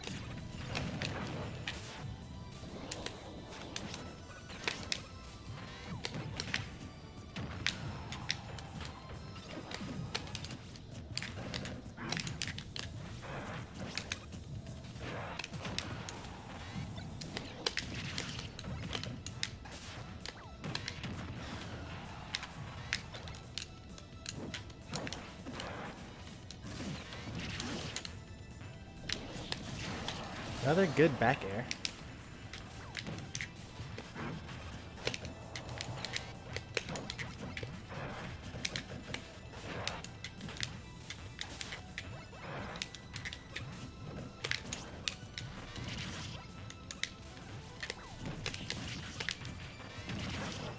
Oh no, Gordo so bad.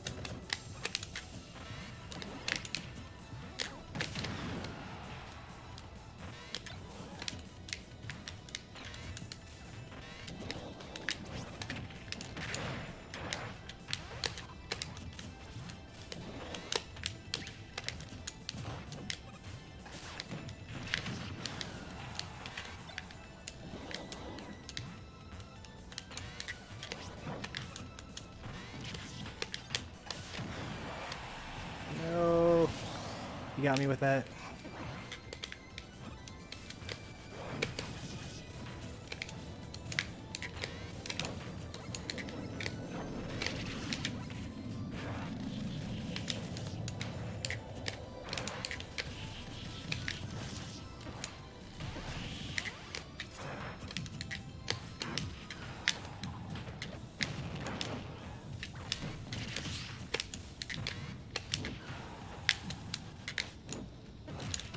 Nice tech.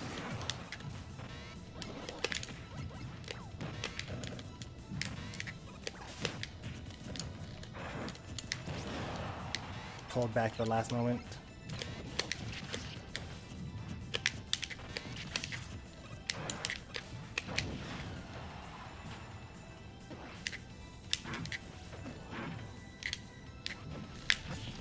Ooh.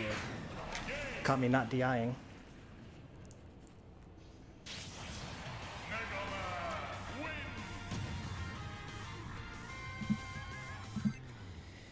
Another game 5 situation.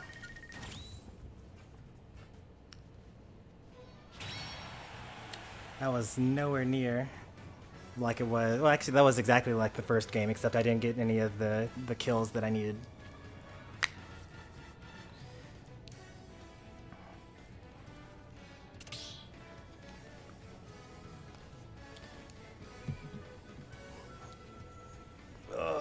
Okay, let's see.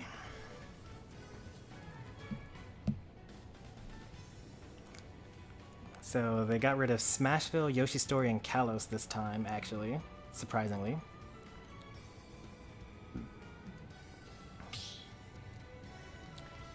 Kind of makes you wonder why they kept on banning Pokemon Stadium 2. Maybe we should try going there. Because like this is the first time that they haven't banned PS2 as a stage. I'm definitely not going Lylat, I'm definitely not going Battlefield. They won on Small Battlefield. I won on Final Destination, and then they also won on Final Destination, but we just lost pretty badly on FD. Let's go PS2. Let's hope that we're not falling for multi-game conditioning.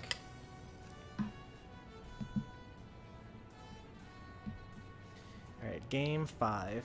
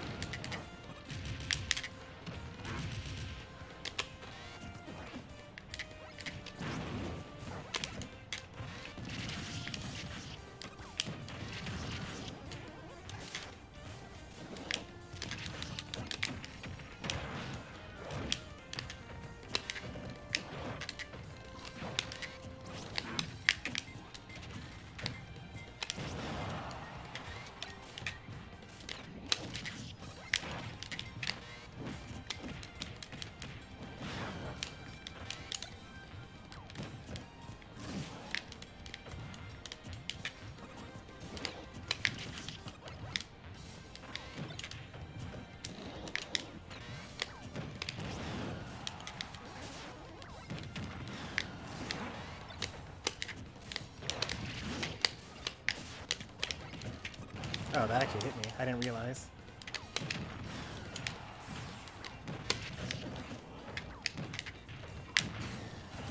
It's the first time I hit them with that. They didn't know. Oh, they always do that. Why would I do anything other than just stay in shield?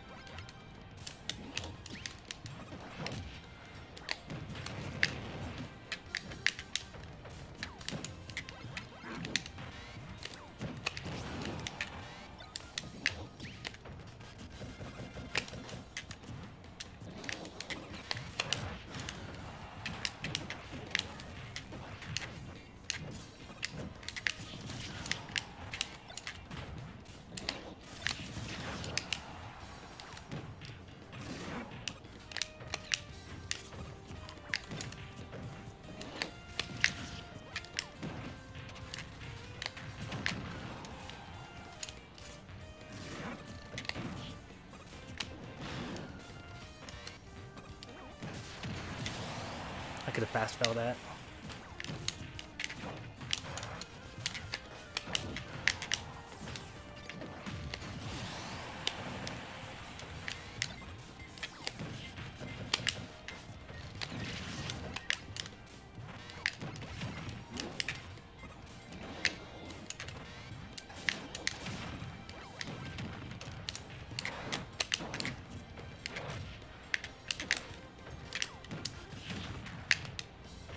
Oh, could have died there.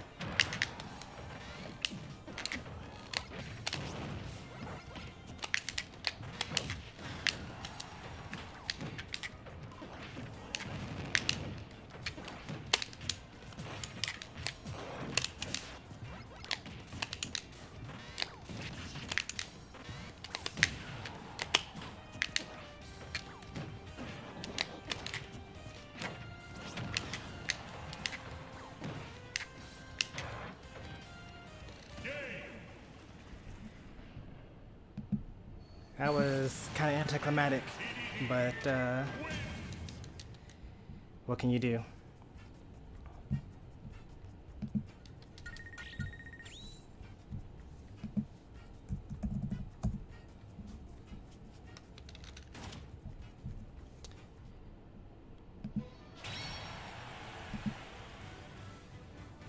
Another close set. Now we have to wait for grand finals.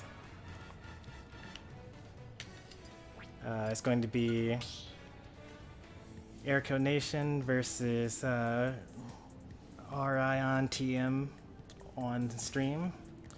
It's going to be Sonic versus Pyra. And then the winner of that fights the Snake, another Wi-Fi Luigi. The winner of that fights Ice Zero. And then the winner of that goes to grand finals to fight me.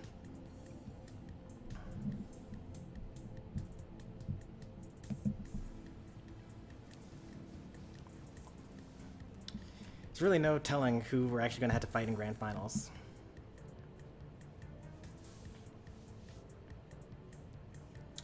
Because, like, that Sonic player was pretty good.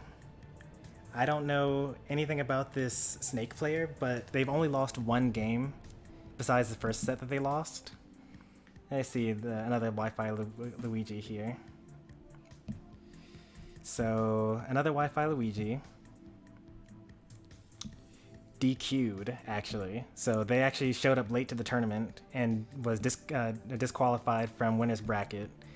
And then they showed up for their losers round 1, and they got a bye because their opponent DQ'd. Then they went 2-0 against Just Ethan, the Roy, 2-0 against Chingar, the Terry, 2-0 against Cruelty, who's also pretty good. And then they only lost one match to a Sephiroth in top 8 against Jay, but then they 2-0'd the Duck Hunt that we had to take to game number 5. So if I had to guess, I'm pretty sure we're fighting Snake in grand finals, because if I'm about as good as Onaga, we got to game 5 last hit, and I'm about as good as the Mega Man, we went to game 5 last hit, or last stock at least. That actually wasn't last hit for me. And then I think that, didn't I beat the Sonic 2-0? I think I beat the Sonic 2-0, so that wasn't really that close. So then it really just means that here's this player who hasn't fought anyone that I've fought so far, but they 3-0'd the Duck Hunt. So they 3-0'd the Duck Hunt as Snake. They're probably going to 3-0 the Mega Man, and then they're probably going to 6-0 us in grand finals. So that is my expectation. Those are my predictions for the rest of the tournament here.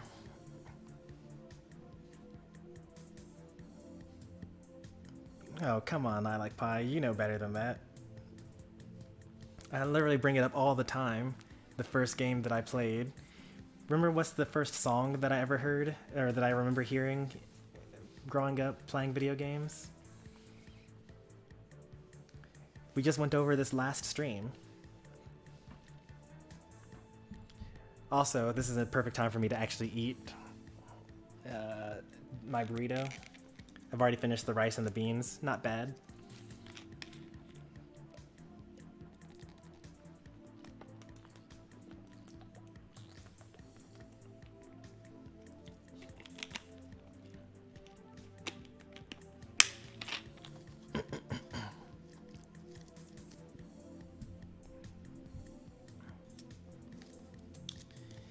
You're pretty close. This is the right franchise, but you got the wrong game in there.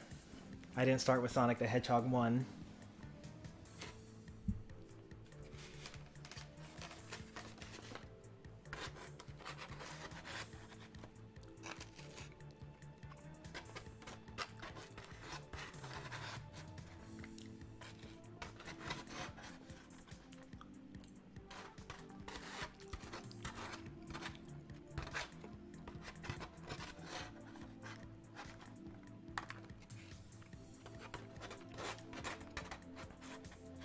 Now, since we're already talking about trivia, I mean Pokemon Red,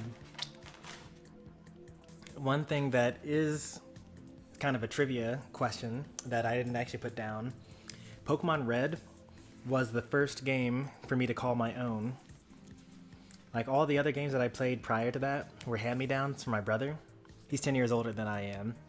So like when I played Final Fantasy VI and Final Fantasy IV and like Chrono Trigger and Seventh Saga and Breath of Fire 2 and like Sonic the Hedgehog 2 and Space Harrier the Third and Super Ghouls and Goblins, or Super Ghouls and Ghosts I mean, and like Castlevania 4 and things like that.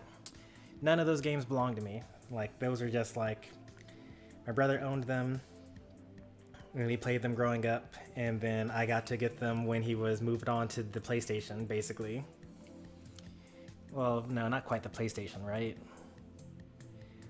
Well, he had moved on, basically. He wasn't playing those games anymore, really. And so I got to play them. But Game Boy Color, first console that I could call my own. Pokemon Red, first game for me to call my own. I lost that Pokemon Red copy when I was in New York. I was visiting my grandmother. And I had fallen asleep in the taxi on the way to her house and got out without my Game Boy and lost my cartridge and my game. It's very sad.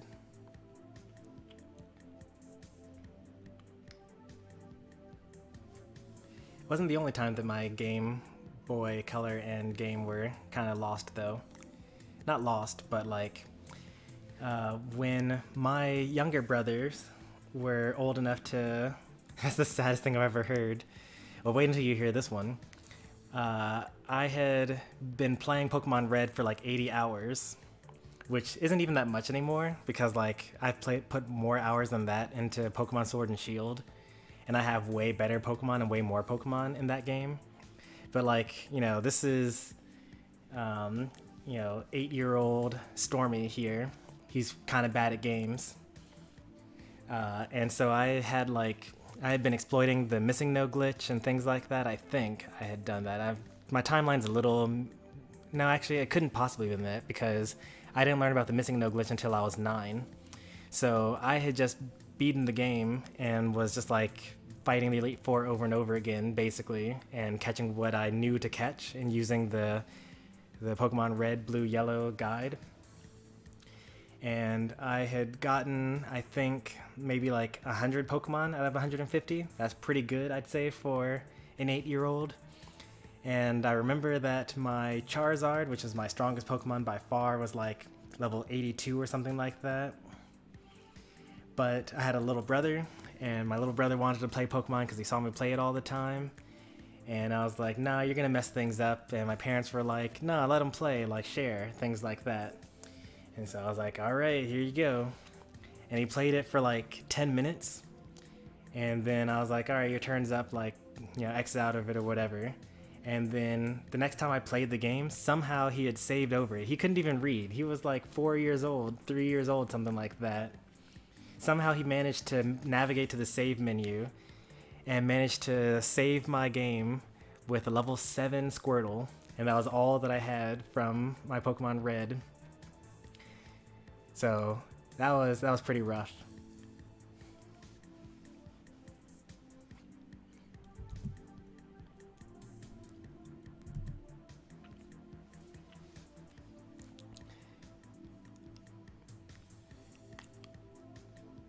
And that's Little Bro Classic.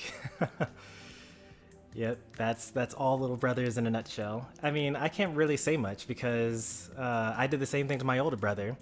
When I played his copy of Final Fantasy IV, he had like super completed the game. Like he was like max level, max stats, all the magic, could beat the final boss in one turn. He cleared off a save file for me, and I, played the save file. And then I turned off the console, and then the next time we turned it on, all the save data was gone. Back in the day, those magnetic strips were really fragile. Like if you turned off the game at just the wrong time while it was doing a particular game input or something like that, it would just mess up everything. All sorts of things were terrible. So I accidentally erased all 3 of our save files. So that was pretty rough. Like I said, every little brother in the world has erased their older brother's save file. Like even if it's not a video game, they destroyed something. I don't know what they destroyed, but you can't be a little brother and not destroy something that belongs to your older brother.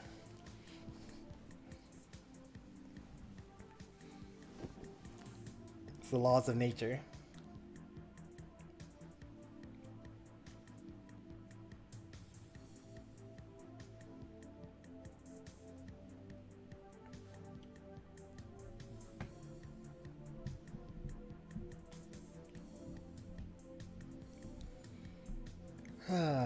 So we're just kind of sitting here waiting for death.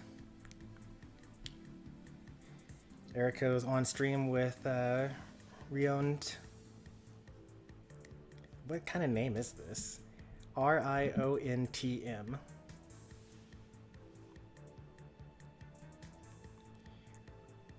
Riont team? Riontum?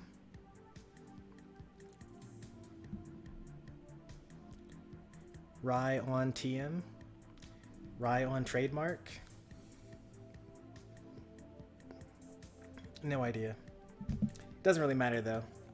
Another Wi-Fi Luigi is going to take this from everyone.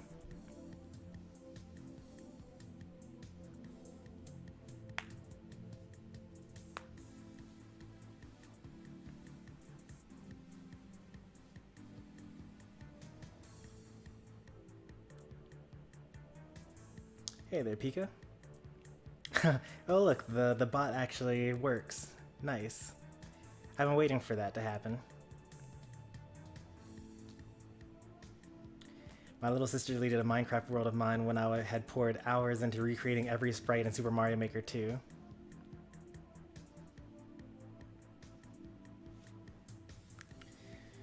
Oh, Pika, I just got through telling the story about how when I was younger, I erased my older brother's Final Fantasy II save data, even though he had like 100% of the game. And how when my younger brother was younger, he had erased my Pokemon Red save data after I was like close to completing the Pokedex. Well, as close as you could get without trading. It's okay, he more than made up for it because every time, like somehow, between me and my 2 younger brothers, me and my youngest brother, we're on like the same wavelength. And then my older younger brother is always the opposite. So when me and my youngest brother both got Pokemon Silver, my older younger brother got Pokemon Gold. Same with Ruby and Sapphire. I got Sapphire, my brother got Ruby. Same with Diamond and Pearl. I got Diamond, he got Pearl. Like, just something about it. I don't know what it is. Like, maybe he takes after his mother more than, the father. I don't know. But, I got all the version exclusives growing up because of my brothers. So he more than made up for the one loss of a save file over the years.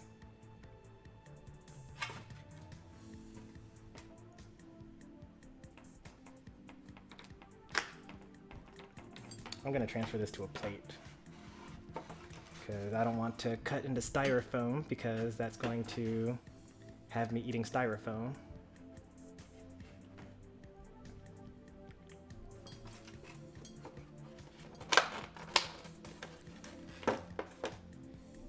Yeah, like Pokemon was like my whole world basically back in the day. Even though I wasn't very good at it, like in terms of competitiveness, but we always bought all of the Prima guides so we could like look up where all the Pokemon were, and like we battled each other all the time even though we were all bad and we were just like using various different levels. Like even when it wasn't the game, we would just like role play Pokemon stuff. Like the same way that some of you guys are about like Five Nights at Freddy's or like Puyo or like all the random stuff that you kids are into these days. That was me and Pokemon in the day.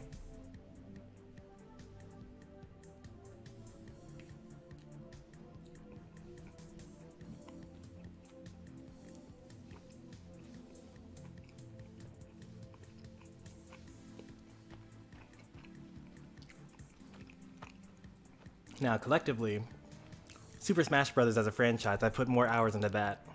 But that's only because when I went to college, I got connected with the competitive Smash scene. So like every night we'd play Smash, every weekend we'd play Smash. And I didn't really play Pokemon, you know, after graduating from high school. It also helped that, well, it hurt me, I suppose, that I didn't buy a 3DS. I was a broke college kid. All of my money was going into tuition and food.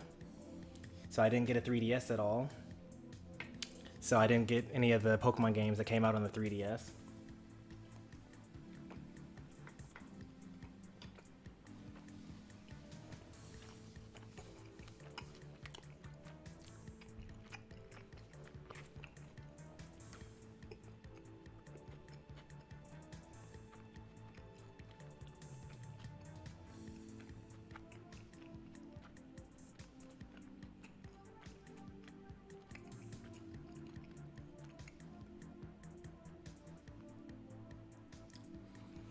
And then once I graduated from college and I started working, I like made a little club at my job for us to play Smash as well. Like even now, probably just this one game alone, Smash Ultimate. Yeah, that's probably more time than I spent playing any other Pokemon game. And maybe even more than all Pokemon games combined. I usually put maybe like about 100. I think the most I've ever put into a Pokemon game was when I played Silver. And I put 200 hours into that game.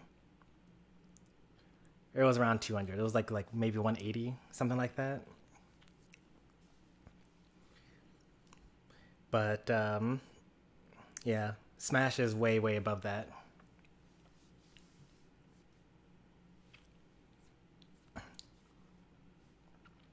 Yeah, 200 is a lot, but I think that I put more into that from Sword. I put 300 hours into his Pokemon Sword.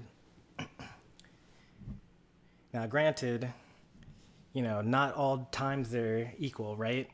So, like, if I lost a battle and I'm in the arena just kind of sitting around waiting for my turn again, then, like, that's not really productive hours in Smash Ultimate. But I think that every single moment of Pokemon Sword is productive. Because even like the really boring looking stuff, like me running around in circles to hatch eggs, that's like still technically productive. And like, for example, this tournament, right? Like we're just kind of sitting here waiting. And like, that, I don't really want to count that as productive time. But we can actually check to see exactly how much productive time we actually have spent into Smash, right?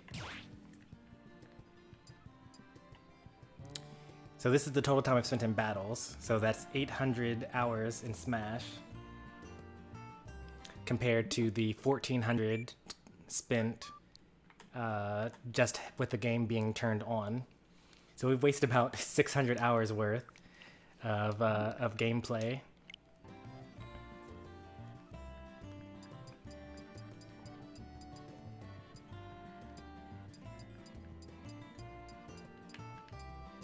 Let's actually just go through some of this stuff. Actually, it's kind of fun. We've turned on the game 500 times. It's pretty cool. I wish I had known to keep track of these things. I probably could have done something special for the 500th time I turned on Smash.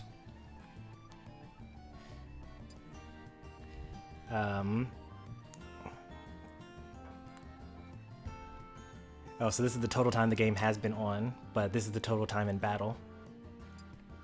Total battles fought, excluding CPU only battles. I think that's like excluding all CPUs. Like if I fight a CPU, then it counts as a battle, but if it's a CPU versus a CPU, that doesn't count.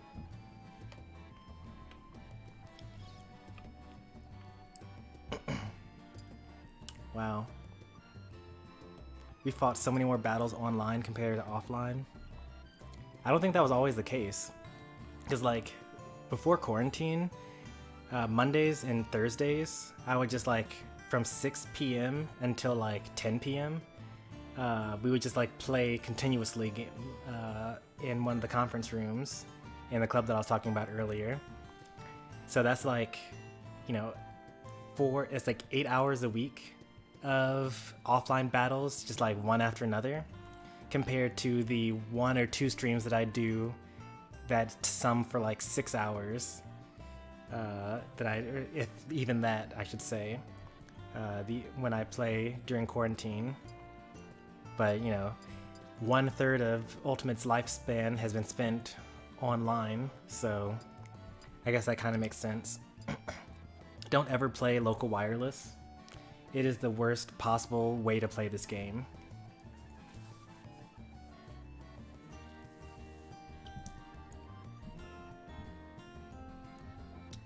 Alright, so Rion TM is up 2 games against Ericko, Sonic against Pyra.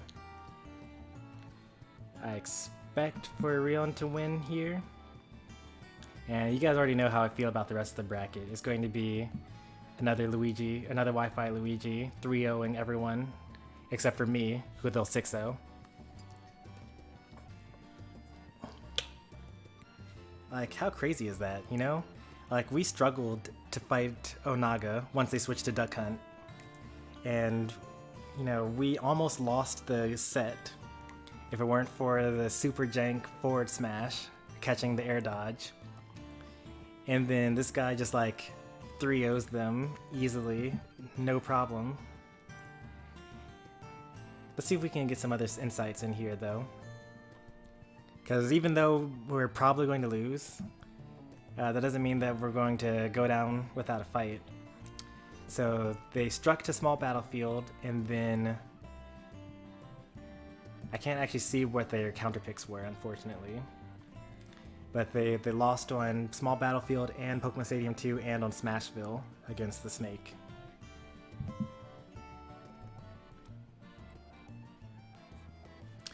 Local wireless is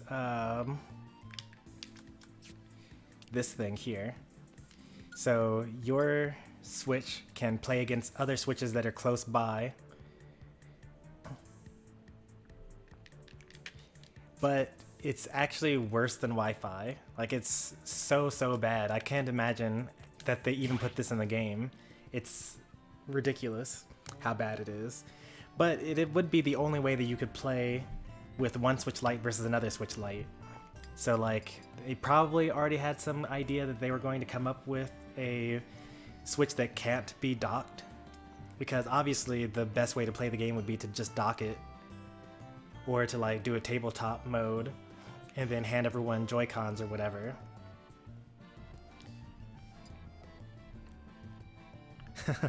55 time battles fought out of the thousands of other matches that we've actually played. Most of those battles, I think, are probably me fighting a CPU so that I can unlock a character, I'm pretty sure. Yep, that makes sense. Stock battles fought. Stamina battles. I actually kind of like stamina battles a lot. They're super jank, but I love them. How many sudden deaths? Let's see if they have a stat for that. At least 5 human players. That's a good number. We had more in Smash back in the Smash 4 days, but Smash Ultimate is like kind of a lot faster than Smash 4, and they also got rid of Pyrosphere, which was probably the best stage for doing 6v6, not 6v6, 3v3, 6-player smashes. So like, most people don't enjoy it as much as they did in Smash 4.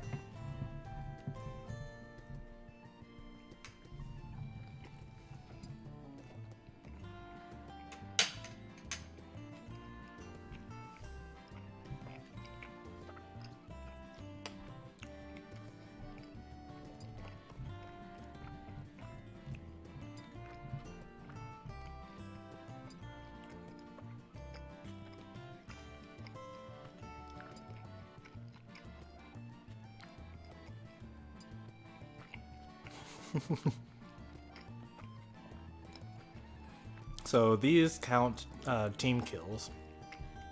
So if I kill my teammate, that's the self-destruct.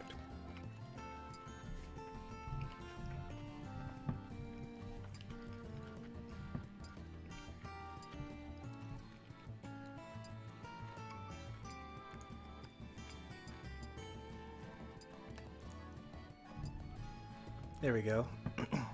3 sudden death matches.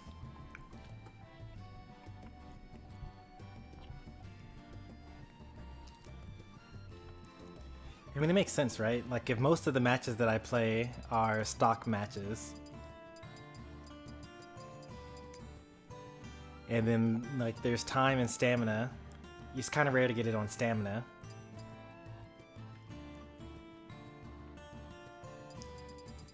I think that that's just all sudden deaths. Maybe, maybe not. Yeah, you're right, actually. Super Sudden Death is like a separate game mode next to Custom, I remember now. Smashdown is super fun, actually. Smashdown is like, everyone has the whole roster, and then you play a game, and then no one is allowed to use that character anymore. Which is super fun when like you have a whole bunch of characters and your opponent has a whole bunch of characters, and you know what each other's characters are. So like, you know, if I choose not to go DDD first, maybe my opponent will choose DDD just so I can't play them later on. But if they choose to do that, then maybe I can go and choose like their main instead, and then we're like fighting reverse mains the whole time.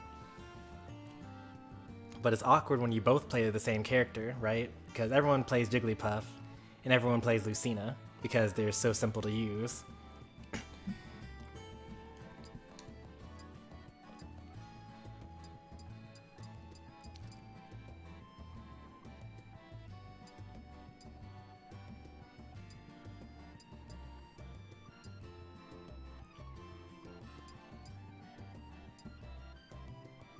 Time spent training at the gym, 25,000 hours.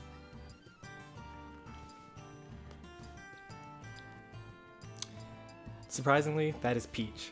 Peach cleared classic mode at 9.9.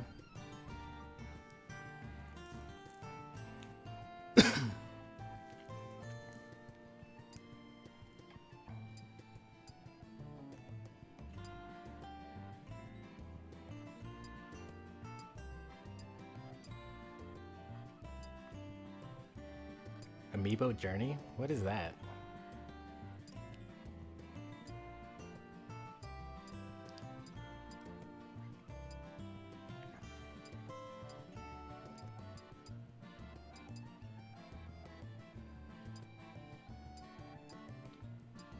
Wow, only 2,000 smash tags claimed. Oh, wow. Let's go, Ericko.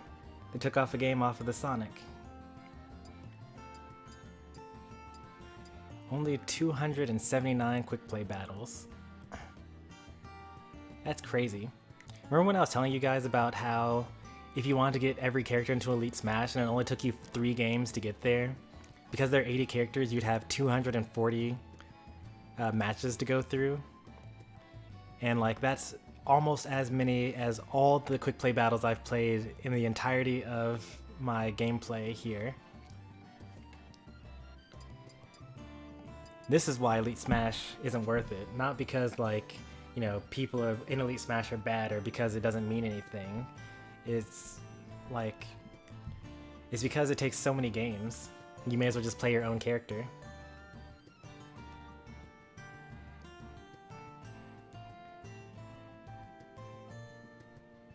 What place have I got? So far it's second place.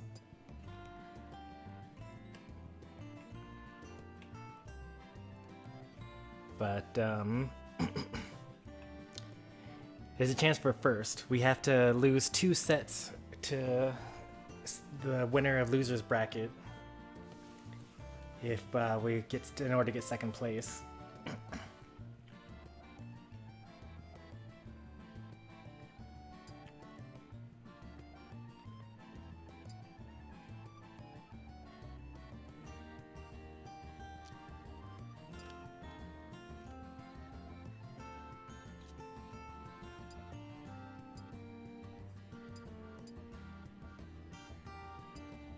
Oh, you can see exactly how many.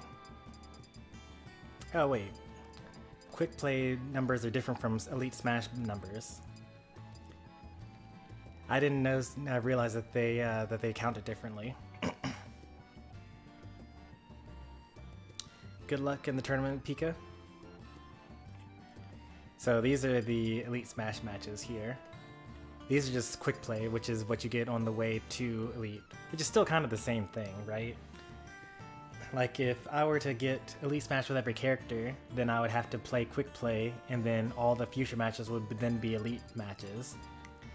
So getting to Elite Smash still would take as many games as I've played through the entirety of all Smash, just to get every character into Elite. So my point still stands. That's what I'm talking about. Arena battles 7771. That's more than my offline battles, right? Wow. That's crazy.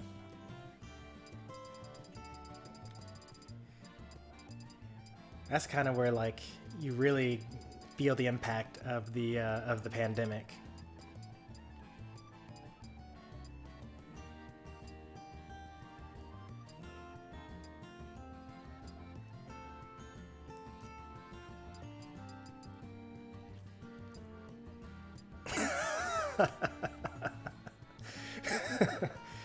Yeah, that sounds about right.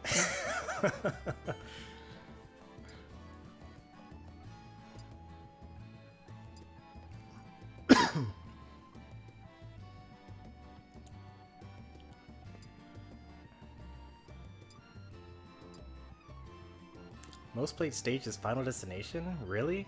I like never go to Final Destination by my own choice.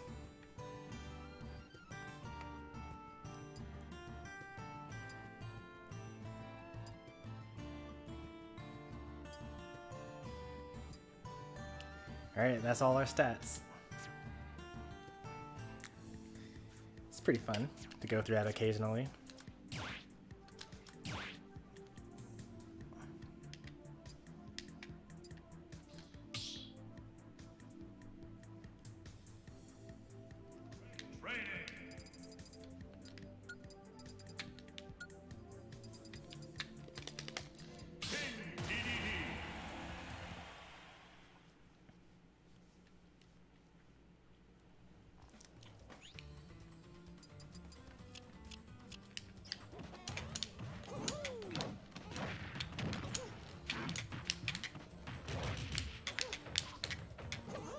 Oh wow, what a delay. Humans don't delay like that.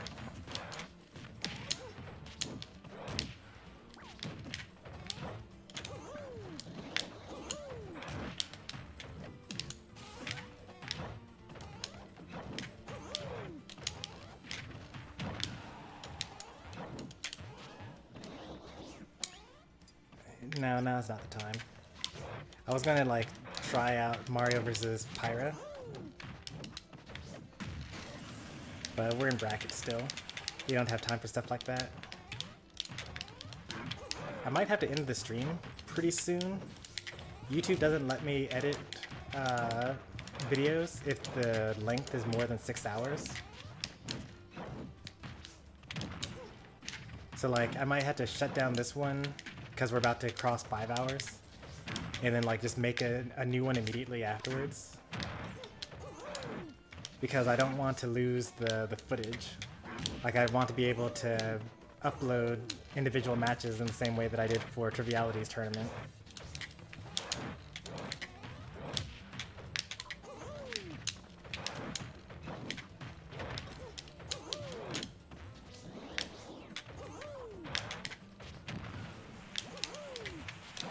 Oh, really?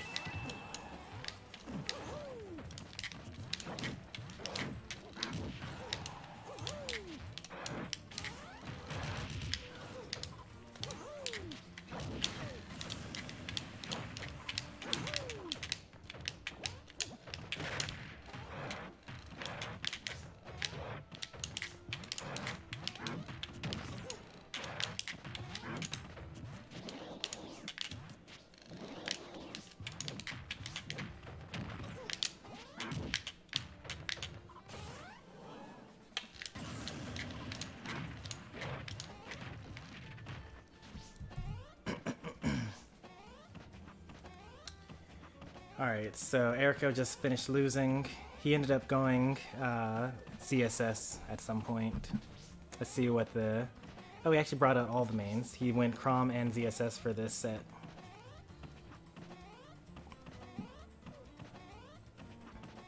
Oh yeah, ZSS and then 3 Croms.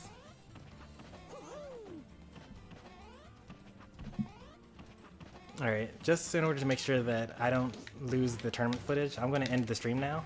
And then I'm going to make a new stream and start it up immediately. So, I guess I'll still do the normal spiel. Be sure to like the stream, I guess.